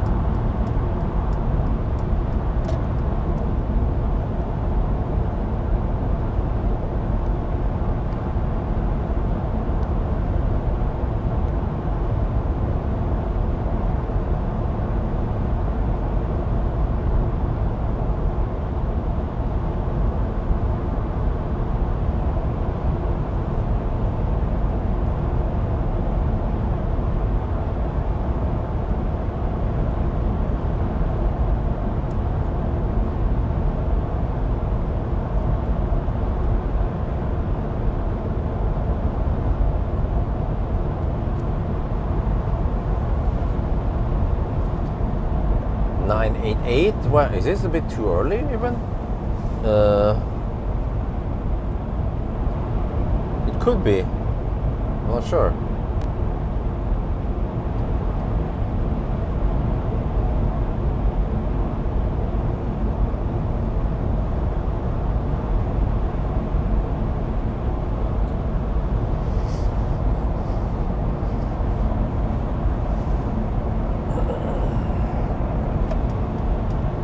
This is the Audi that was hammering at 200 kilometers per hour, because that Audi had fog lights on. Let me check if this is the Audi.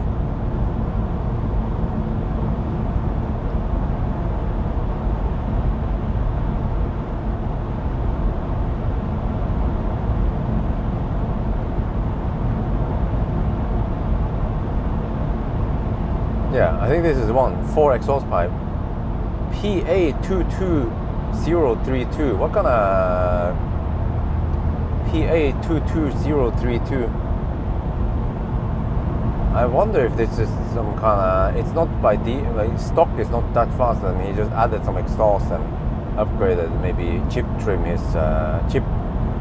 Yeah, I think chip trim they call it. Chip tune it. Make it faster and sound louder with the exhaust.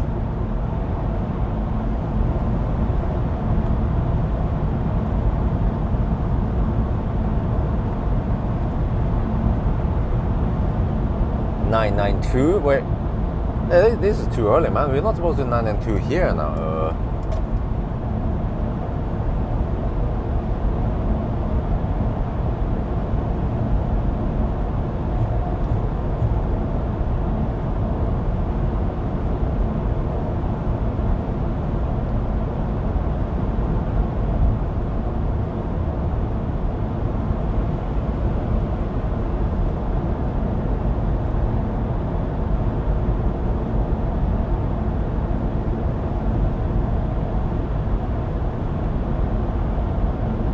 993. It feels a bit early. Let's see. We should see Shell O soon. Oh, this is weird. No, this means that it's actually not fair to, yeah, you know, it makes sense. We can't count to 999. The car seems to over-report a little bit, but then I haven't measured exactly how much it over-reports. So we probably have to count. We have to count 999 and go a little bit past it, because there's not. I mean, something is not right here. It will usually we would usually hit 999 in the second tunnel after two. Right before or right after Tusenfryd. And now it displays 995, so that one can't be correct.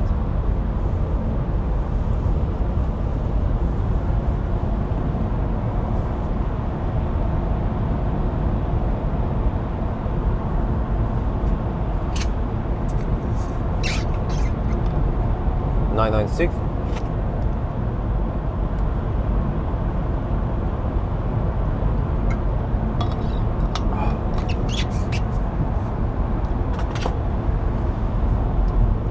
Okay, I guess I'll get ready for the countdown, even though this is probably not the final countdown that is going to be valid. Oh shit! Man, no autos there. Take the wheel for me a little bit. I just need to focus on the camera for a couple of seconds here. 997. Check 9974. Okay. 9975. 9976. Hey, shit, wrong mic.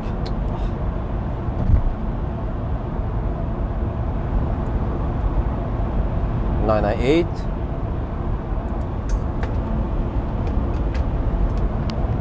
Have to get ready. 9984. 9985. Okay.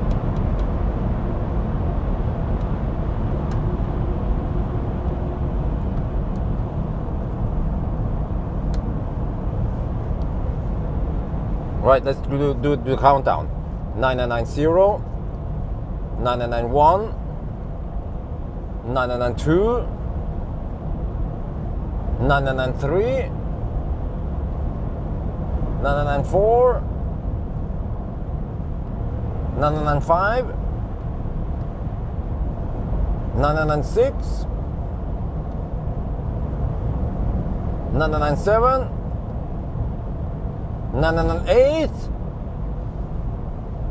9999, 9999, 1000. Whoa! But there is nothing. There's something wrong here, which is that we are still here. We're supposed to be further ahead when we 999. So I think we have to drive a little bit further before we actually. It means that. I guess I haven't counted the everything correctly, but we are not at 1000. This can't be correct. Yeah, so we have to drive a little bit more before we check everything. All right, let's go.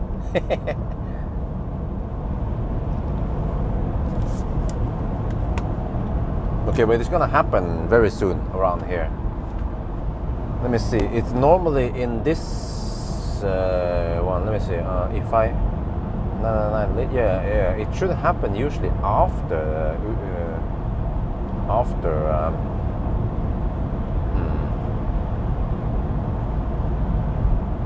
after Tusenfryd, even, since the starting point is later.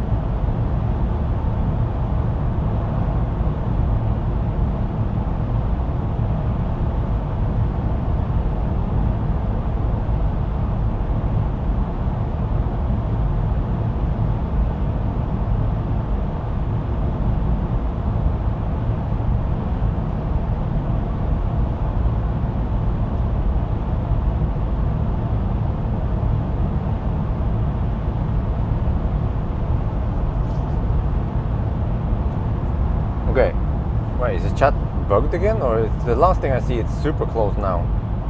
But yeah, it seems like we have to go around 5 kilometers past 999. Possibly more, since the charging stop is actually after Tusenfryd.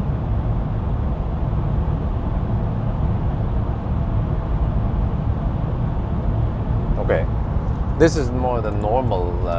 Wait. It should be after Tusenfryd, or right around Tusenfryd area.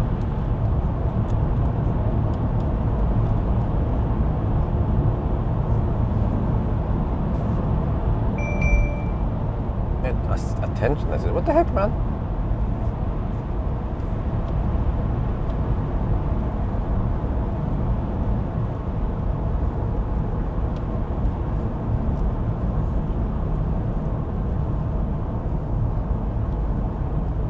Right, now we are at Tusenfryd, and this is where we should be counting down. And if you look at the distance, it's 6. So it could be 0.6% over-reporting. So I guess I will correct for all the numbers. But what we want to see is that, okay, so what was the consumption? This one. Wow, 380 watt-hour per kilometer before corrections. And then time, 39. Oh, okay, we had 5 minutes of convenient charging. We had 10 minutes of total deduction. So that means that we did it in 11 hours and 55 minutes. Wow, that's a big improvement over the 14-hour run. All right, let's get back to Oslo now.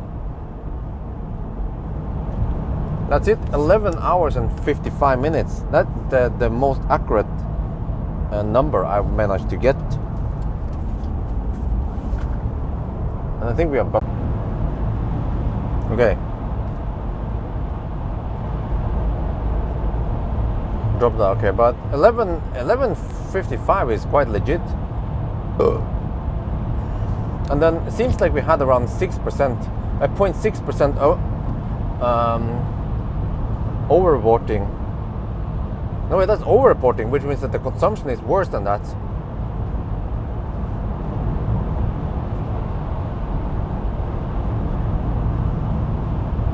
Consumption might be 382. Well, we don't know the exact number though. No decimals on it.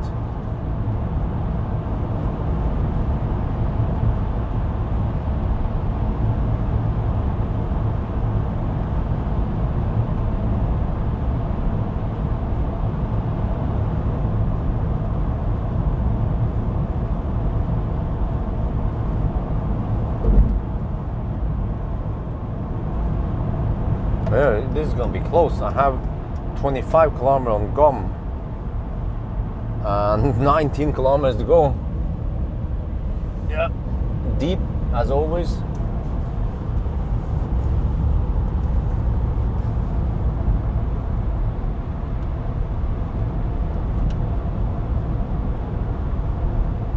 %11 left.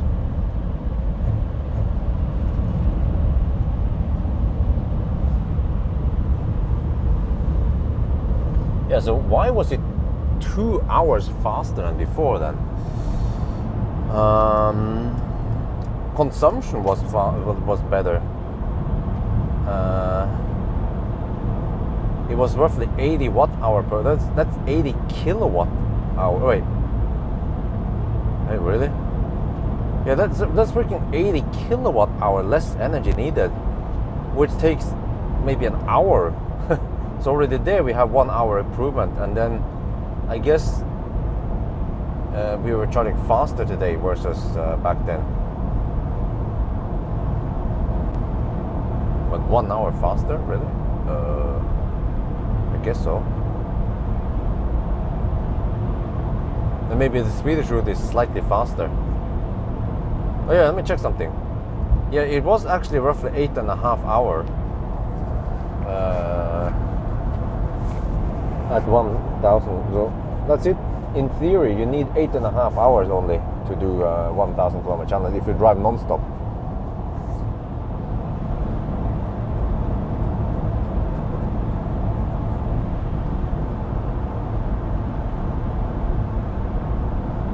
default air resistance, no traffic, huh? What about it?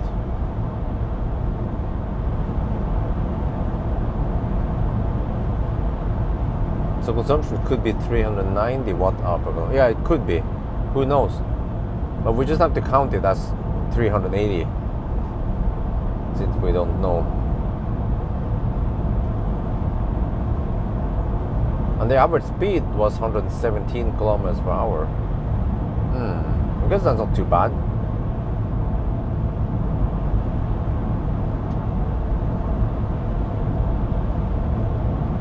Yeah, but we are 2 hours faster than the really cold run.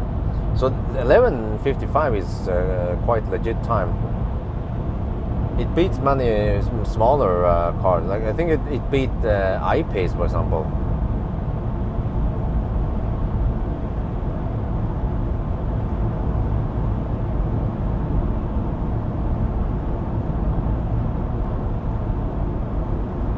And this EQV is probably the biggest car I have ever done 1,000 kilometer challenge with, because I haven't done it with E-Crafter.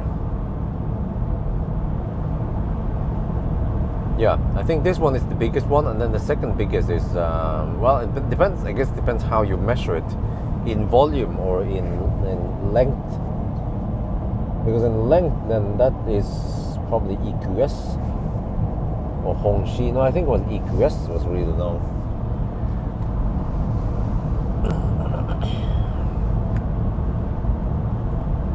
But I will try to estimate distance on the range test, and I will apply the corrections with this one. So that means I should start from home and then drive all the way to the turnaround point and back again, and then I get an idea of it should be 230 kilometers.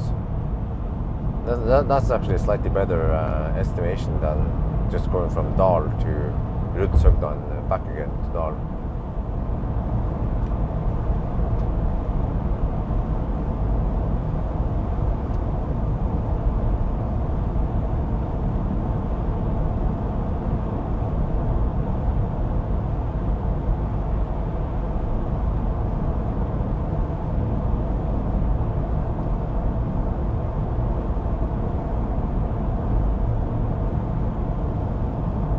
Man, it's still dark outside. Oh.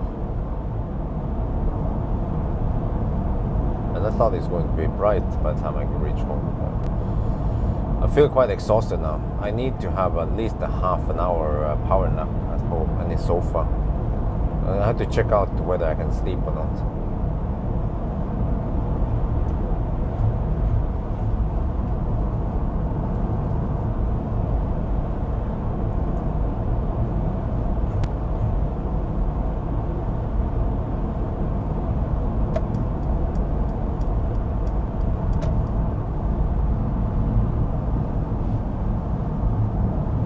Kilometers left to go, 7 kilometers and gone. Well, this is going to be deep, man. I have 7% left. I've been going quite deep today.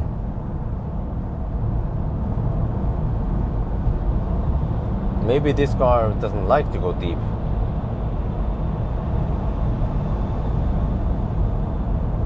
It's acting like my woman. I'm just kidding.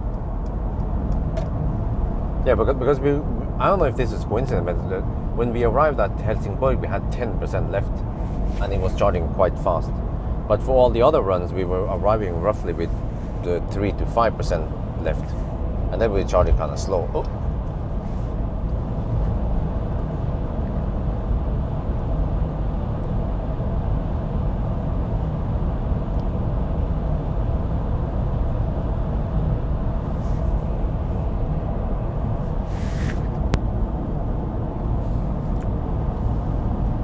Man, almost 4 at night. Let me see, it should be 5. Really, it was 5 at night. Okay, damn. Ooh. It was a long run. I need to say something smart now by the time I reach home. And do I need to top up? No, or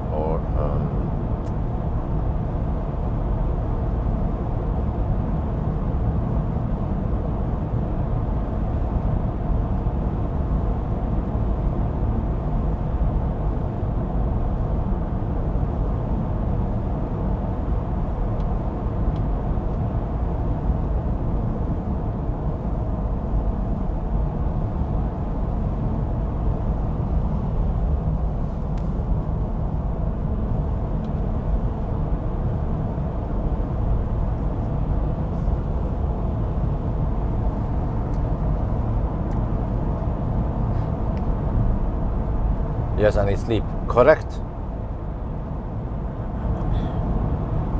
At least if I can just get a half an hour, 1 hour power nap, then I can stay awake and.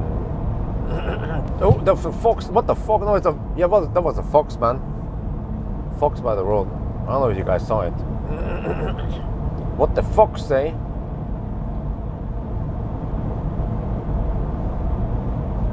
I haven't checked how wifey and the baby is doing. But all I know is that once I arrive, I have to take Dolly out for peeing and maybe poop if she needs to. Oh shit, it's 1.5 degrees outside. Damn! It's quite cold over here. Unlike at Varberg or, yeah.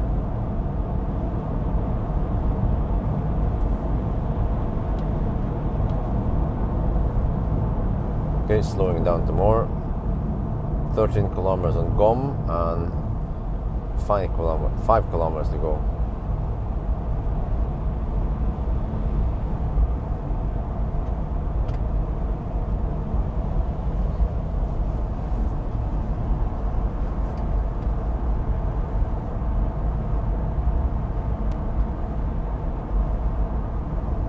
Red Bull, I don't like the taste of Red Bull. Plus that I should not drink Red Bull now because Red Bull will keep me awake for 8 to 10 hours. That would just fuck up the whole timing for me. I'm tired now and I should then get some sleep now.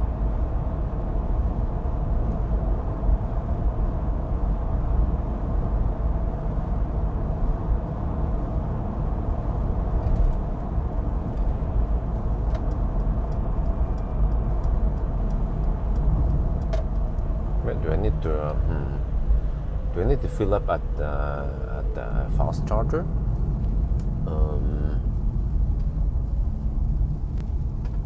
I wonder if I should, because I think I need juice to. Nah. Maybe I'll just go for the. I might just top up at the Dal. Yeah, I might just do that.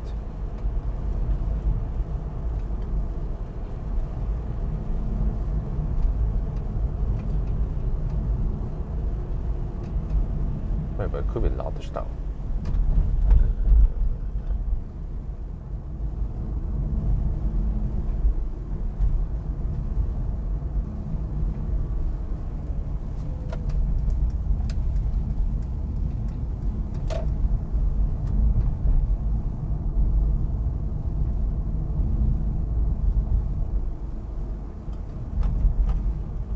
Oh, what the heck is this one now? V, rødt lys, stop high. What? Okay, so there's actually not that big. Okay, it's just a short one, I guess, for now. Wait, or there's simply not enough traffic. Okay. Well, what if there was an oncoming traffic then? We just have to negotiate who's gonna yield. Okay, up there. I guess it makes sense now that we have no traffic at night. Just hammer it.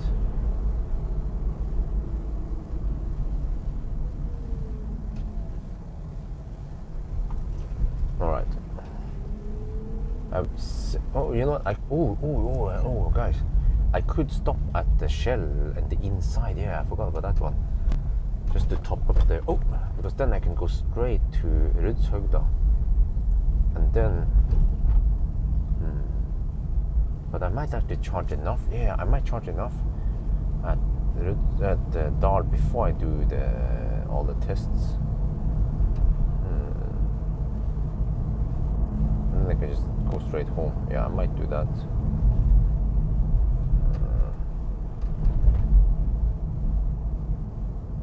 Which means that maybe I should charge outside, because I can charge faster in front of the house versus in the garage.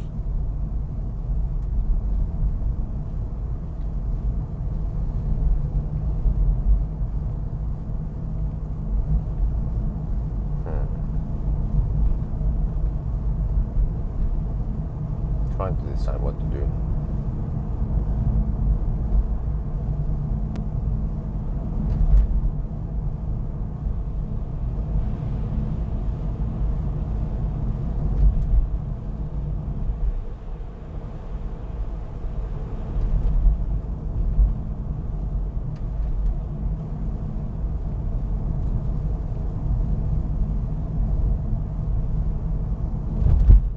Yeah, so I need to verify the distance error, because the best estimation I have so far is 0.6% distance over-reporting. So I need to verify with the range test, see if I get the same result there.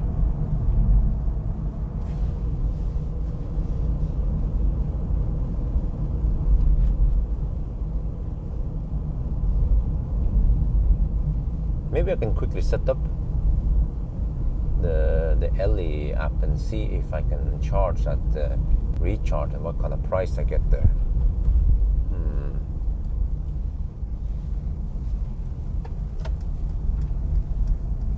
I have 5% now.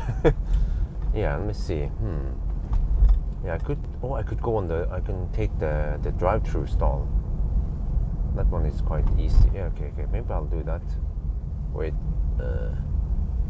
Or I just go home. Oh, whatever. I changed my mind. I'll just go home.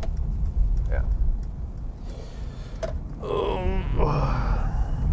I'll set it up some other day. It's not too big rush now. I just want to go home and slack. And plug it in. I need to take out the shit. I need to take out the EcoFlow and everything. I need to do that stuff also.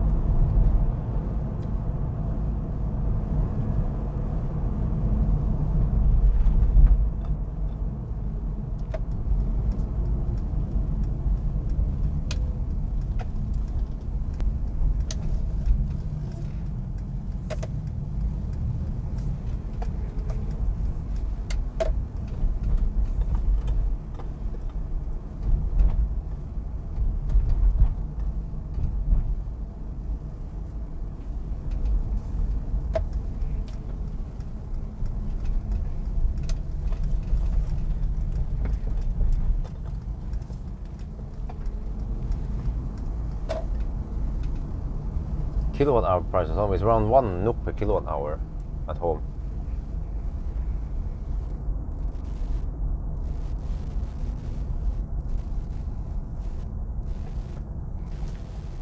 It's quite a big bargain to charge at home.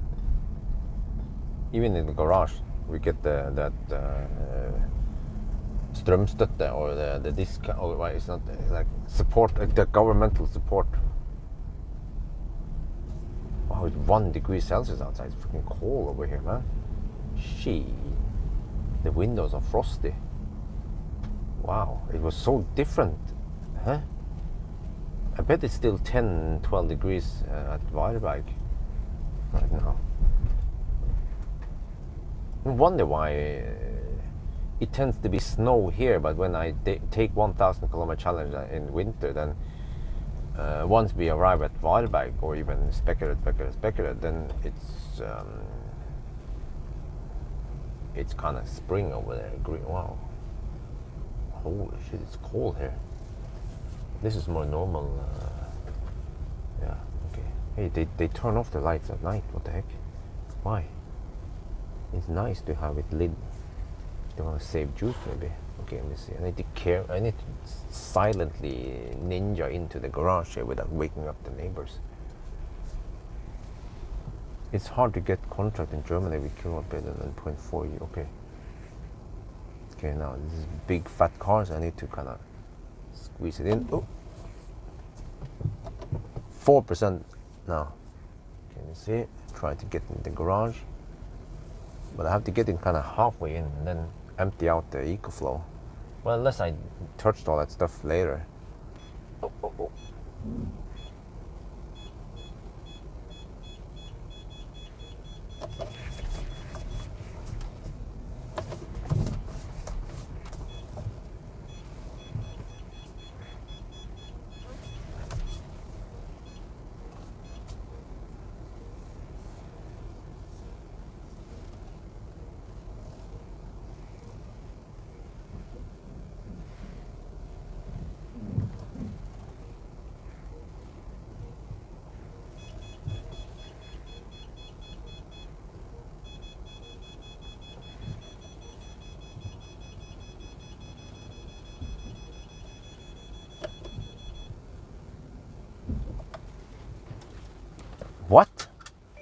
18 degrees in Netherlands right now. That's crazy, man. Okay, anyway, let me get ready here.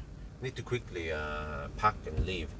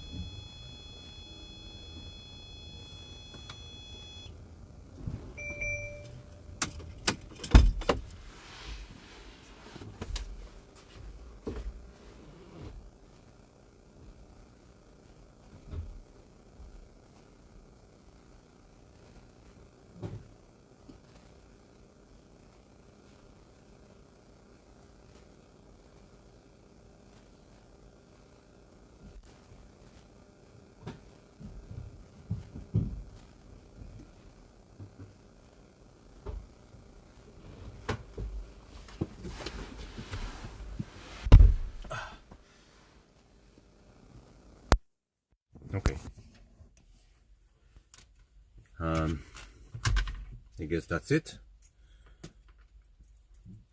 Need to pack some of my shits.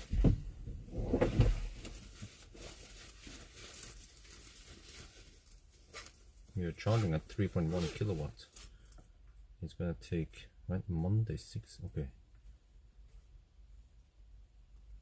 3.4 kilowatts, okay. So this is we're charging here. Ideally I want to charge in front of the house, but whatever. This is good enough for now. Oh, this one I need to record. How many kilometers I drove with it.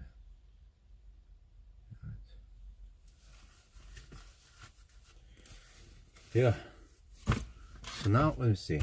I need to do my end shot. I think I can actually. And I can actually just leave all the equipment here because I'm going out later today anyway. Yeah. I could actually do that. At least bring. I'm not sure how I'm gonna do this. Okay. Let's see. What if I do this? Okay, I have an idea. Do like this, I guess. Put it here for now. Yeah, I don't need to copy all this, leave it back and forth. And just leave it there.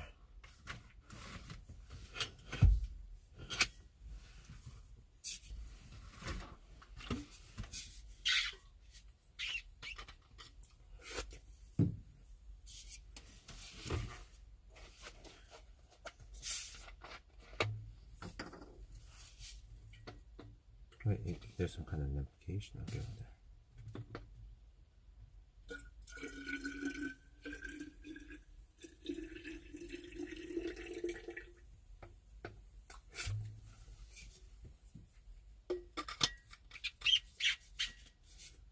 Well, yeah, thank you guys for sticking around until the very end.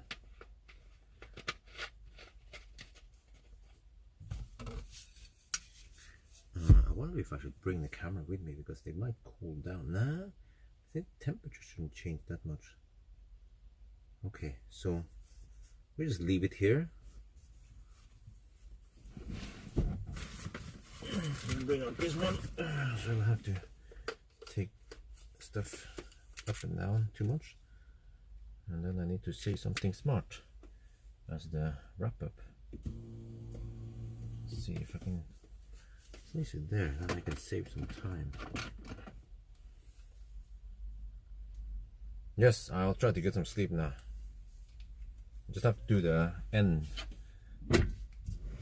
speech. Okay, I can use this one as the dash. Okay.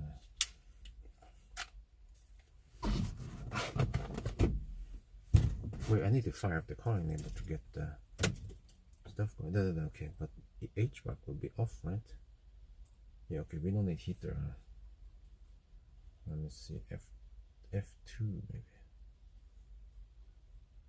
Oh, you know what? Ideally, I need to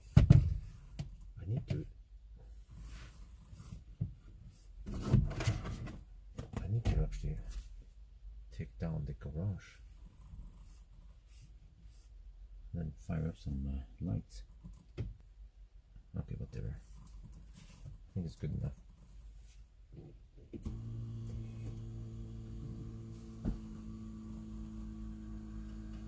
Just use F2 there. I think it's good enough. Let's see. Crank it up a bit. Yeah, this is good enough.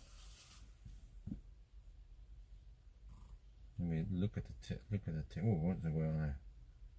Wife is breastfeeding again. Oh. That means that Isabel might need my attention.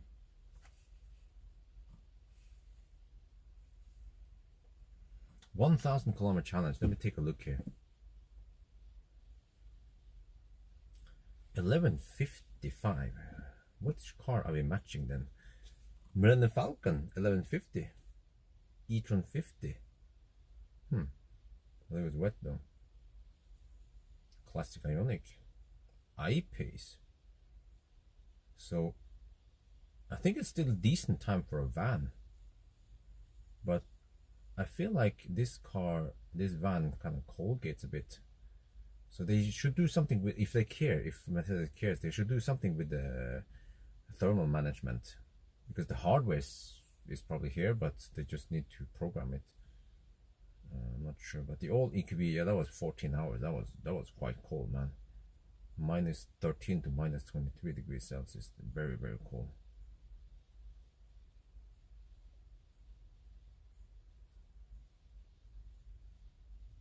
But it again shows that this car is highly affected by cold weather.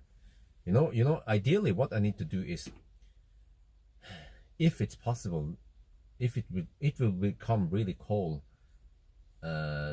maybe in February, I should do a 1,000 kilometer challenge with one of the Teslas to show that Tesla is very little affected by cold weather. Like when people go, oh, yet another Tesla video, well, because Tesla is the best.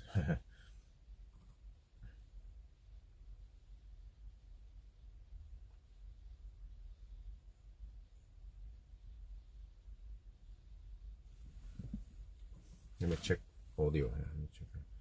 Let's record. Okay, this time I don't know if you guys know this, but I did not record in Thai, because I don't think Thai people care too much about this one.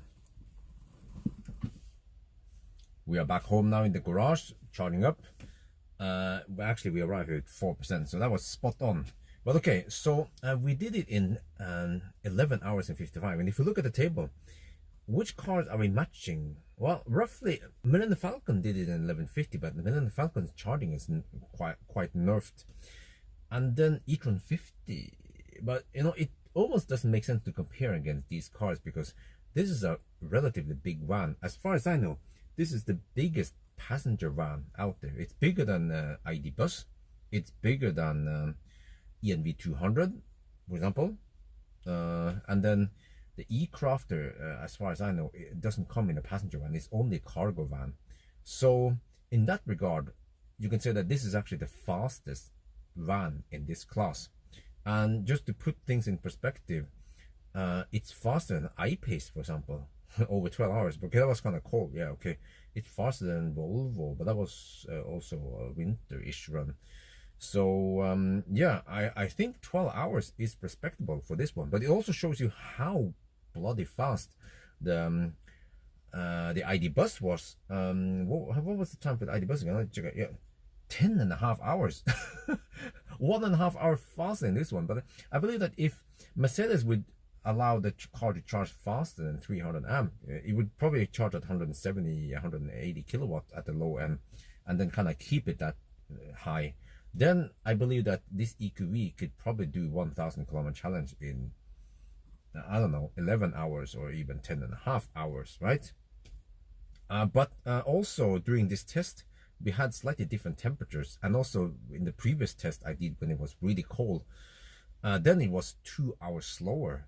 And based on all this, it could seem like this battery, this car is affected by temperature. And the colder it is, the slower it charges. It shouldn't be like this. You know, if I had time, I should wait until it gets really cold, like -20 degrees Celsius. And then I should do a 1,000 kilometer challenge, possibly in Norway. Not, yeah, it will be cold in Norway, but normally it's not that cold towards Helsingborg. But I should then do a 1,000 kilometer challenge in really cold weather with a Tesla, with the Octoval. And we will see if Tesla's time will be more consistent when it's really cold, you know. And it should also be the same if I use the fat e-tron or something. Yeah, that would be interesting. But okay, anyway, this test was about the EQV, and I have mixed feelings. It does it well when it's not too cold, and it's still a good time for a big car. It's comfortable, it has lots of features, lots of space and all that, but I still feel like as a car, the EQV is a good car, but as an EV, it's not that great. Yeah, that's my conclusion after this 12-hour run. So I think that's gonna be it for now. I hope you guys enjoyed this video. As always, thank you for watching, and talk to you later. Okay, that's it. That was a 3-minute conclusion. I need to get inside now and check out what's going on. I probably need to bring dolly out for peeing and stuff, and yeah, and then I guess I'll keep some of the equipment inside here, so I have to move it back and forth because I need to use it again for range test tonight.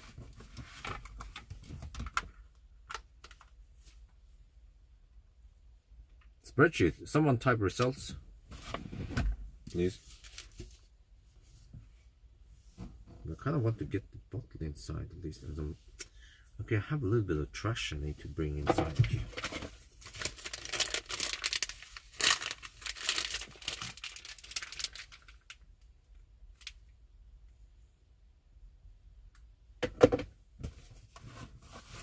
Alright, so I'm gonna end it, guys. That was awesome. Thank you so much for joining me on the live stream. And I think next time I live stream, you guys will see maybe the MG5. Yeah, I guess I might live stream the MG5 range test, and then especially the MG5 1000 kilometer challenge. Yeah, so that's gonna be it, guys. Thank you so much. Have a nice Sunday, and talk to you guys next week. Oh, okay.